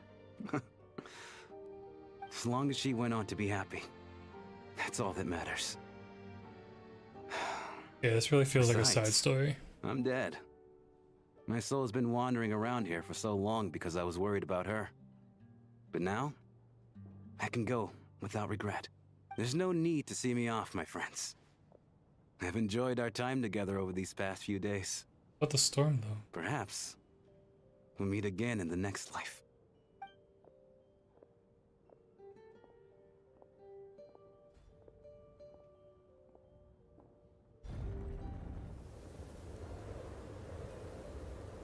Take care, my man.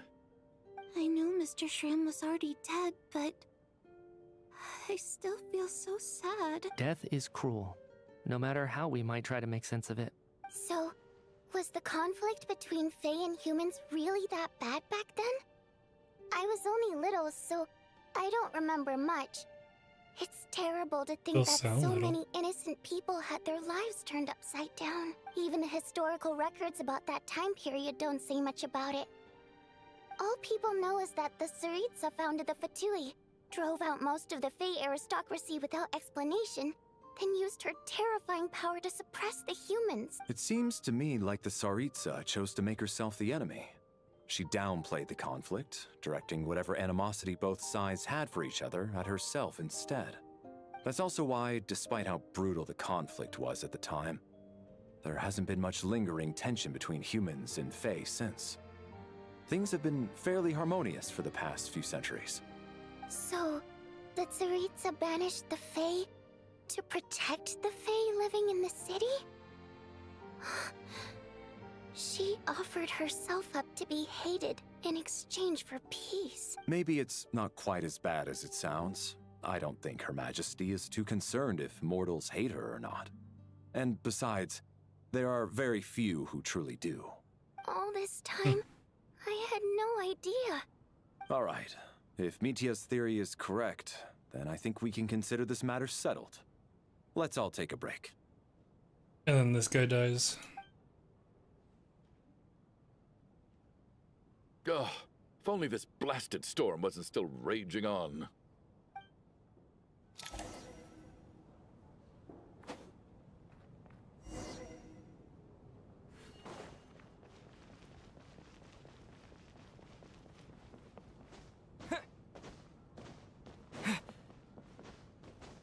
Can't climb this.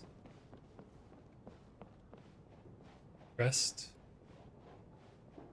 Quest screen. Examine picture.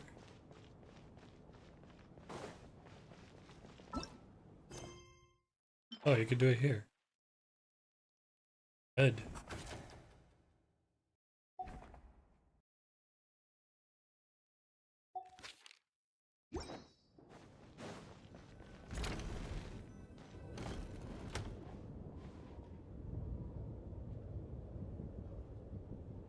Looks like now we can just rest until the snowstorm stops. I still can't believe Schramm turned out to be a ghost who'd been in the theater for hundreds of years. To think he was dead this whole time. What a strange turn of events. Knock, knock. Huh? Knock, knock. You know the door isn't closed, right? You don't have to knock. Think of it as a signal then. When I'm entering someone else's room and I knock, I'm here as Odette. If I don't knock, it's Lelik. Oh. Thanks. So, why did you come to find me? Is there something I can help with? Vodyanitsa said you knew about my secret identity from the start, but when everyone was discussing who Lelik could be, you were worried that revealing what you knew would be unfair to me, so you kept it to yourself, right? What you wanted to talk about? Yes. I'm extremely grateful for that. Ooh. It's nothing. We're in. I mean, you didn't hold what happened with Signora against me, so I should thank you for that as well. Actually, there's something else as well. I found myself in a situation similar to the one you were in when you helped conceal my identity. So I thought I'd come and ask you for advice. It's about Mitya. Before all of this, yeah, Mitya's the last time I sus. saw him, he was dead. As I'm sure you know, my goal as Lelik was to stop Project Stuja. Well, when I found out the tech lead for the experiment behind Project Stuja was Mitya, I immediately started planning to track him down and threaten him to back out. I often saw him around the theater, but I soon concluded that making my move there would risk exposing my identity. So I decided to infiltrate the Armory Palace and go directly to his lab. That way, the threat would be much more effective. Basically the most classified place in Snezhnaya. Managed to infiltrate it? Well, I suppose there was a bit of luck involved. But I am a Fatus, so I already had some familiarity with the building's layout. But when I finally made it to his lab, Mitya seemed to be dead. Not asleep? I checked his breathing and his pulse. He had no vital signs whatsoever. I thought maybe another anti-Project Stuja activist had beaten me to it, and chosen a much more brutal method. That's why you were so on guard around Mitya that first night here. I see. Yes. When I saw him sitting in the audience during the performance, I could barely contain the shock. To me, it was a miracle. Somehow, he'd come back from the dead. But then, the murder started happening and things got so complicated that it wasn't really at the front of my mind. That is, until Mitya himself said there must be a dead person among us. Then, I couldn't ignore it any longer. And yet, you thought that bringing it up right away would single Mitya out. Just like when everyone was suspecting Lelik. Exactly. I thought there could be something I was missing. Besides, we soon figured out that Mr. Schramm was a ghost. And we knew there was only one extra person. So we thought he had to be the one. But now, it seems like there's another candidate. I understand why you kept it to yourself. There was so much information being thrown around during that discussion. Bringing up Mitya would have just introduced more confusion. So, what do you think we should do? Let me confirm one thing first. When was it that you found Mitya dead? Around a week ago. Sometime in the afternoon. A week ago? That's earlier than I thought. I saw him just a few days ago at a restaurant. That definitely would have been after you found him dead. He seemed completely normal to me. Chatting with Vodyanitsa, trying to avoid Valeri. So he was definitely alive on that day. Huh. Well, all I can say is I know what I saw. Here's a thought. The reason we even suspected a dead person could be among us was because of the problem with the theater's ley lines. But Mitya's death happened inside the Armory Palace. The ley lines affecting the theater shouldn't reach that far. You're right. I guess he doesn't fit the profile of the person we were searching for. I think the chances of it being him are very low. Surely he can't have died for real in the Armory Palace. Unless what? Unless he really did come back from the dead. You're right. Do you think we need to disclose this to the others? Huh, what's this? A private meet and greet? Where do I line up?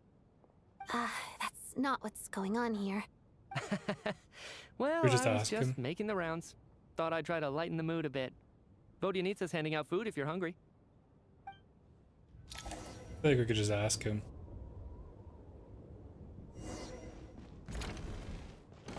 His vision. His vision is so different.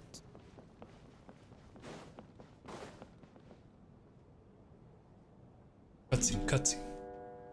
Snowstorm continues. Before you know it, night falls. What is going on with this storm? Could it be connected to that monster that just arrived in Snezhnaya? I almost hope it is. Her Majesty the Tsaritsa left to vanquish that beast herself. We just need to wait for her triumphant return. That beast not the one in the people center? Still feel the cold after they die? I'm wondering about Shram. Oh, maybe we should have given him a coat before he went out there. Death itself is cold, isn't it? I'm sure the storm will embrace him. Well, I hope he has a safe journey. I'm going to miss him, I think. It's not like we can blame him for Rampana and Kulish's deaths. Thinking back on it, we barely made it out alive ourselves. Once we get out of here, how are we going to explain what happened to their families? Good question.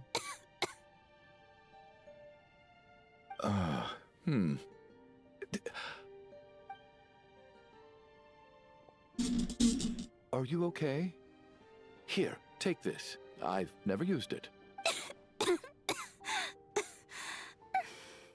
Thanks. Look who's Mr. Nice Guy all of a sudden. Is it because Tonya stood up for you this morning? At least you know how to return a favor. Yeah, without Tonya, who knows how badly he would have been hurt. I told you already, I never intended to resort to violence. Bunch of rascals. Little girl? I was rather surprised when you spoke up for me this morning. I didn't think I had many admirers here, so, thank you. Oh, no need to thank me. I said some bad stuff about you too. I've been, too embarrassed to admit it, but, you remind me a lot of my daughter. So kind to everyone, but never lets her old man off the hook. Unless my wife and I are having a fight, then she's always on my side, especially when she was little. Every time I took her out... All right, easy now. How long have you had that cough, Tonya? I don't know.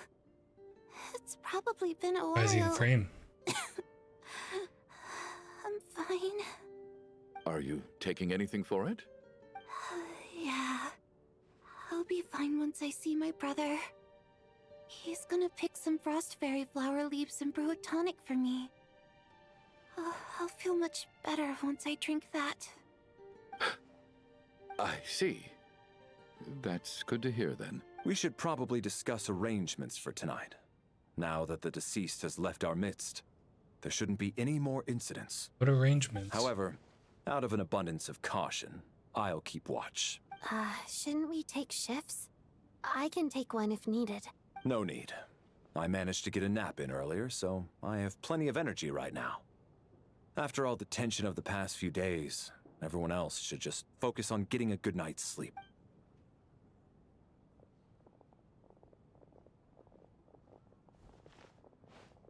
What a long day.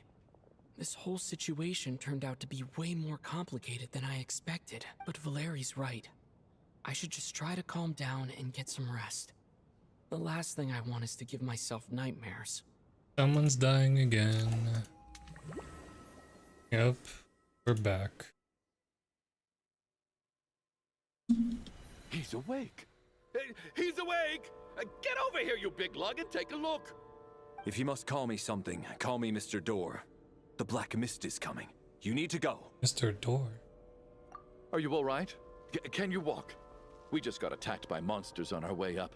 That Mr. Door fellow protected us. He just seemed to come out of nowhere. Not much of a talker, but when it comes to Think taking Chuggy's down gonna monsters, die. that man doesn't hold back. Curses! The black mist is catching up to us. We need to keep going. Mr. Door, I don't believe I've ever seen you around here before. Why is that? There's no need to try to get to know me. I'm just Mr. Door. I have to find the door that belongs to me. Looking for trouble. Oh, I summoned Mr. him. Door! Monsters! Quick, get rid of them! I can just push these ones off. Oh. Well, anyway, we're lucky to have you here. Oh, Thanks he for has a saving us earlier. shield. I knew it. No need to thank me. This is where my duty lies.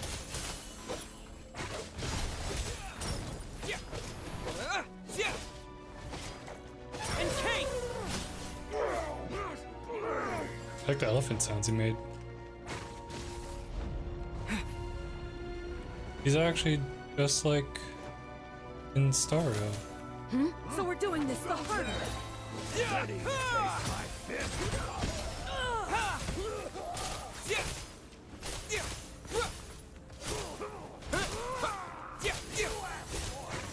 You win. Oh, remarkable work, Mr. Door. Oh, if I had your muscles, I'd do the same. Are none of these doors the one you're looking for? No.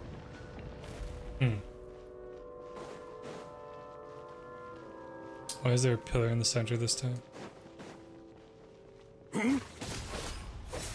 105k from Mr. Door. Come now. Yo, Mr. Door's deezed.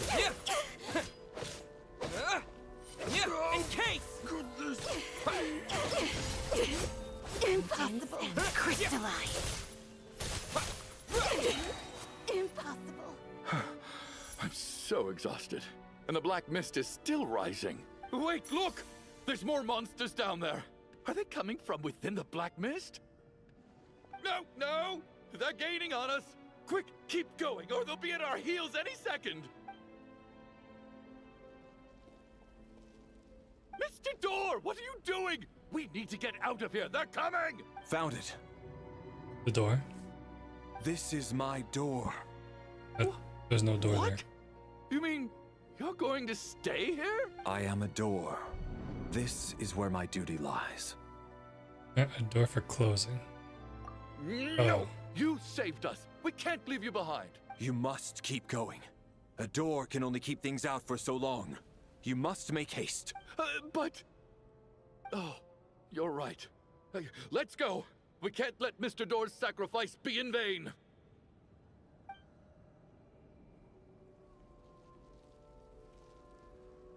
The black mist isn't moving anymore. Looks like both the monsters and Mr. Door are gone. I didn't just imagine all that, did I? Surely I wasn't so scared out of my mind that I hallucinated a door as a human being? Oh, okay, good. There's no way we both hallucinated the same thing. Getting sleepy? Well, looks like we're safe for now. Go ahead. Let's get some rest. Not dead though. They're not gonna kill What time Valeri. is it? Is it morning? I think I had a nightmare. I guess everyone's still asleep? These past 2 days have been exhausting.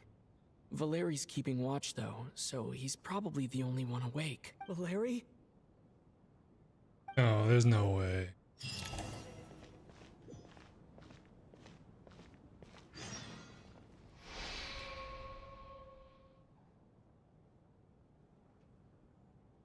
Looks calm and composed. As if there's no burden. I think he's still having a night.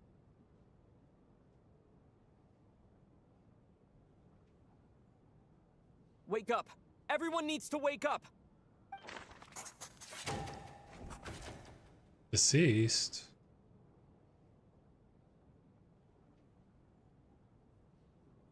No, he's not dead. Just like the last 2 nights. No clear cause of death. I've been a real thorn in your side, haven't I, Mr. Valeri? We're in a dream. Now you can rest in peace. But for me, life will be all the duller for not having to run away from you, my friend. How's Tonya? Is she okay? I just checked on her, and it doesn't seem like anything serious. She's just exhausted from the past couple of days, and she's still recovering from her illness. We should let her sleep a bit longer. That means Valeri was the only one who died last night. If Valeri was awake and keeping watch, it would have been impossible to kill him without waking everyone else up. That much is certain. This is so frustrating. It was a dream. Why has Then nothing changed since yesterday? I thought we will already somehow dealt with tie the dead into the person main causing all story. this. Actually, one thing has changed. There's only one victim this time, not two. Valeri died twice on a single night, where victims each correspond to a number of deceased around us. So Shram was one of the people who should have died last. Valeri sacrificed himself. Nope. But Mr. Shram was already deceased. Died twice. That doesn't make sense. No similar cases. Really? After the deceased Shram left, there was one less victim last night. That more or less tracks. It's a reasonable conclusion, considering the only variable that changed. The number of people who die each night is equivalent to the number of dead among us. That's your theory, right? Exactly. We identified Mr. Shram, and the night after he left, the death toll dropped from 2 to 1. By that logic, there must be one more dead person left among us. Another one? But there was only one person unaccounted for in the ticket checks, right? The head... Having an extra person was definitely a cause for alarm, but being one person short isn't nearly as unusual. Someone could have left in the middle of the show, or made it out before the storm hit. Alosha. Where's Alosha? One more dead person among us. If Mitya's theory is right, then what Odette told me seems a lot more relevant. It's just, at the time, we had no reason to think there was more than one dead person. If only we'd taken it more seriously as a possibility. I'm sorry. This is my fault. I had information that could have been helpful, but I held back. I should have brought it up right away. I'm partly to blame as well. I was too quick to dismiss Odette's concerns. What is this about? What have you two been getting up to Bro, he's behind dead. my How back? are we comfortable Sounds like there's some big news you've been chatting in keeping front of from his the rest of body us. like this? Well, we're all ears.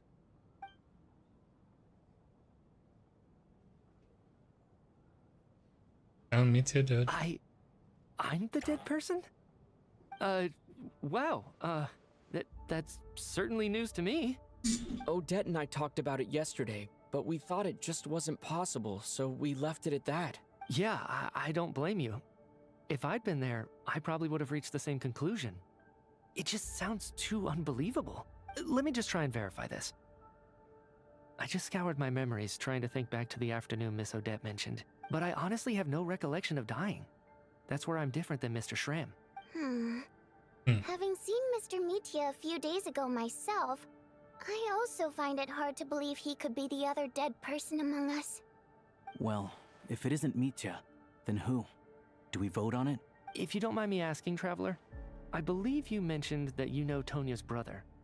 Had you ever met her before all this? No, never.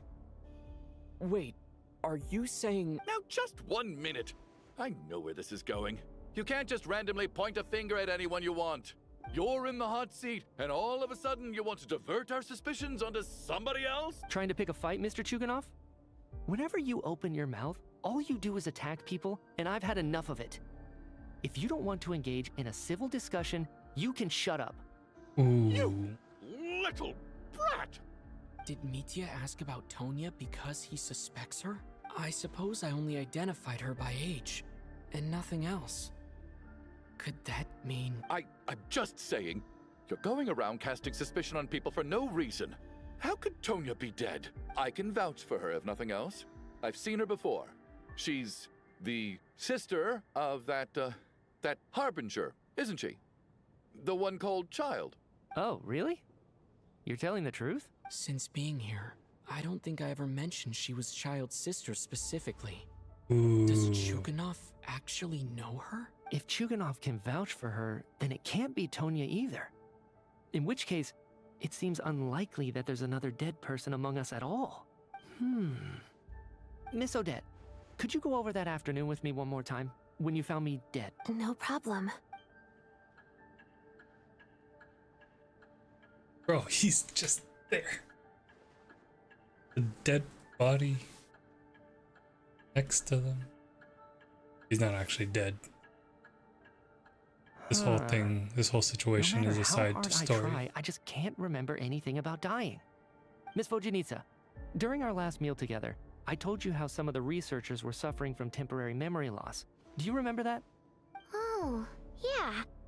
You said it was hindering the progress of your experiments. You thought they were just under too much stress or Right. And even though I don't remember dying that day, I'm pretty sure I experienced something like amnesia. Some of my memories from that afternoon are missing. Are you suggesting you're missing the memory of your... Of course. How am I only just realizing this? Humans aren't necessarily aware of their own death. You mean being silently assassinated, or dying in your sleep? Situations like that? The researcher's amnesia. Suddenly it all makes sense. I must thank you, Odette. I think your perspective just helped me reach a breakthrough on a series of issues that have been troubling me for quite some time. All right. It's decided then. I'll be the one to leave today. Oh, leave? Hey, wait a minute. Aren't you rushing into this? What if you're wrong? You'll pay with your life. Come on, kid. Aren't you gonna fight for your life? This seems like a rash decision. I have other reasons beyond what's been discussed. In fact, thinking back, I remember during Miss Odette's performance, while I was sitting in the audience stalls, a brilliant new idea for my research popped into my mind.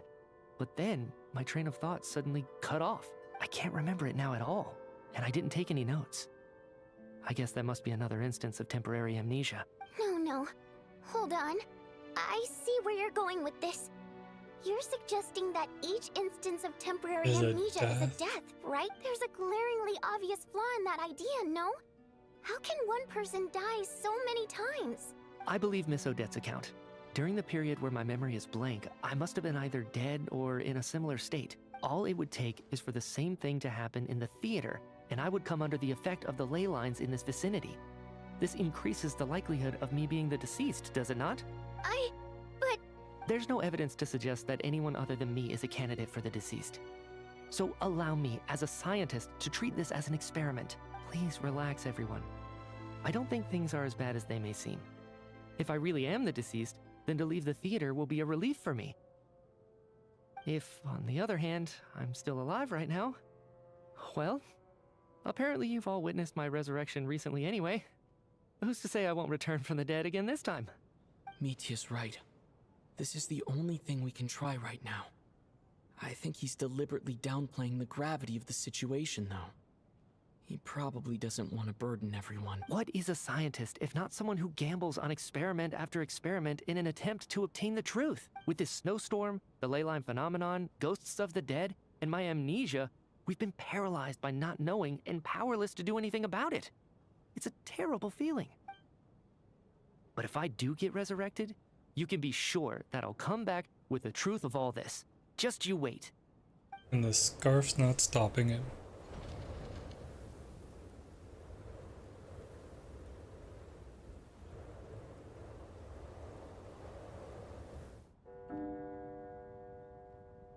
Heavy silence.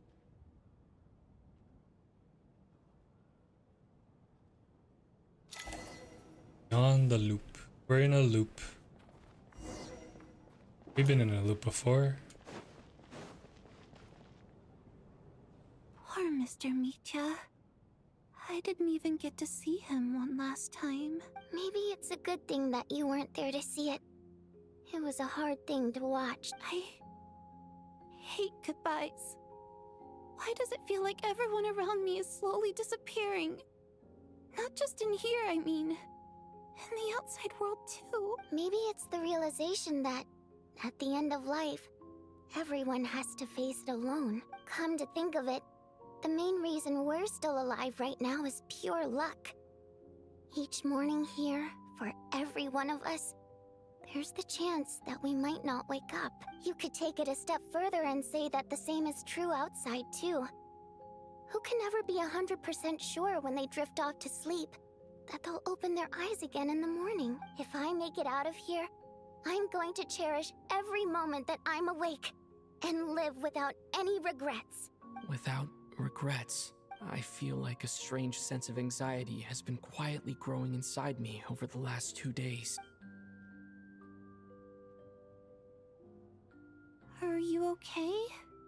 You look really glum. If something's bugging you, let's talk about it.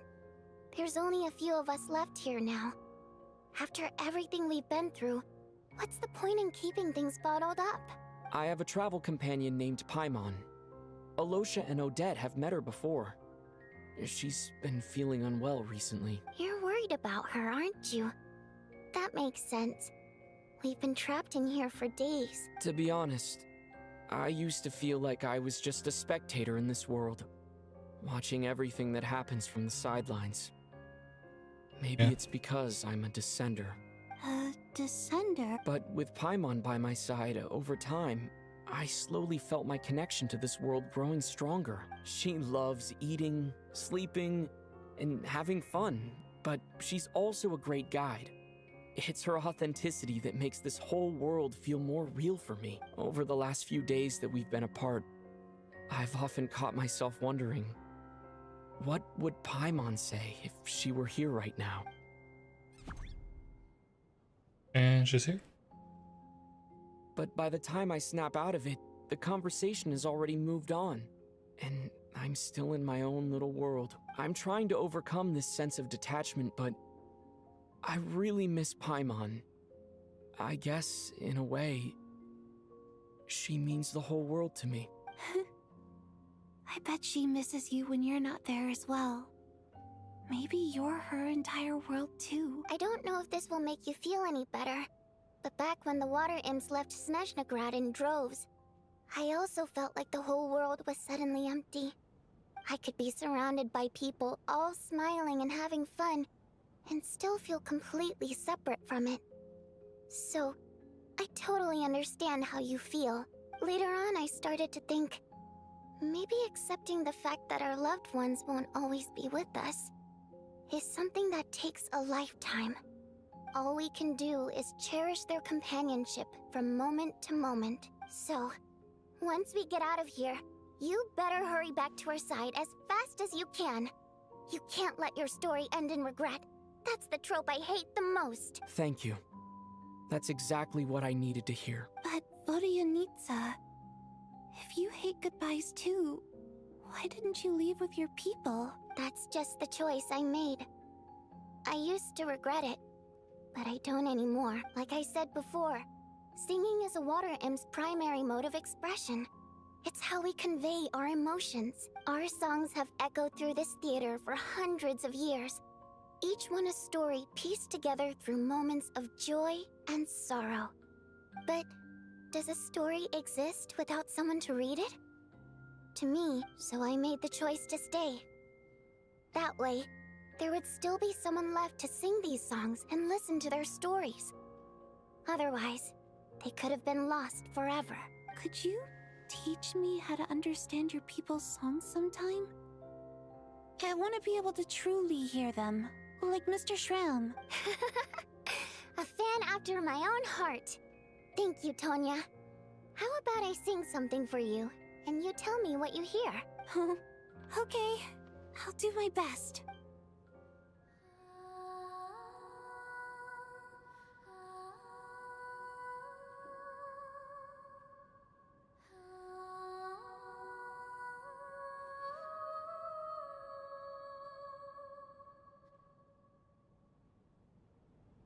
I've never heard that one before. I feel like I can hear a sense of longing somehow. I wonder why that is. Color me impressed, Tonya. You're a keen listener. Most people can only tell if a song is happy or sad. I didn't think you'd be able to pick up on such specific details. So, what's the song about then? Come on, tell me! I've actually never performed this song in the theater before, because it has more of a ceremonial purpose for our people. It's not meant for the stage. It means something like, "May those we have lost watch over us, and follow this song back home in the night, so that we might be reunited once more." All to be reunited with our loved one. No wonder I could hear that sense of longing. You sing it for loved ones who have passed away. I hope it reaches them. It's getting late, Tonya, and you're not well. We should all turn in early. I suppose there's no reason to keep watch tonight. Okay, but, before I go to bed, could you sing that song a couple more times for me? Couple more times. Of course. Anything for my #1 fan.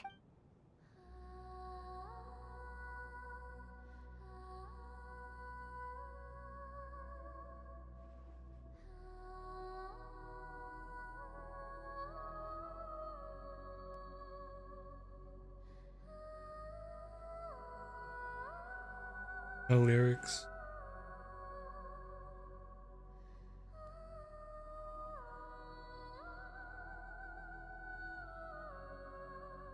Once I get out of here, I definitely don't plan on ever coming back. But Really? I guess that means I'll never get to hear Vodyanitsa sing again. That's a sad thought. Wait, why not? Before I fall asleep, I should cherish this moment of companionship while it lasts.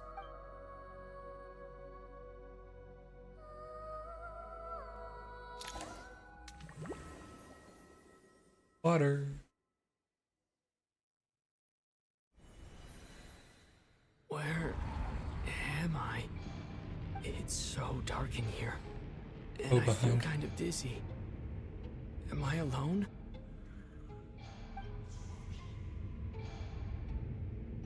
Huh? What was that noise? Who dat?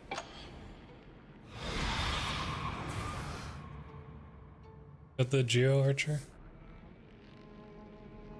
Return, O spirits.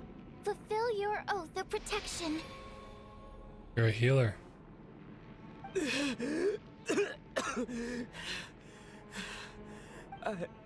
I'm alive? What There's just your happened? vision.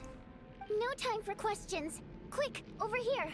Turn on the switch. We need to bring back the light.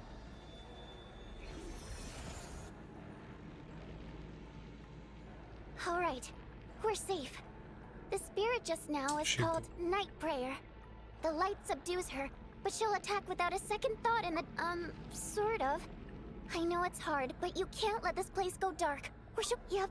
I Luckily, I died. was here to resurrect you. Otherwise, that'd have been a real bummer. A bit more than a bummer, I'd say. Wait, so you have the ability to resurrect people? Sure I do. I'm your guardian spirit after all. I specialize in soul recall. Oh, it's nice to meet you, by the way. Thanks. It's nice to meet you too. All right, there's no time to waste.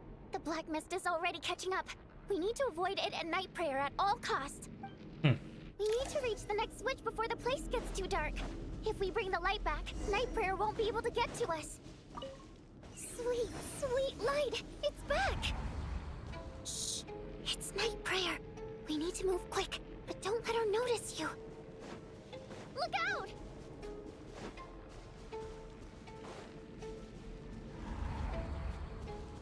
This is supposed to be like the horror portion.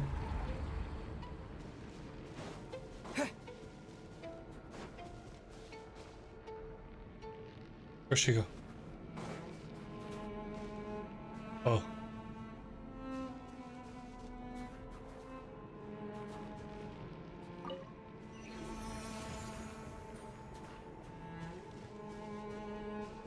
Still down there. It's still wind upstairs Which is over there. with the train in the middle.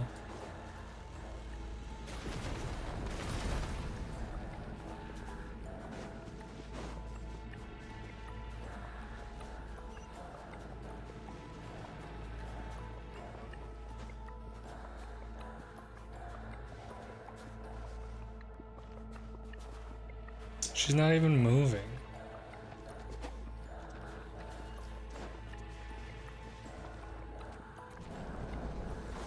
Oh, train fall.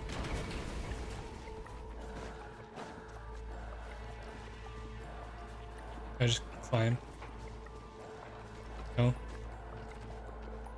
I don't think I can. I have to get in. Oh, of course.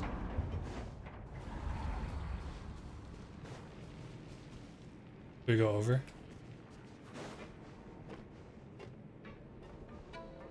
But she's in the train. The switch is just up ahead. Hurry! Were we supposed to do that? Dodge her that way?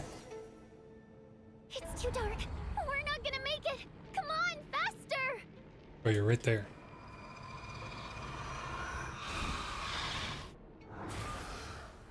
Traveler! Dead.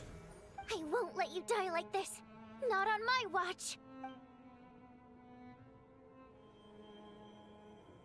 Your turn. Even though it's not permanent, dying is definitely not a pleasant experience. Great. You're back. Yeah, thanks to you. Time for you to get out of here. Quick, before the light runs out. What about you? You're not coming with me? I can't. I've already been used up. A guardian spirit's skills are finite. I can only resurrect someone so many times. I might not look any different, but my essence has been exhausted. So she's dying tonight. I can go no further. The black mist is where I belong. It's okay. Why didn't you tell me sooner? Because it wouldn't have changed anything. That knowledge would have just burdened you. And a guardian spirit's role is to protect. But... Go. Now, before it's too late. I already hear Night Prayer approaching.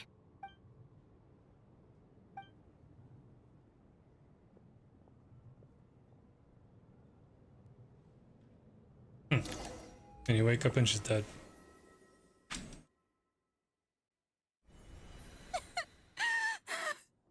What do you need, sir? How could this happen? Well, I guess there's no need to inspect the body. Grown numb to the tragic deaths. A lament.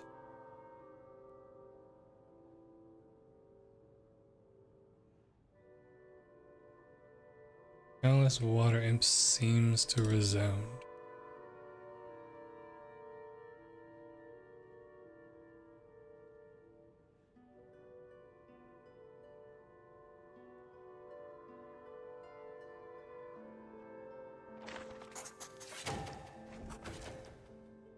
This wasn't supposed to So happen. it wasn't her.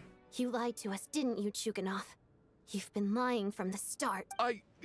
Take a long, hard look at yourself. I suspected you on day one, Alosha's and now look where we barely are. had any By some strange lines. coincidence, you've never been targeted. You just happen to have survived this long? No, you should be the prime suspect. And you, little hunter, ever so content with staying on the sidelines. Yet, you were the one who stopped us from leaving from the start! Now you're just lashing out indiscriminately. That's either a sign of anxiety or a guilty conscience. Where was all this passion and bravado before? Decided to fight until the bitter end. Is that it? Is that a threat? Fine, bring it on. You think I'm afraid to die after all this? You want to kill me? Go ahead. I'd like to see you try. Go ahead. After all the trauma of the past few days, everyone's been pushed to the breaking point. Valeria and Mitya aren't here anymore. Someone else needs to step up and take charge. But first, I need to think this through. Considering everyone left, who's the most likely candidate for the deceased?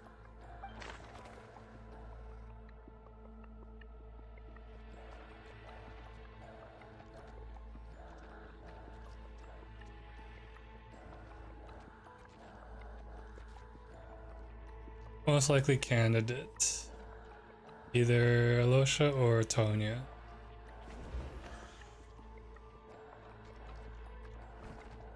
Of those who remain, the only person we've never met before is Tonya.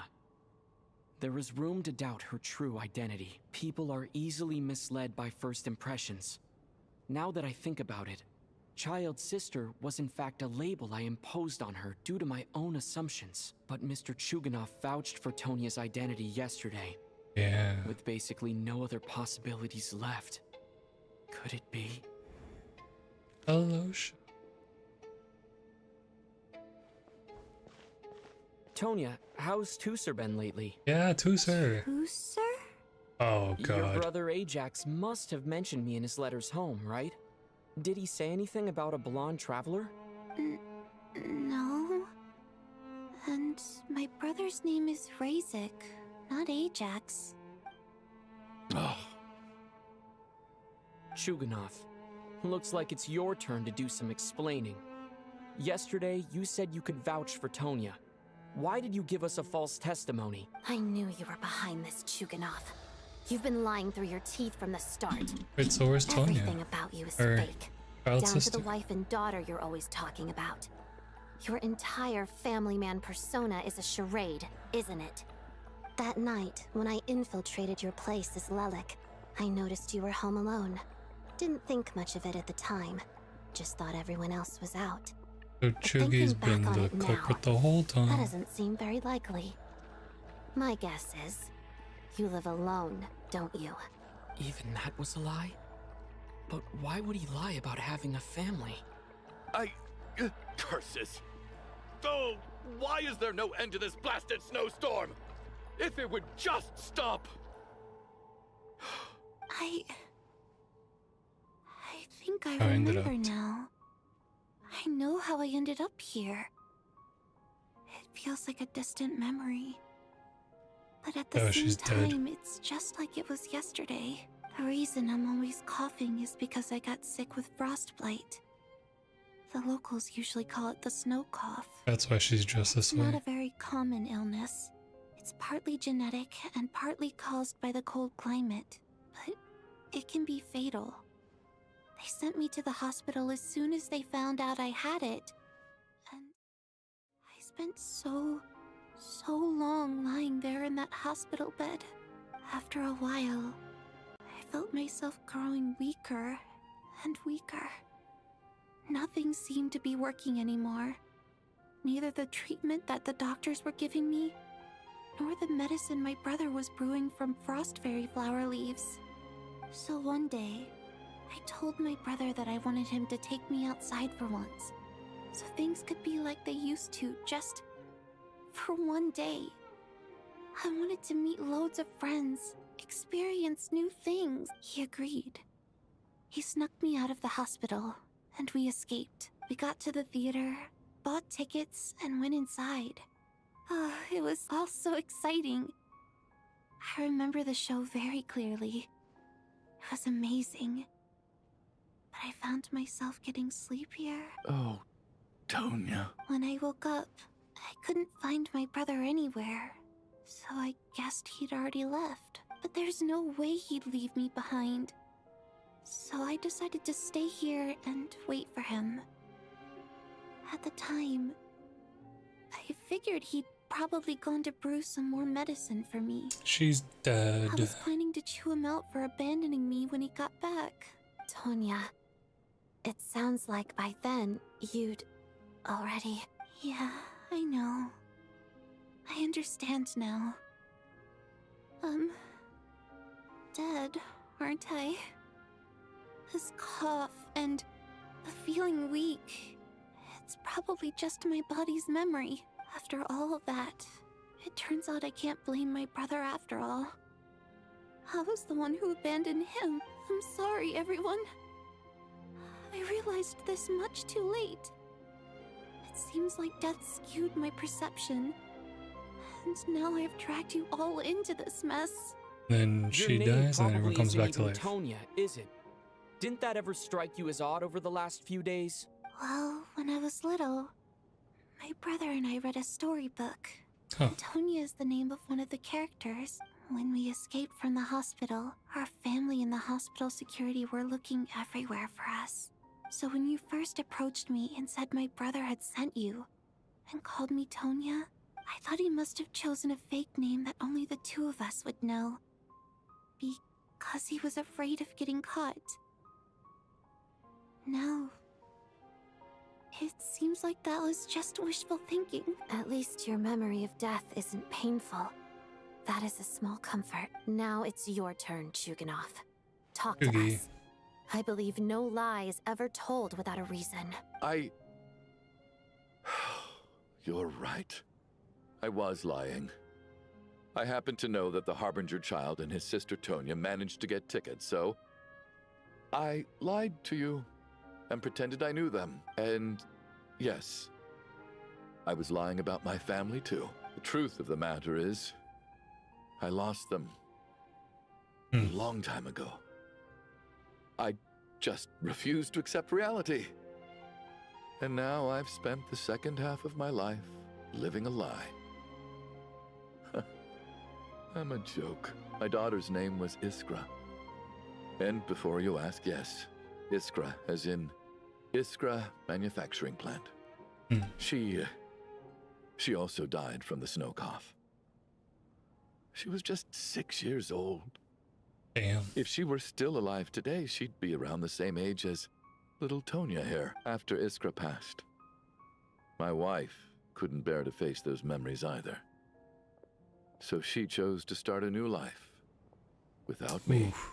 One day when I came home from work and saw the empty room, I felt like I couldn't breathe.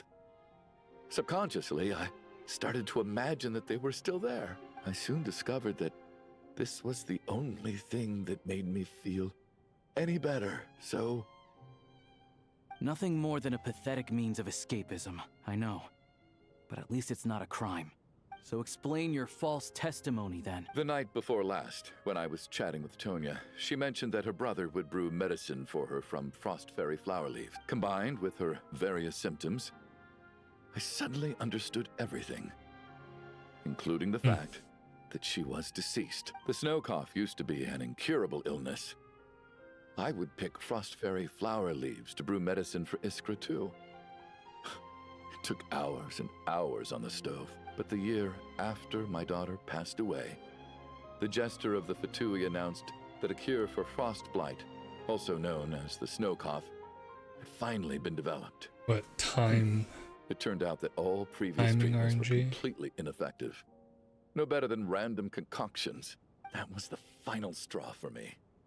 I just couldn't take it anymore. Just one more year. One more year, and everything would have been okay.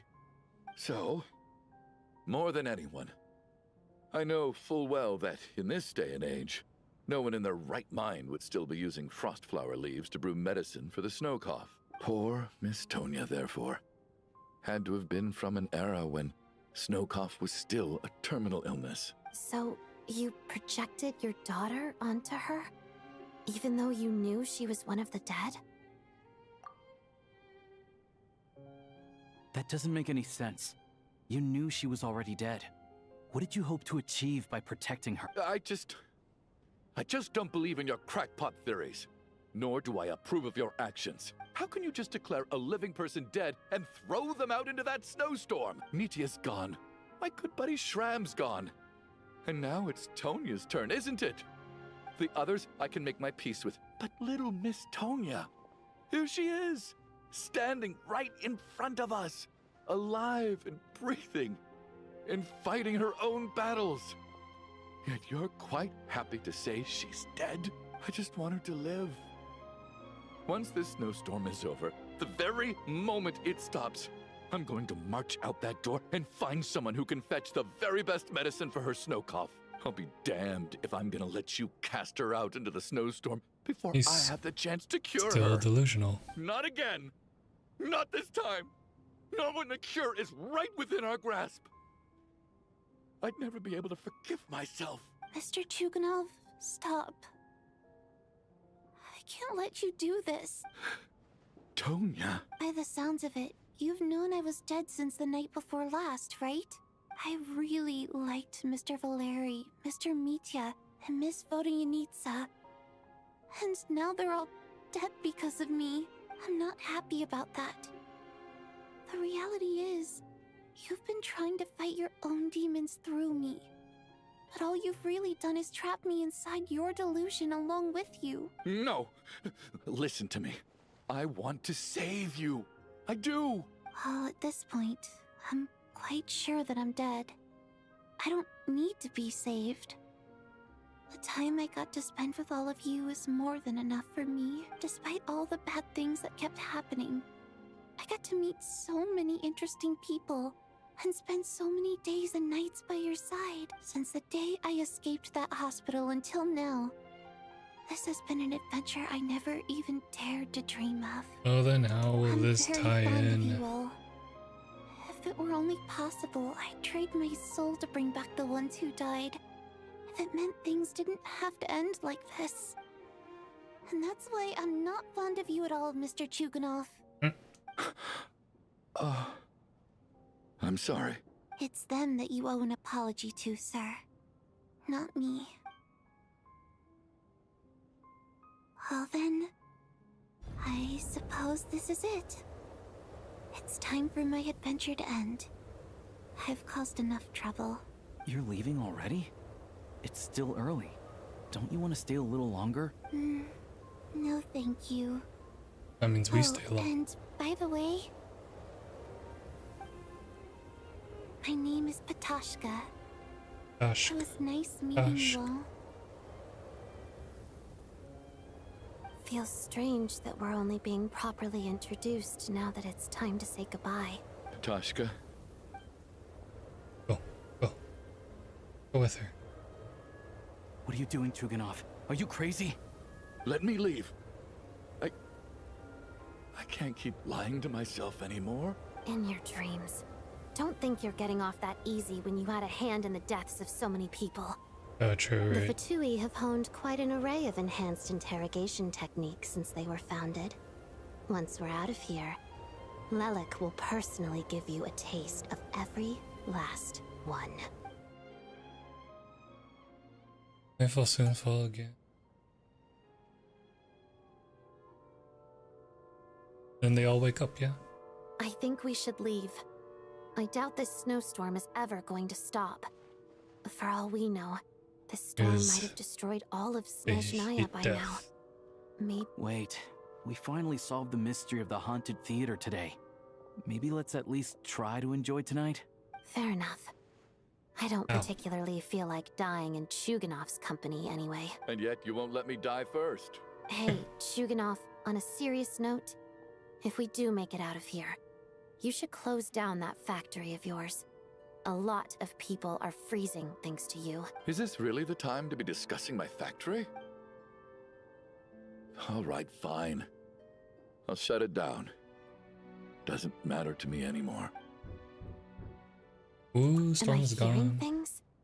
Or was that a knock at the door? There it is again. But I don't understand. The snowstorm hasn't stopped, has it? Ops rescue team. Should we open the door? Is this it?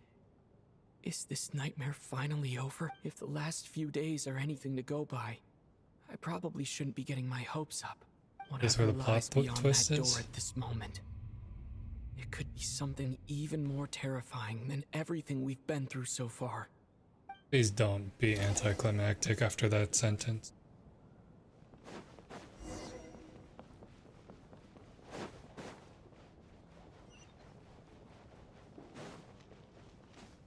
Where is it?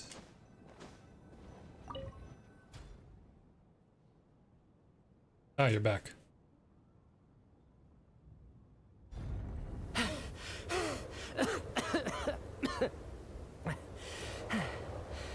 Hey everyone, I'm back. How are you doing? Feeling any better? Much better, thanks. Whew, it is so good to have you guys here. I was a little worried that the theater would be empty by the time I got back. Let me see. Where'd you even go? Tonya and Vodyanitsa are missing, which means Vodyanitsa died last night. And then you discovered that Tonya was the other dead person. Am I right? Not Tonya. Pitashka. First, tell us how you made it back here. Given the conditions outside, no one should be able to return alive. You're right. The thing that got me back safely was a song. I heard someone singing. After walking into the snowstorm, my mind grew hazy. I don't know how long I walked through the storm before my mind completely slipped away. Then, suddenly, I heard the sound of singing. The voice instantly brought me back to my senses, and I regained consciousness. So I followed the voice, searching for the source of the singing. I searched and searched, until finally, just a few moments ago, there was the entrance to the theater, right in front of me. So you went in a circle? I've actually never performed this song in the theater before, because it has more of a ceremonial purpose for our people. It's not meant for the stage. It means something like, "May those we have lost watch over us, and follow this song back home in the night." Yeah, so he is so that dead. we might be reunited once more. That must have been Vodyanitsa's Requiem. Who knew it actually worked? That song is meant to guide the souls of the dead. Mitya, that must mean that you... Huh. No kidding. Huh, seemed like I guessed right then. This is what I've been so desperate to tell you about. When I first stepped out of the theater, I was still quite lucid. My memory of it is still pretty intact. I remember the outside world being completely different than what I'd expected. It was like this was a world where only the snowstorm existed. There wasn't a trace of any humans or buildings ever having been there. I don't know how else to describe it, except to say that it just didn't seem like the real world. And as for the Requiem, if I was guided here by Vodyanitsa's song, it can only mean that I must already be dead. And this is my soul, not my body. But I didn't experience a clear moment of death while I was out there. Nor do I feel any different now than before I walked into the snowstorm. You don't seem any different to me either. In fact, this is something I've been wondering about for a while now. If souls aren't physical, shouldn't they lack tangible form? Both Shram and Pitashka were clearly deceased, and yet their souls And he has a didn't vision. look or feel like ghosts at all. Look at that vision. They were visible, tangible, no different than you or Is he me. one of the descendants? This raises a truly terrible thought. Is that really what Mitya is suggesting? We can leave this place now. Come back to life once again. We're all inside a dream. Long been dead all along. We're not in a dream. Dreams can't explain. We've all been dead because we all Mitya's soul what's was this? summoned back by the Requiem, confirming that he is indeed already dead. And yet, he looks no different from us. Of course, if even the long deceased like Mr. Shram can blend in with us undetected, then maybe we've all been dead from the very start. And all of us are now souls wandering the theater. Eyeball. Who's watching? Yes. I think that this is probably the afterlife. What did you say?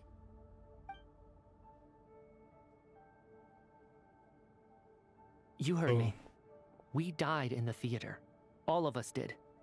But due to an obstruction in the theater's ley lines, our souls are trapped here, while an endless, infinite snowstorm rages outside. It's ironic, really. All that time, we were working so hard to figure out who the deceased among us were, when the truth was, we were all deceased. The only difference being some of us died more recently than others. Do you remember that note, "Death is near"? Seems like we misunderstood what it meant after all. Death was nearer than we wanted to think all along. The note simply meant that all of us were already dead. So all our attempts to survive, our search for the deceased, it was all for nothing? Hard to say. At the very least, we helped two lost souls find clarity and go to... The presence of those two is probably what caused our souls to be drawn in by the ley lines. In which case, the deaths we've awoken to over the past few days were just souls returning to the ley lines for good. If what you're saying is true, doesn't that make us the lost souls now? Huh, no wonder. This afternoon, when I was moving Vodyanitsa's body, I noticed that the other bodies in the room hadn't decayed one bit after all these days. That's further proof that those aren't physical bodies at all, but merely our shells here in the afterlife. Am I really dead? This doesn't feel real to me at all. No, that's impossible. This cannot be how it all ends. I still find it hard to believe that all of us are dead. How exactly did we die in the real world? None of us have any memories of dying. When the lights flicker. Not even knowing how we died is preposterous. Exactly. It's hard to rest in peace when you don't even know how you died. It gave me lots to think about as I strode out into the snowstorm. I racked my brains trying to remember the cause of my death, the exact moment I died, the root of all of this, right up until my consciousness faded. Wait. Hold on. Right before I lost consciousness, I think I saw something. I can't remember. And I think I lost my notebook and pen. Mitya, your hand. Is that blood on your fingers? Where? Huh? You're right. There's blood on the fingertips of my right hand. Looks like it's already dried. When did that happen? Eyeball. What the? I guess this was what I saw. I must have desperately drawn it in my own blood right before losing consciousness. That's what's wrong? Drawn from your blood. Do you recognize the symbol? It's Renova, the ruler of death. Huh? Alosha, do you still remember that Snezhnayan folktale you told me about? It was about the Grim Reaper. When someone's about to die, he appears as an incarnation of someone familiar to guide their soul into the afterlife. And as soon as you recognize his face, your life is over. I heard a similar tale when I was little. You think the Grim Reaper in this story What was that refers to frame? the ruler of death you mentioned? Losha That's right. Sussy. In which case, death is near could also mean that the Grim Reaper is here disguised in a familiar form. Death, the deceased, and the Grim Reaper? So it's a triple entendre. When I first saw this note, I thought it contradicted the investigation report. But now it seems like that was the whole intention. So the Grim Reaper deliberately misled us. Then, we started suspecting each other and searched for the deceased while they hid in plain sight. By that logic, the one person most likely to be the Grim Reaper incarnate is... Losha.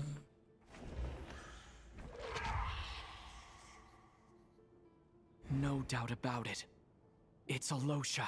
Looking back at how everyone has acted over the past few days, Alosha is most likely the Grim Reaper lurking among us. I knew it. This whole time it was Is it you, Losha. Alosha? You were the first to discover the investigation report, and you had plenty of time to slip the note inside to mislead us. So, surely you can't suspect me based on that alone. What if someone else found the investigation report first, slipped the note inside, and then put it back without telling anyone? There's no denying it. The note could easily have been slipped in much earlier than it was discovered. That's not all. I've also noticed that although on the surface, Valeri, Mitya, and sometimes I were the ones taking charge of the situation, looking back now, even though you didn't say much, you were always subtly guiding everyone from Nice the framing. sidelines. What do you mean? You were the one who emphasized how dangerous it was outside and insisted we all stay here. It was also you who suggested that we all sleep in the same place. And earlier today, you tried to convince Patashka to stay. I don't understand why, but it was out of character. So, you didn't understand my intentions, and now you're assuming the worst. Seems pretty unreasonable if you ask me. He still won't admit it. Fine. Let's see how he responds to the most damning evidence of all. The biggest question I have right now is, if the Grim Reaper is impersonating Alosha, then where's the real Alosha? When did they Use switch? Turgan. When was Alosha switched out?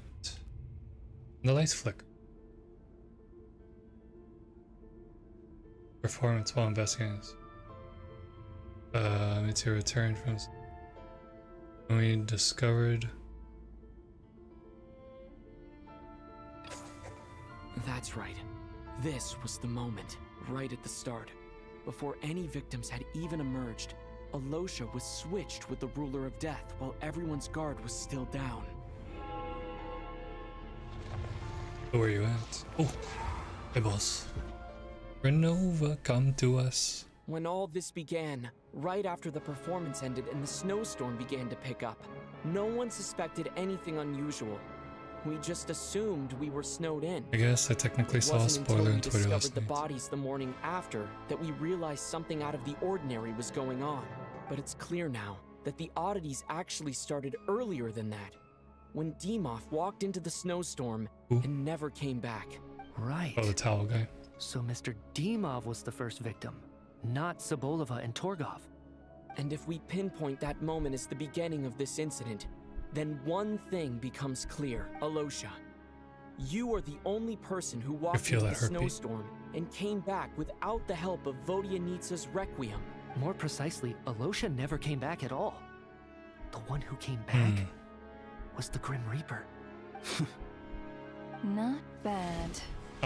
Well, since you've backed me into a corner, I suppose there's no point in keeping up the act anymore. Alosha? You're the Grim Reaper?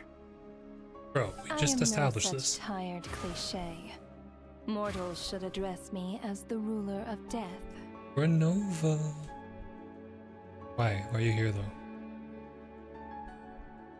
Before being wiped out for good, you identified the two deceased, and even sensed my presence. A commendable achievement. Far beyond what I expected. I heard you can ferry souls. Those deaths each night. Were they your doing? What does that mean? Your initial conclusion was correct. Due to the existence of the two deceased, the ley lines yearned to reclaim those long-lost souls. Every night they devoured an equal number of souls to fill the void. This required no intervention from me. Though, of course, ferrying souls is indeed my authority. Here, take a look. Oh, dead. What are you doing? That takes care of today's two. Don't get so worked up. You are already dead, and your souls must return to the ley lines. I know we're already dead. You murdered us, didn't you? Murdered? No. Murder is when mortals usurp my authority. Death is my jurisdiction. If I require someone to die, I need not resort to such laborious methods as murder. You simply met the criteria to trigger my curse of death. I know about the curse of immortality. So there's another death-related curse too? You cursed us? When? And why would you do such a thing? So often, humans pray to me, begging to know when their death will come, and what form it will take. But few people Officially, ask why. puts us back on You track must with have the an Archon answer. quest. Know that death comes simply because one's time has come. So you're not gonna tell us the truth? Hold your tongue. By all rights, you shouldn't even be allowed to speak with me. Those angels from the past are to blame for the reckless renovation of the ley lines here. Nicole? It's made my work on this occasion infuriatingly Work? So trapping us here, making us watch our friends die, that's just another day at work for you? You clearly have a lot of questions. Fine. As a reward for your remarkable accomplishments over the past few days, I shall answer a few of your inquiries, provided they aren't too unreasonable. After the physical body dies, the soul must return to the ley lines for that person's death to be considered complete. My work encompasses the entire process of death, including, naturally, the guiding of souls into the ley lines, with which you are now so familiar. You must also be rather familiar with Natlan's Night Kingdom, I presume? It was I who supported the creation of the Night Kingdom. It provided a convenient means of guiding the souls of Natlan.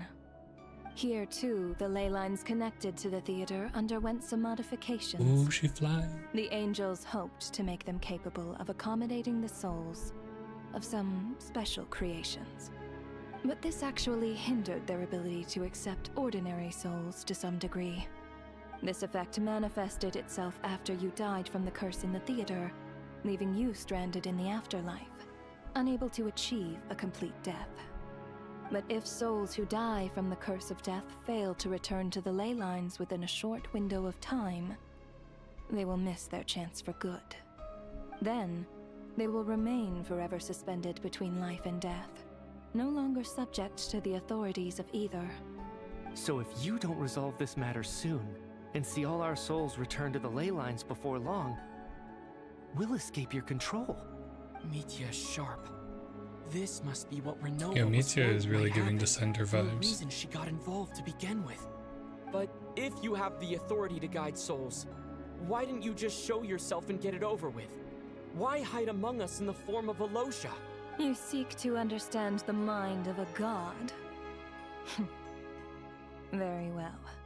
I'll tell you. This is a theater, and I decided I wanted to watch a show about death. That's why I encouraged you to take the events to the stage. I found myself getting quite immersed.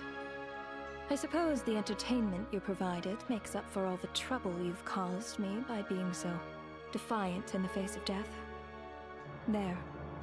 Are you happy with my answer? Can't say I am. Really? But it fits the stereotypes you humans have about gods. Just moments ago, you were complaining about how infuriatingly complicated your work here has been. Work is work, I get it. There are times when it's a huge pain, but you just have to get it done, right? That's a rather unique perspective for a human. You are in fact correct.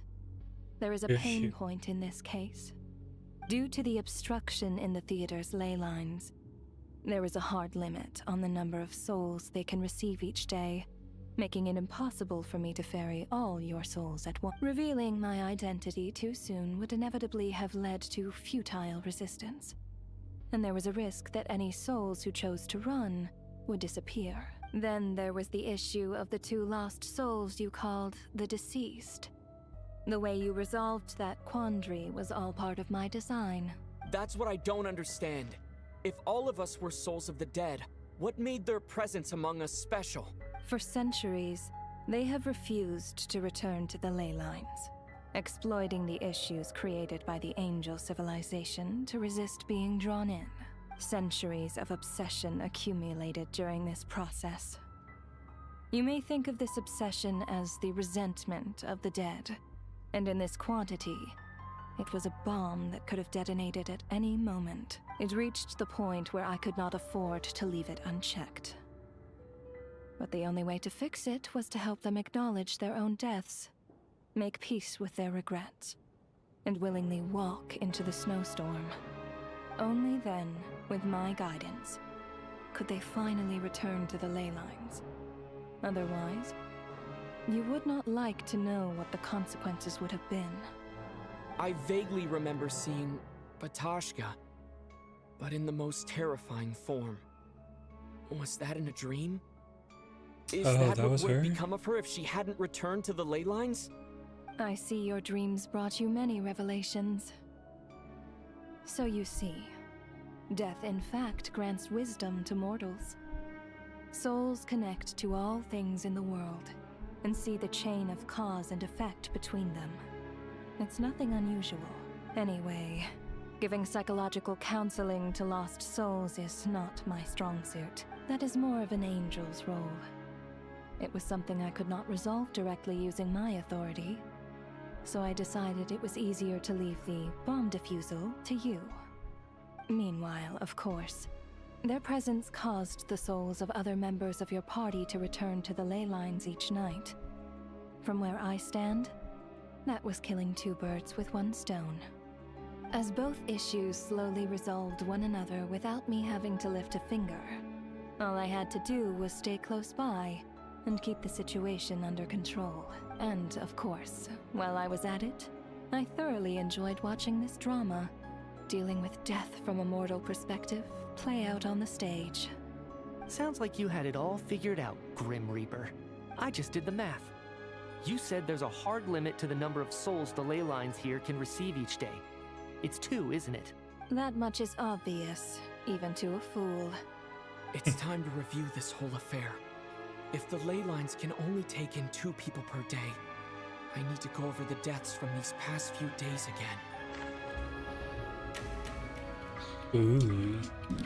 This is giving Catherine vibes.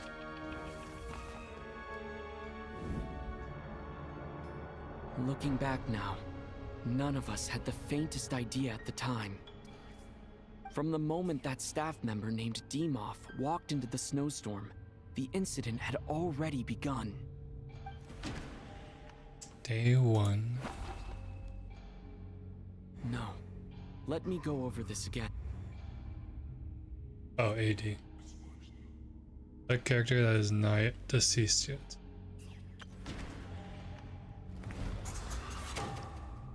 Alosha was the second to walk into the snowstorm after Demoff to investigate. During this process, the ruler of death assumed his identity, making him one of the victims.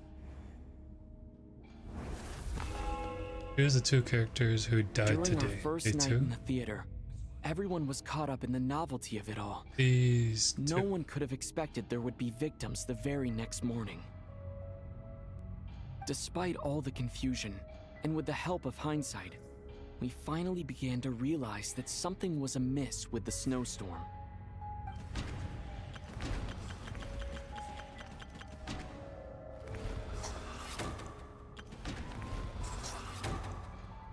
The ley lines devoured Torgov and Sobolova on the first night. At the time, we thought this might be a murder case connected to Lelik.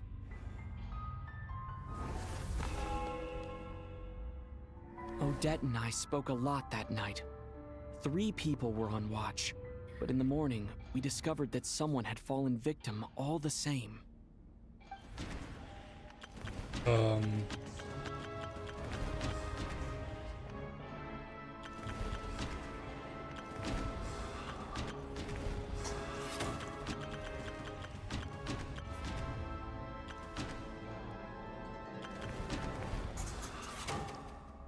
The deaths of Kulish and Rampana caused everyone to stop suspecting Lelik. Unexplainable phenomena occurred one after another, leading Mitya to suspect that we were caught up in a supernatural event. Yes. Later, we discovered that there seemed to be an extra person among us, and subsequently discovered the existence of the deceased. Mr. Schramm realized he was the deceased and walked into the snowstorm to return to the ley lines of his own accord. It turns out there really was a dead person among us. And then you died. We thought it was all over, but Mr. Valeri's death was a rude awakening for everyone. The ley lines consumed him during the night.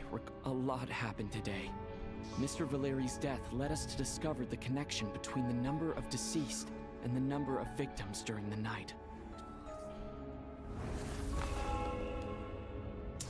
Ooh, that The died fact today? that there was more than one deceased seemed to bring us back to square one. Odette revealed some information she had been keeping to herself.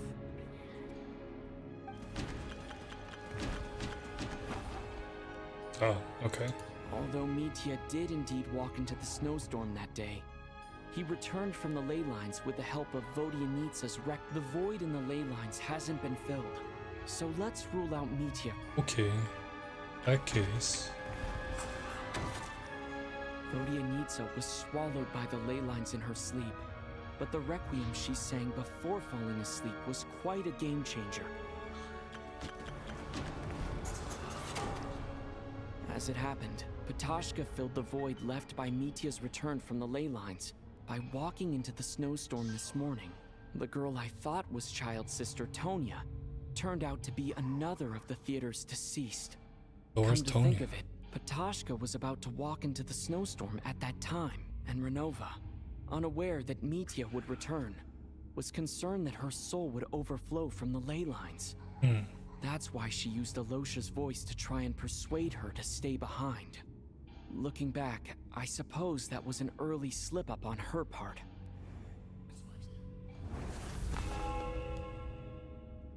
No one could have expected anyone who walked into the snowstorm to return. But just after nightfall, Meteor returned, bringing crucial information with him.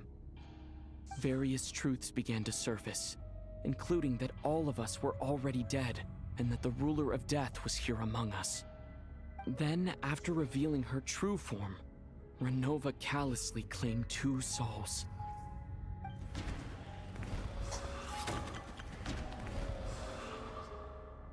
In fact, everyone was already dead by the time we took the photo.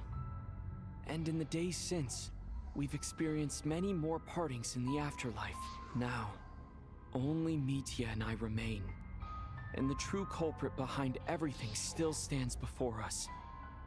In Mitya's eyes, I see the same anger and frustration that I feel.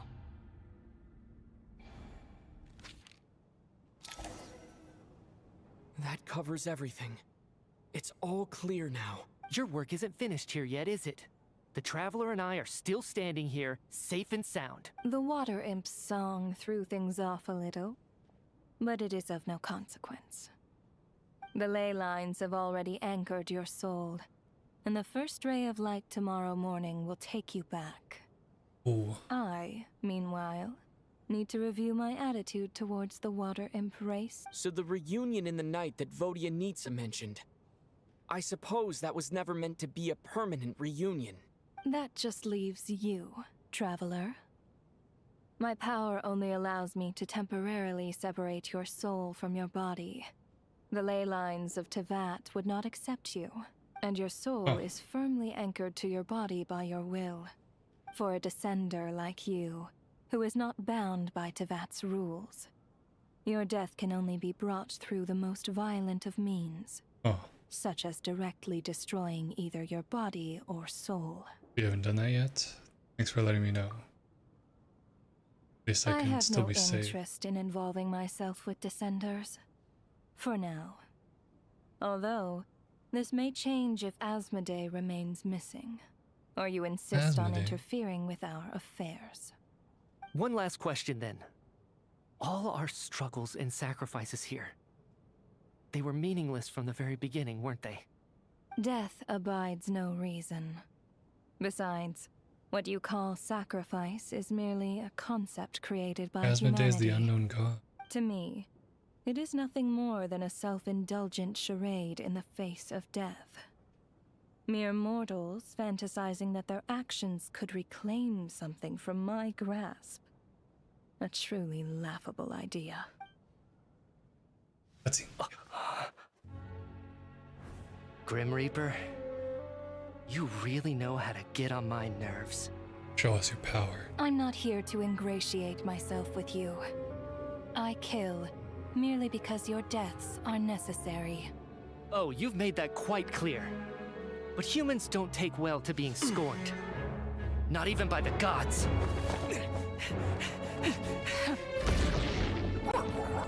Oh. Catalyst user.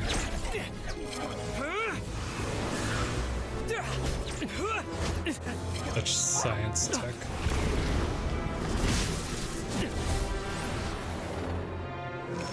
You can fly?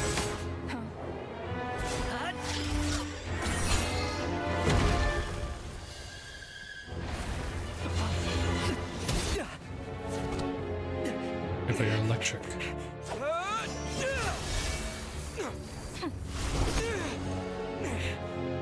This is futile. You must know that you are powerless against me in my own domain. I suggest that you save your strength. For what? Maybe we can't change anything. But if nothing else, Fusion. We can at least teach you to have some respect for the dead. There's electric. Audacious. Oh, Geo. Why can't we do it like that?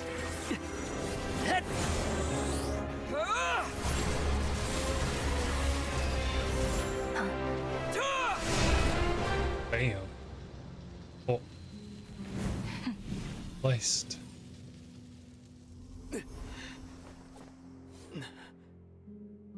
Where's your vision?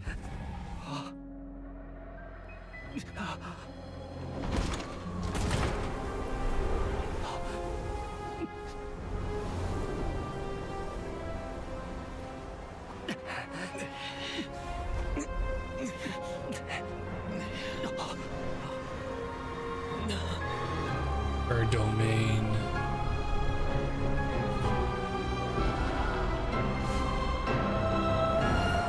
Oh, that's intimidating. Weekly boss.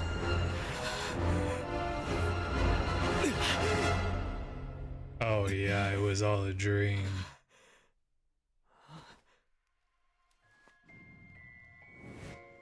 Yeah, that's when the lights flicker.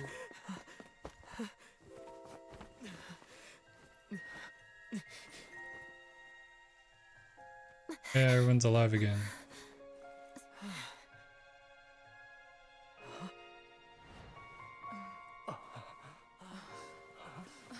With no memory.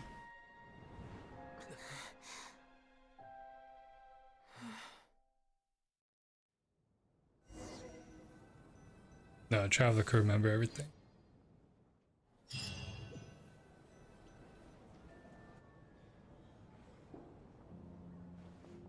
Oh, changed outfits. How are you holding up, Odette? What happened to me? How much do you remember? What do you mean? Is the performance over? I can't seem to recall what happened. Has Odette already forgotten? He remembers, right? Mitya? Oh, I'm sorry. I guess I spaced out there for a second. Remind me who you are? Don't you remember anything? Oh, he remembers. Yeah, I remember now, comrade. Looks like we guessed right. Just like me when Odette found me at the Armory Palace. For some reason, everyone killed by the Ruler of Death eventually came back to life, just with one catch. They forgot what happened while they were dead. Odette and the others have already forgotten everything. Why Really were checked with you able Odette. to remember this time? Could this be the reason? You said this is the Ruler of Death's symbol, right? There's nothing there. I don't see anything there. Oh, okay, good. You don't? Huh. Okay, I guess that makes sense. I carved this into my hand in the afterlife, so it's not visible in the physical world. Does that mean I carved this symbol into my soul? What an unsettling thought. Still, at least I get to remember what happened. I suppose it's a blessing in disguise. What about you, though? The Ruler of Death mentioned that you're a descender? Is that why you can remember? A full explanation would get complicated very quickly. But that's essentially it. Well then, now that it's all over, let's figure out what we've learned. The first thing I notice is that everything here is precisely as we left it, right before our deaths. This confirms that time passes differently in the afterlife than in the real world. They say that right before death, time slows down, and your whole life flashes before your eyes. That must be how you know you have one foot in the afterlife by that point. Anyway, clearly the few days we spent in the afterlife probably only amounted to a few short minutes in the real world.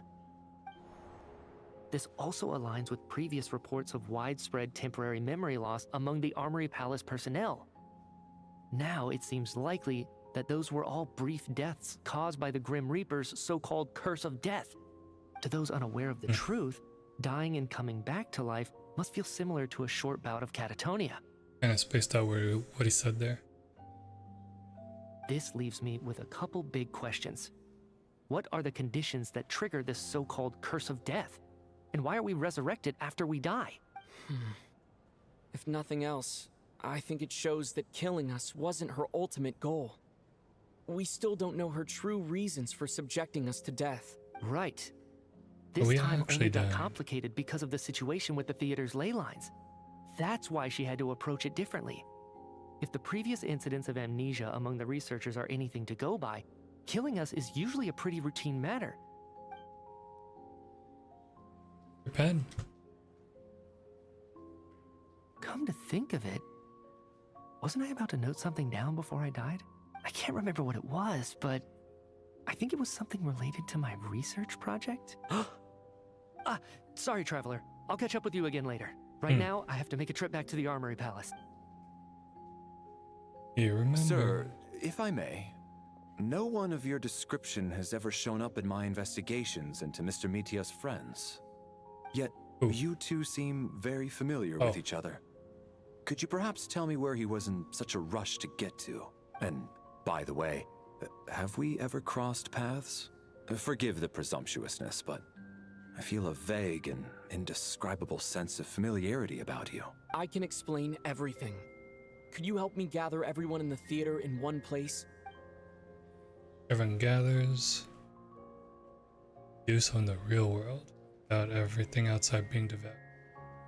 No more storm.